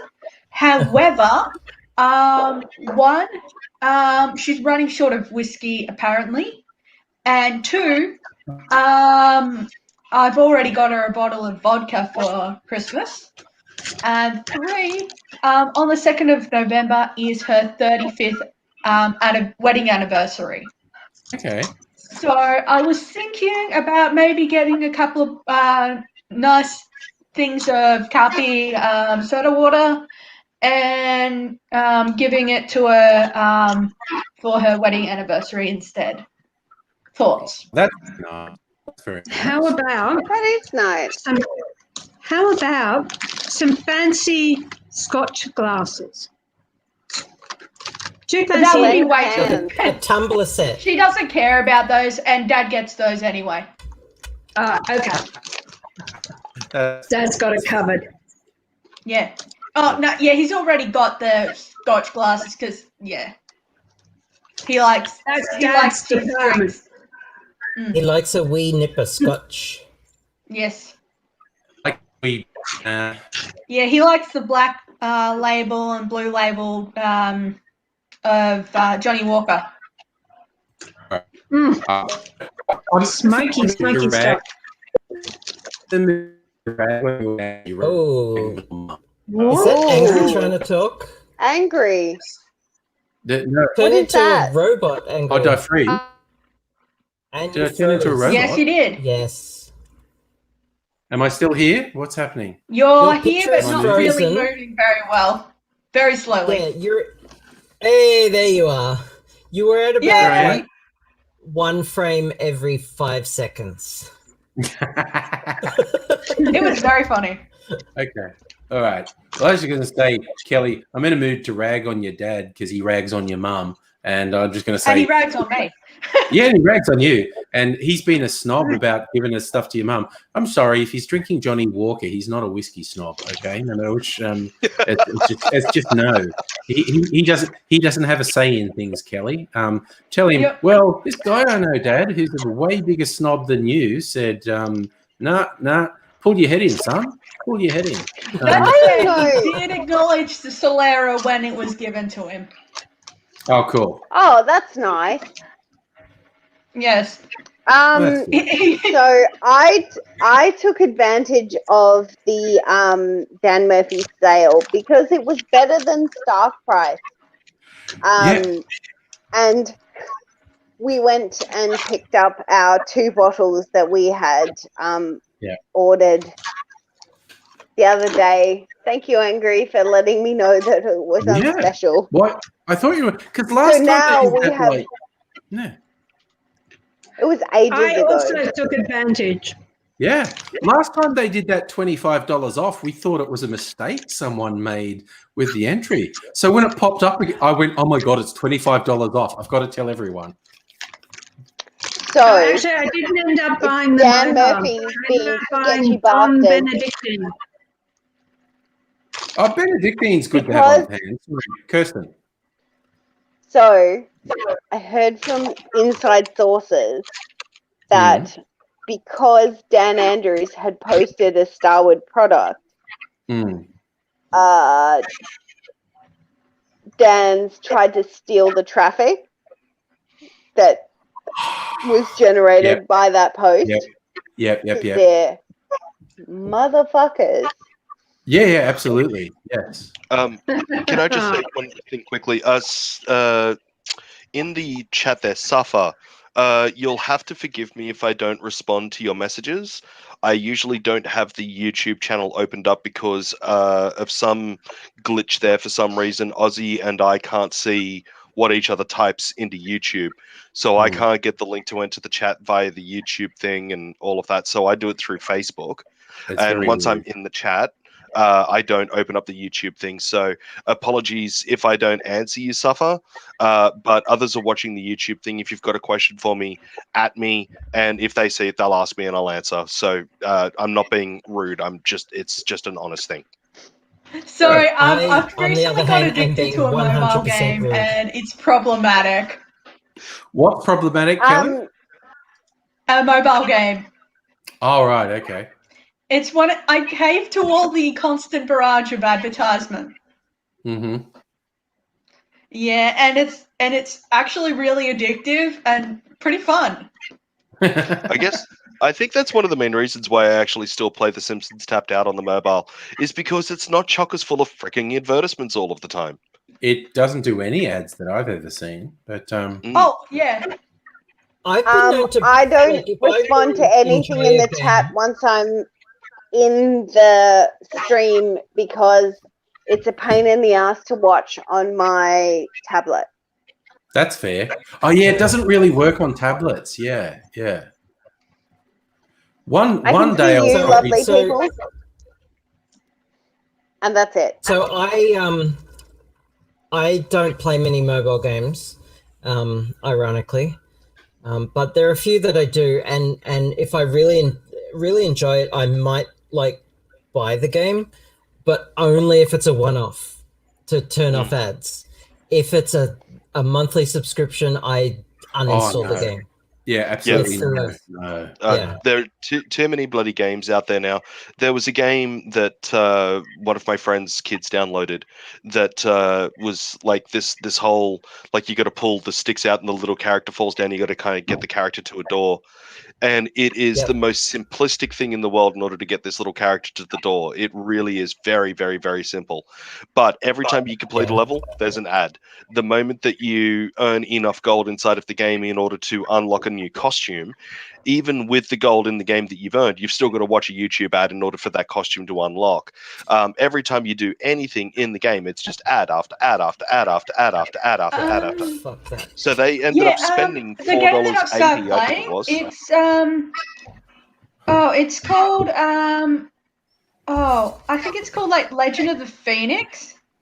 Legend of the Phoenix, and it's a game that had like a lot of advertisement in other games, but when you actually play the game itself, there is no advertisement. You can, of course, pay for stuff for like VIP treatment and all that sort of stuff, but you don't necessarily have to. And it's got a really good story it's got a really interesting story, and it's just really fun. No, you raised an interest.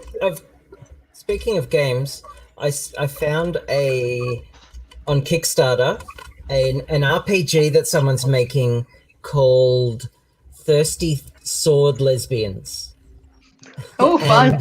Thirsty sword lesbians.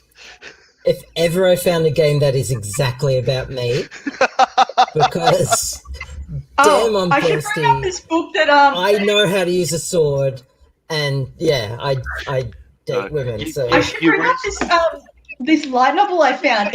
I don't know how I came across it, but it's called Sexile, and it's about this female warrior in this alternate universe, and she's like really strong in magic powers, but her like guild master or whatever, he's an asshole. And so he kicks her out of the party, and so she seeks to get revenge.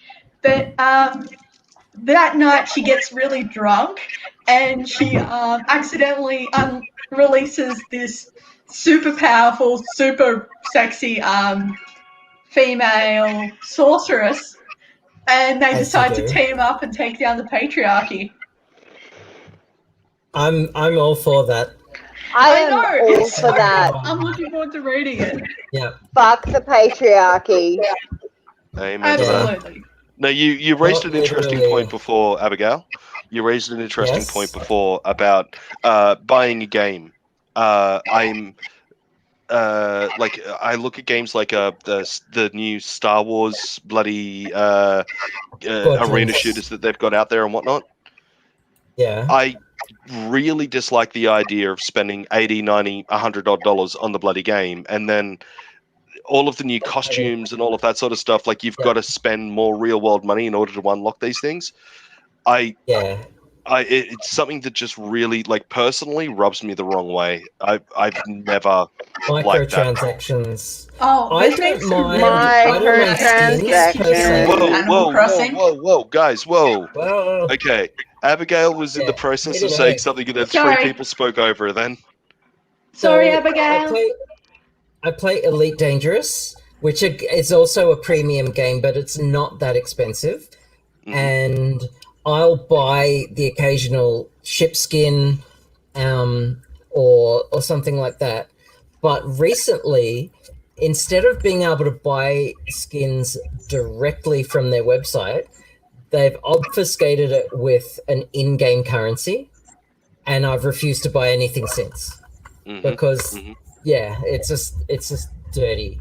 So I don't mind buying skins and cosmetics occasionally if it helps support the game. If the game wasn't like $100 odd, if it was a relatively cheap game, but if it's anything more like, I wouldn't buy skins for a game that cost me $100. That's just bullshit. I mean, it's also the part of me as well that like dislikes that part about consoles. Consoles have got their place, but I really hate the idea that I would have to spend $80, $90, $100 on a game, and then also the $80, $90, $100 per year in order to have the right to play that game online with other people, even though I've already bought the bloody game. And most of these games do direct IP connect anyway. They don't actually have third-party service that they need to upkeep or anything like that. So it's got nothing to do with them trying to upkeep the fucking service. It's just them taking money out of your pocket. It drives me absolutely bananas. I hate it. I really do. It's one of the things that I do truly love about buying games on PC. If there is an online version of it, I've never met a PC version of a game, with the exception of MMORPGs, where you buy the game and then have to pay in order to play it online. My favorite I thing may have is to get into computer gaming for real and switch completely, because my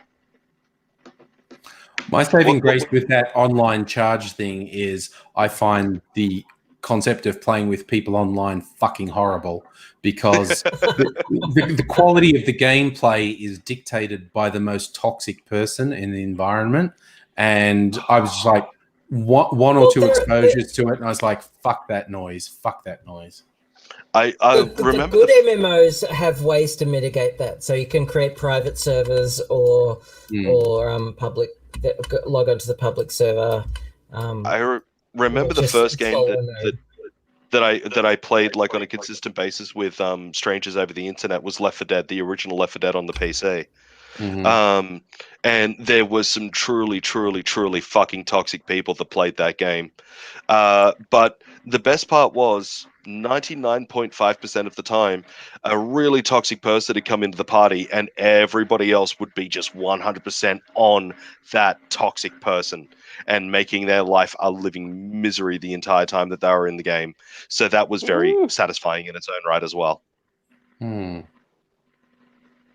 But I do think, like, there's games like Dota, DOTA, League of Legends. Third Age, yeah, League of Legends, Overwatch, For Honor, and a couple of others that I can't think of the name of, and all of them have got a renowned toxic online presence.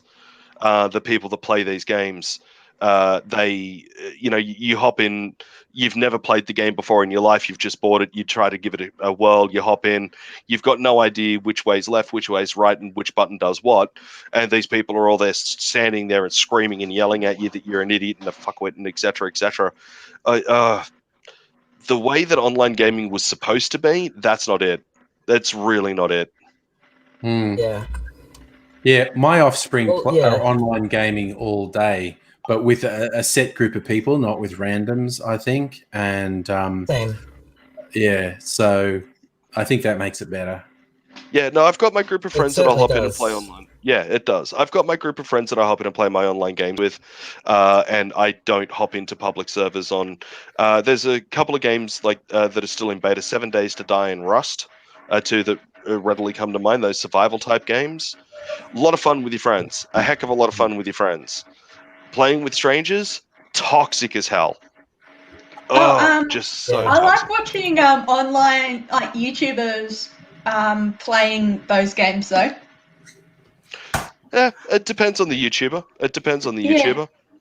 But so I watch Among Us and Jackbox. Way back in the day, I used to play a game called Conquer. Conquer. It still exists, but don't bother with it nowadays. It's absolutely crap. But back in the day, I used to play Conquer. And back then was when the first voice chatting, like live voice chatting programs first started coming out.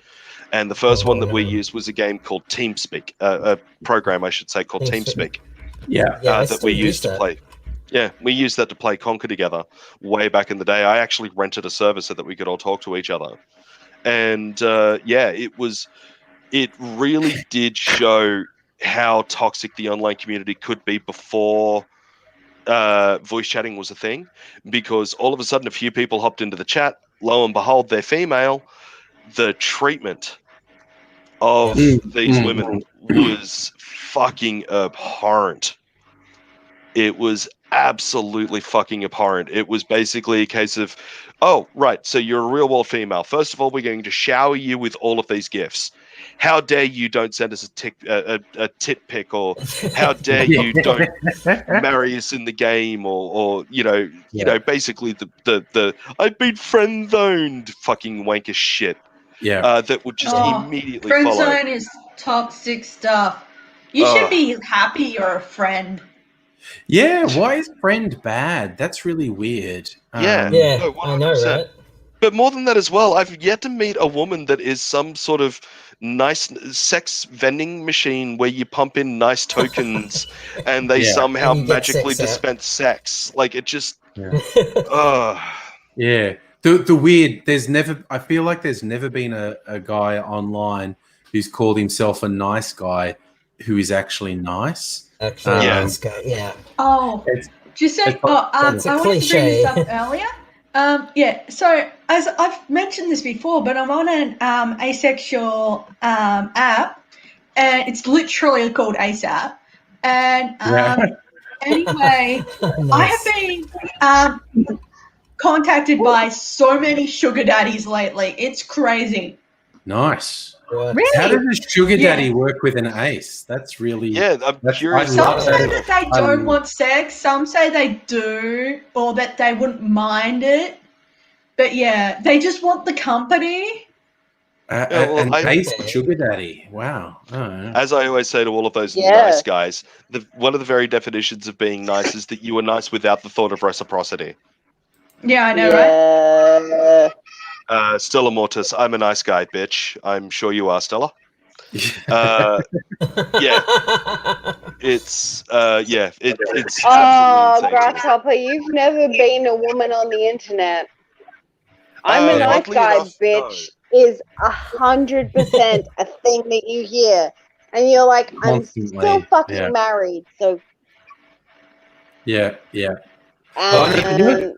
I did a thing in the comparatively early days of YouTube. Like in the first couple of years I was on there, I got a bunch of people to do a collab, like lips. One guy had done a song, and I got all these other people to lip sync it and do dance moves, and it was really fun. And it was a boyfriend-girlfriend song, and we did it for Valentine's Day. It went really well. And one of the women in it was particularly attractive, and I posted it on my channel. And the comments that appeared, I was like, what the fuck? And I messaged her, I'm saying, I'm really sorry that I've posted this and it's resulted in that. And she's like, haha, you think that's not normal? You think you think that's not what I deal with all day, every day? And I was like, oh, okay. I thought I'd exposed you to something. And she went, no, you didn't.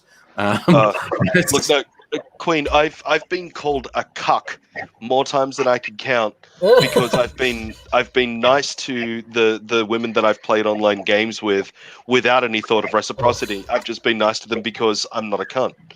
Yeah. But look, one of my favorite things from way back in the day, text chat. I was actually MSN chat at this point before MSN killed that because they found out everyone was just using it to get sex and they didn't want their shareholders to.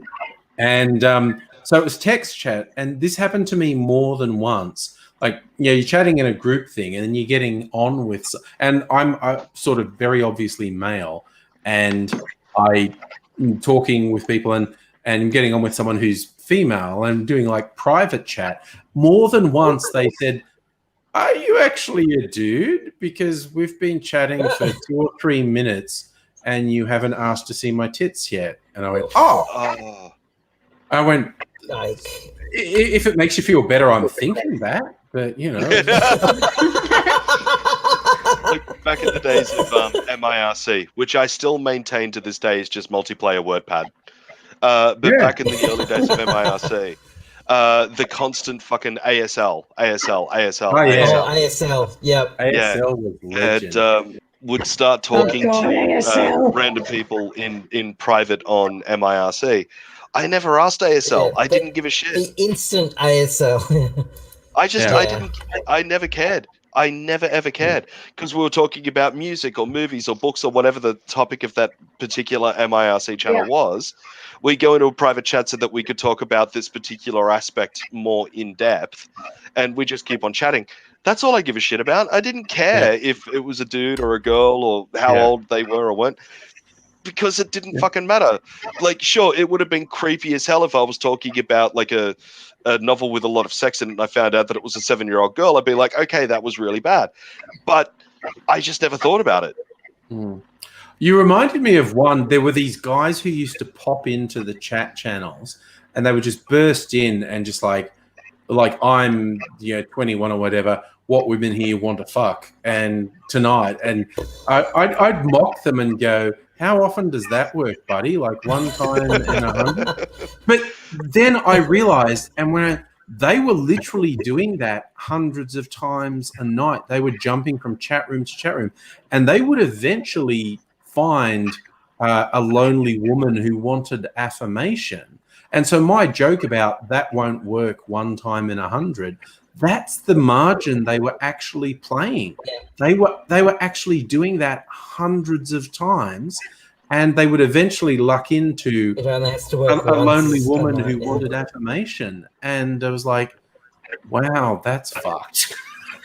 It was out of sheer morbid curiosity once. I tried to hop onto Omegle just to see what the whole hubbub was about. And in the first 20 minutes, it was like 150 guys masturbating and 3 people. Yeah, And I was just that's kind of what it like, is. what the hell? And it turns out that's what some of them do, is they sit there for hours on end on this Omegle and Chat Roulette and all of the others, where they're just sitting there whacking the meat, waiting for someone who is interested in that for whatever reason. And okay. Favorite video of that was these guys, these young guys, and they're there without shirts on, and they're jumping onto like Omegle or whatever, and it looks like they're whacking off because they're doing the hand motion, and then they move and sort of go, and they're like drying dishes, and they were recording people's reactions because people were going like, "Oh, it's another one," and then they show, and every time the people would just crack up laughing. And one of them, they showed like 6-10 people's reactions, and then they go, and then there's a guy on the other end, no shirt, who appears to be whacking off as well, and they kept, and then they showed their wiping a dish, and then that guy went back and showed that's what he was doing too. So they were both doing the same prank and crossed streams, basically.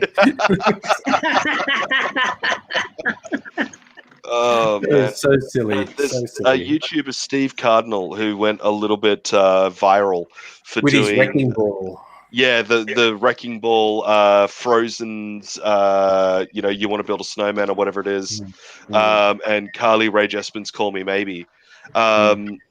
In a text interview that he put up on his blog, he was like, yeah, the hardest part about making those videos was cycling through all of the guys just sitting there jerking it. Because that's like 9 out of 10 of the things. Yeah. I could not believe it. Look, I'm all for healthy self-love, 100% all for that. Don't fucking broadcast it. Just don't. Not randomly. If you find someone who actually is into it, that's fine. I just wanted to bring back to Malifaux for a sec. I have shared the link, but I found one that was pretty funny. You can lead a horse to water, but you can't kill 2 with 1 stone. True. A subreddit dedicated to Malifaux. I love it. I know, right? That's what I was getting mine from before. Earlier. Speaking of back in the days of MIRC, did anybody here ever go to bash.org? Oh, that's familiar. I think I might have. Bash.org was basically it was a website that was dedicated to capturing the funniest moments that were caught in MIRC chat and reposting them up for the rest of the world to see. And some of them were absolutely hilarious. And way back in the day when I was doing TAFE, I did my first bit of networking before I went to uni. I did TAFE. And we just completed an exam. Wasn't allowed to leave the exam room until the entire time allotted had finished.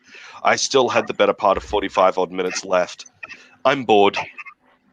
Of course, the TAFE computers can't access most websites out, but it did get access to bash.org. And I thought, this will be a bit of a throwback. So up in there and I start reading it. I got in trouble because I literally burst out laughing on one of them that I was reading. And it was a guy that comes in a chat and he goes, "Did I tell you all I'm going to be the next Hitler?" You what? Yeah, I'm going to be the next Hitler. I'm going to kill all of the Jews and 1 clown. And somebody turns around and goes, "Why are you going to kill the clown?" And he goes, "See, nobody cares about the Jews." Oh I absolutely lost it. I absolutely lost it. And another one was. I'm gonna go to bed now because I'm really tired.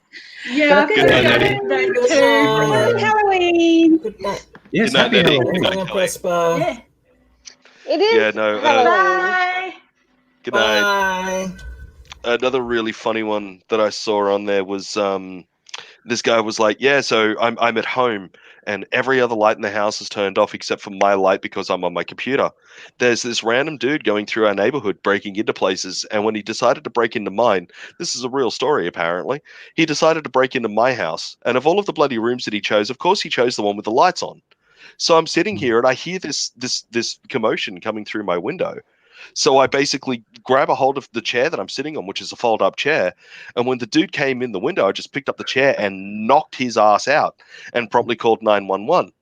The police have arrived and they've arrested the guy and they started emptying out his pockets.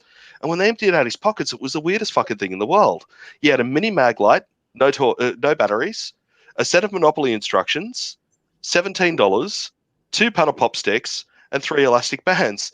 And the comment underneath it, dude, you just fucking killed MacGyver.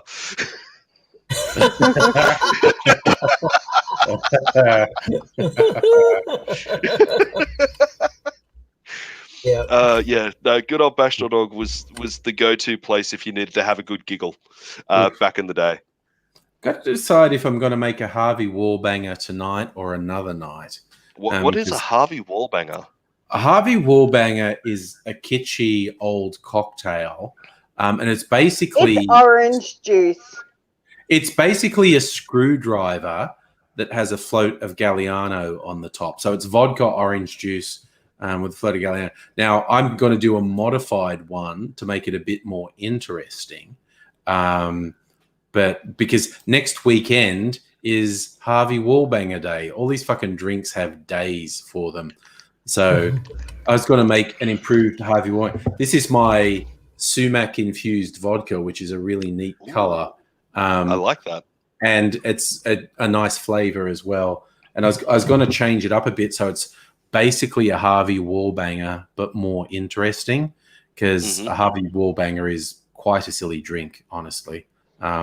Just vodka and orange juice with a Galliano float. Well, I won't be an enabler of you drinking any more than you need to, Ozzy, so I say wait until Harvey Wallbanger Day. It's not so much that, because if I don't make that, I'm just going to have a different drink. So it's the physical act, regardless. It's the physical act of making the video and trying to be. Yeah, no, I don't want to be boisterous for a video. I think I just want to have another old fashioned. So I might just do that. Have you finished all your drinks from Bar Americano? Yeah. No, that's what I was thinking of, having another Bar Americano Antica Fashionista. You look like you're ready to crash out now, though, Angry. No, I'm okay. It's only 1 o'clock. Jesus. Okay. That explains why I'm getting really tired. Yeah, no, maybe I shouldn't. That you've also been outside in the sun all day going on a picnic, so... Well, that was on Wednesday. That was a couple days ago. I thought that was today. My apologies. That was Wednesday. I'm still recovering. No, wait a minute. No, I need to upkeep the patriarchy on this one. Abigail, I know when it was. Don't you tell me when it was. I know when it was. Oh, Jesus. No, Shannon. There are enough men on the internet. I've been trouble enough with Abigail on that one without that look, Kirst. I mean, Angry just completely ignored me. He knew me for the douche I was being and just completely ignored me. So. Yeah.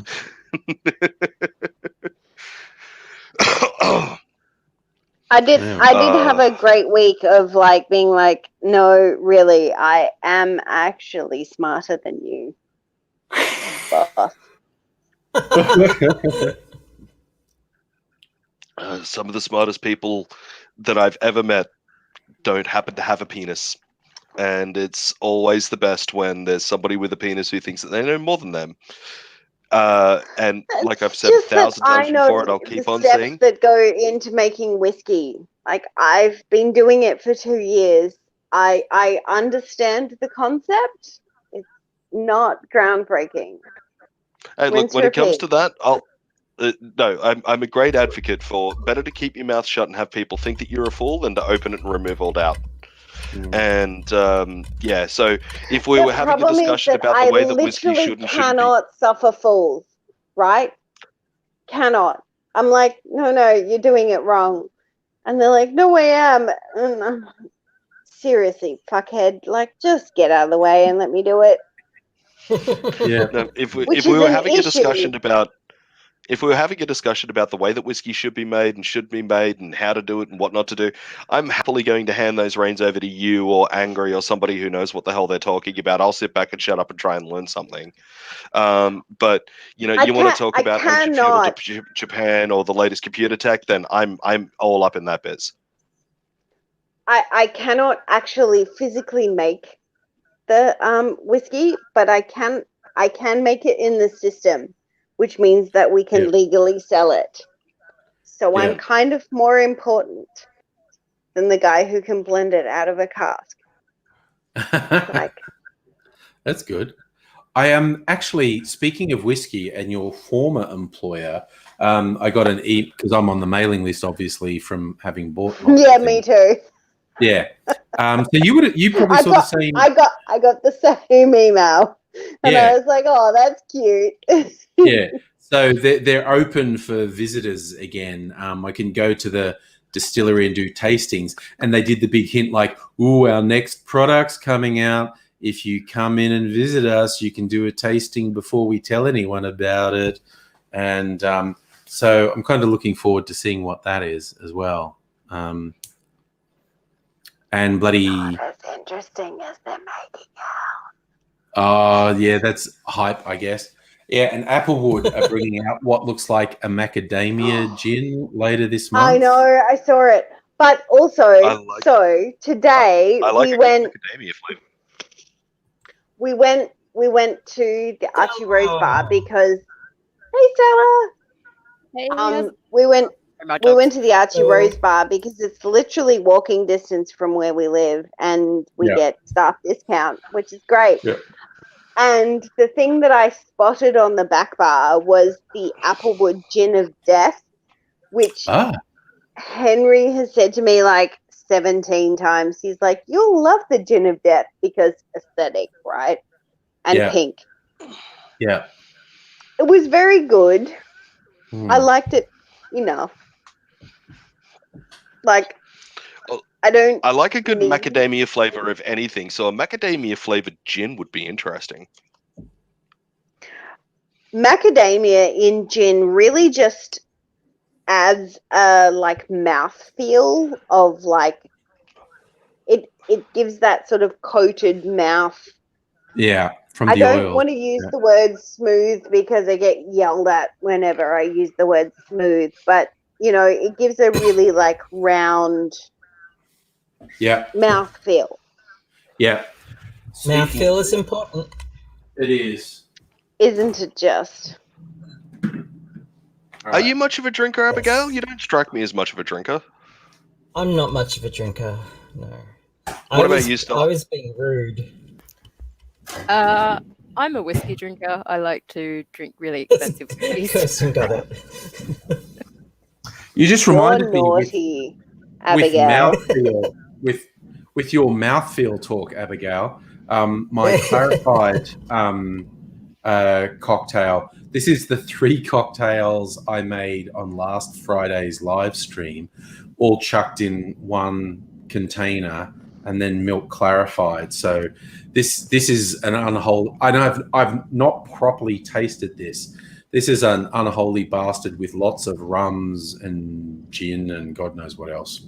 So we'll see what happens now. Rocket fuel. My favorite thing is the Steve the bartender people asking you like, "Oh, how do you milk clarify shit?" It's like acid and lactose. Yeah, you need acid and fat, and off you go, off to the races.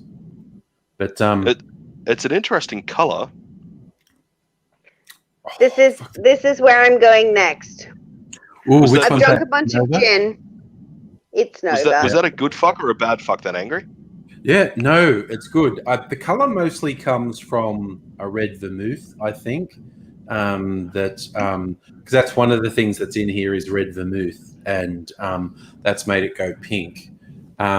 Things like whiskey and rum, etc. Almost when you milk clarify, almost all the brown gets filtered out of them, and it comes out somewhere between yellow and amber. But this one's interesting to me because it had a red vermouth in it, and it's along with everything else, and it's come out pink. So there's some fairly strong colouring in that. That's the Unico Yuzo vermouth. But so this has got a fuckload of, it's 3 different rums. Vermouth, it's got some whiskey in it, it's got some gin in it. It's really nice. It's very fucking boozy. Sometimes with the clarified ones, you can't really taste the alcohol anymore. I can really taste the alcohol. Stella was saying before that they're a whiskey drinker. Are you a whiskey snob, Stella, or are you just like, you know, whatever whiskey's around type thing? I really like expensive whiskies. If I can taste the mash, I'm not going to bloody drink it. But like, I don't give a shit about, you know, oh, is it Macallan? Is it this? Is it this? Like, shut the fuck up. So I'm a little bit of a whiskey wanker, but also I fucking hate whiskey wankers. So I mostly keep it to myself. Fair enough. Yeah, that's why I love the whiskey. I love the whiskey tribe on YouTube, because they're mad, obsessive whiskey dudes from Texas. But they make a big thing. Don't be a wanker. A good whiskey is the whiskey you like drinking. It's as simple as that. Don't listen to someone telling you what you should like. Drink what you do like. Stella, have you had any of the Starwood stuff? Or yes, actually, I've actually got one of the special editions that they did for the Whiskey Club. Oh yeah, that was really good. What cask do you have? Because I'll tell you in order of goodness. I can't. Because I do have that information. Give me 1 second. I'll go have a look. All right. Yes. No, to turn this to completely G-rated, I have a similar thing where ice cream is concerned. That is very G-rated, yes. It's very G-rated, but you know, not being a drinker, sorry. But yeah, it's I love No Frills ice cream. The cheap Neapolitan ice cream. I absolutely love it. Vanilla. Yeah, and the really expensive, the really bloody expensive connoisseur fucking things and all of that. They're okay, but I don't find them anywhere near as satisfying as I do just a bowl of fucking No Frills vanilla with a bit of Milo or something. Like, yeah, it's always it's just that whole don't be a wanker about these things. A lot of people look at me about my iced teas because I make a month worth of iced teas every month. On the first day of almost every month, I make a month's worth, and it sits in my fridge. And I've got my drink bottle. I wash it every night before I go to bed, so it stays nice and clean. And I drink my iced tea because it's tasty. There's very little sugar in it because I use the natural sugars from the fruit as opposed to actual sugar. And I use decaf tea so that it's not like my wife can have some if she wants, and you know, it doesn't keep me awake for 4 days. I love it. It tastes great. Everybody that has a glass of it, it's like, yeah, no, that tastes really good. But you've got people, I've met people who kind of sit there and look at me a bit like as if I'm not really an adult, because in my fridge, I don't have 25 different types of alcohol and soft drink. You know, nothing shits me more. Like with all my booze, nothing shits me more than someone who tries to browbeat or peer pressure someone into drinking. I hate that so fucking much. If you don't want to drink, great, more for me. Yep. Exactly. Happy to talk to anybody who wants to talk about the technicalities of booze, the flavors of booze, any sort of booze, whatever. Happy to talk until like they run out of words. But yeah, if you don't want to drink, cool. Can you drive me home? All of my friends know me as the designated driver. They know me as the guy that doesn't drink, and they all very much appreciate that I'm the guy that doesn't drink. Yeah. And I'm also the only member of all of my friends, almost, that can turn around and say, I've driven all of my friends' cars at one point or another. Oh, that reminds me of this time I was sitting in a bar with like there were 8 of us there, and I was just looking around, and legitimately I had sex with everyone sitting there, and there were 2 sisters sitting at the table as well. Way to go! Not at the same time, Abigail. obviously, but That's I not said what- it, and I got high fives from everyone. It was great. That is the way to do it. Yeah, I actually like have. I have a story I about said that, that, but I and won't they do looked it. I around won't and do like- it while we're. I have a story about that, but I won't do it while we're live streaming. I'll do that in the after party. Fair Hey, enough. Kirsten, I can't find the number. Oh no. Speaking of So which, on sorry, the I'm label, just going to say. Sorry, I'm just going to interrupt briefly, because I'm probably going to go to bed soon. I'm putting the link in the chat because I'm going to cut off the stream in a couple of minutes. So anyone who wants to join and maybe hang for the after party, this is your last chance. So sorry for talking over everyone, but I just wanted to get that out because I'm going to cut off the stream soon. So yeah, that's perfectly fine. okay, so Stella, on the label, there's some romance text that's like, this whiskey tastes like red things and blah blah blah vanilla. And it will give a hashtag. So it's 9141, 9181, or 12141. I think. There's no hashtag on this. Maybe there's not a hashtag, but it says like cask number. Negatory. negatory. Now, there Send is you a a word photo that needs to be your said more often. Messenger. Right. I will check my messenger and I'll be like, nah, it's there. I can't remember the exact wording, but it was definitely like red things and stuff. All right, so it's after 1 a.m. now, so that makes this a 5-hour live stream, which I think is enough for live streaming. So if anyone's still there, I hope you have a jolly evening and whatnot. Catch you again. Good night, I everybody. may well not be doing another live Alright, stream everyone, before live long and Tuesday. prosper. So yeah, live long and squander, and we'll catch you all later. Bye.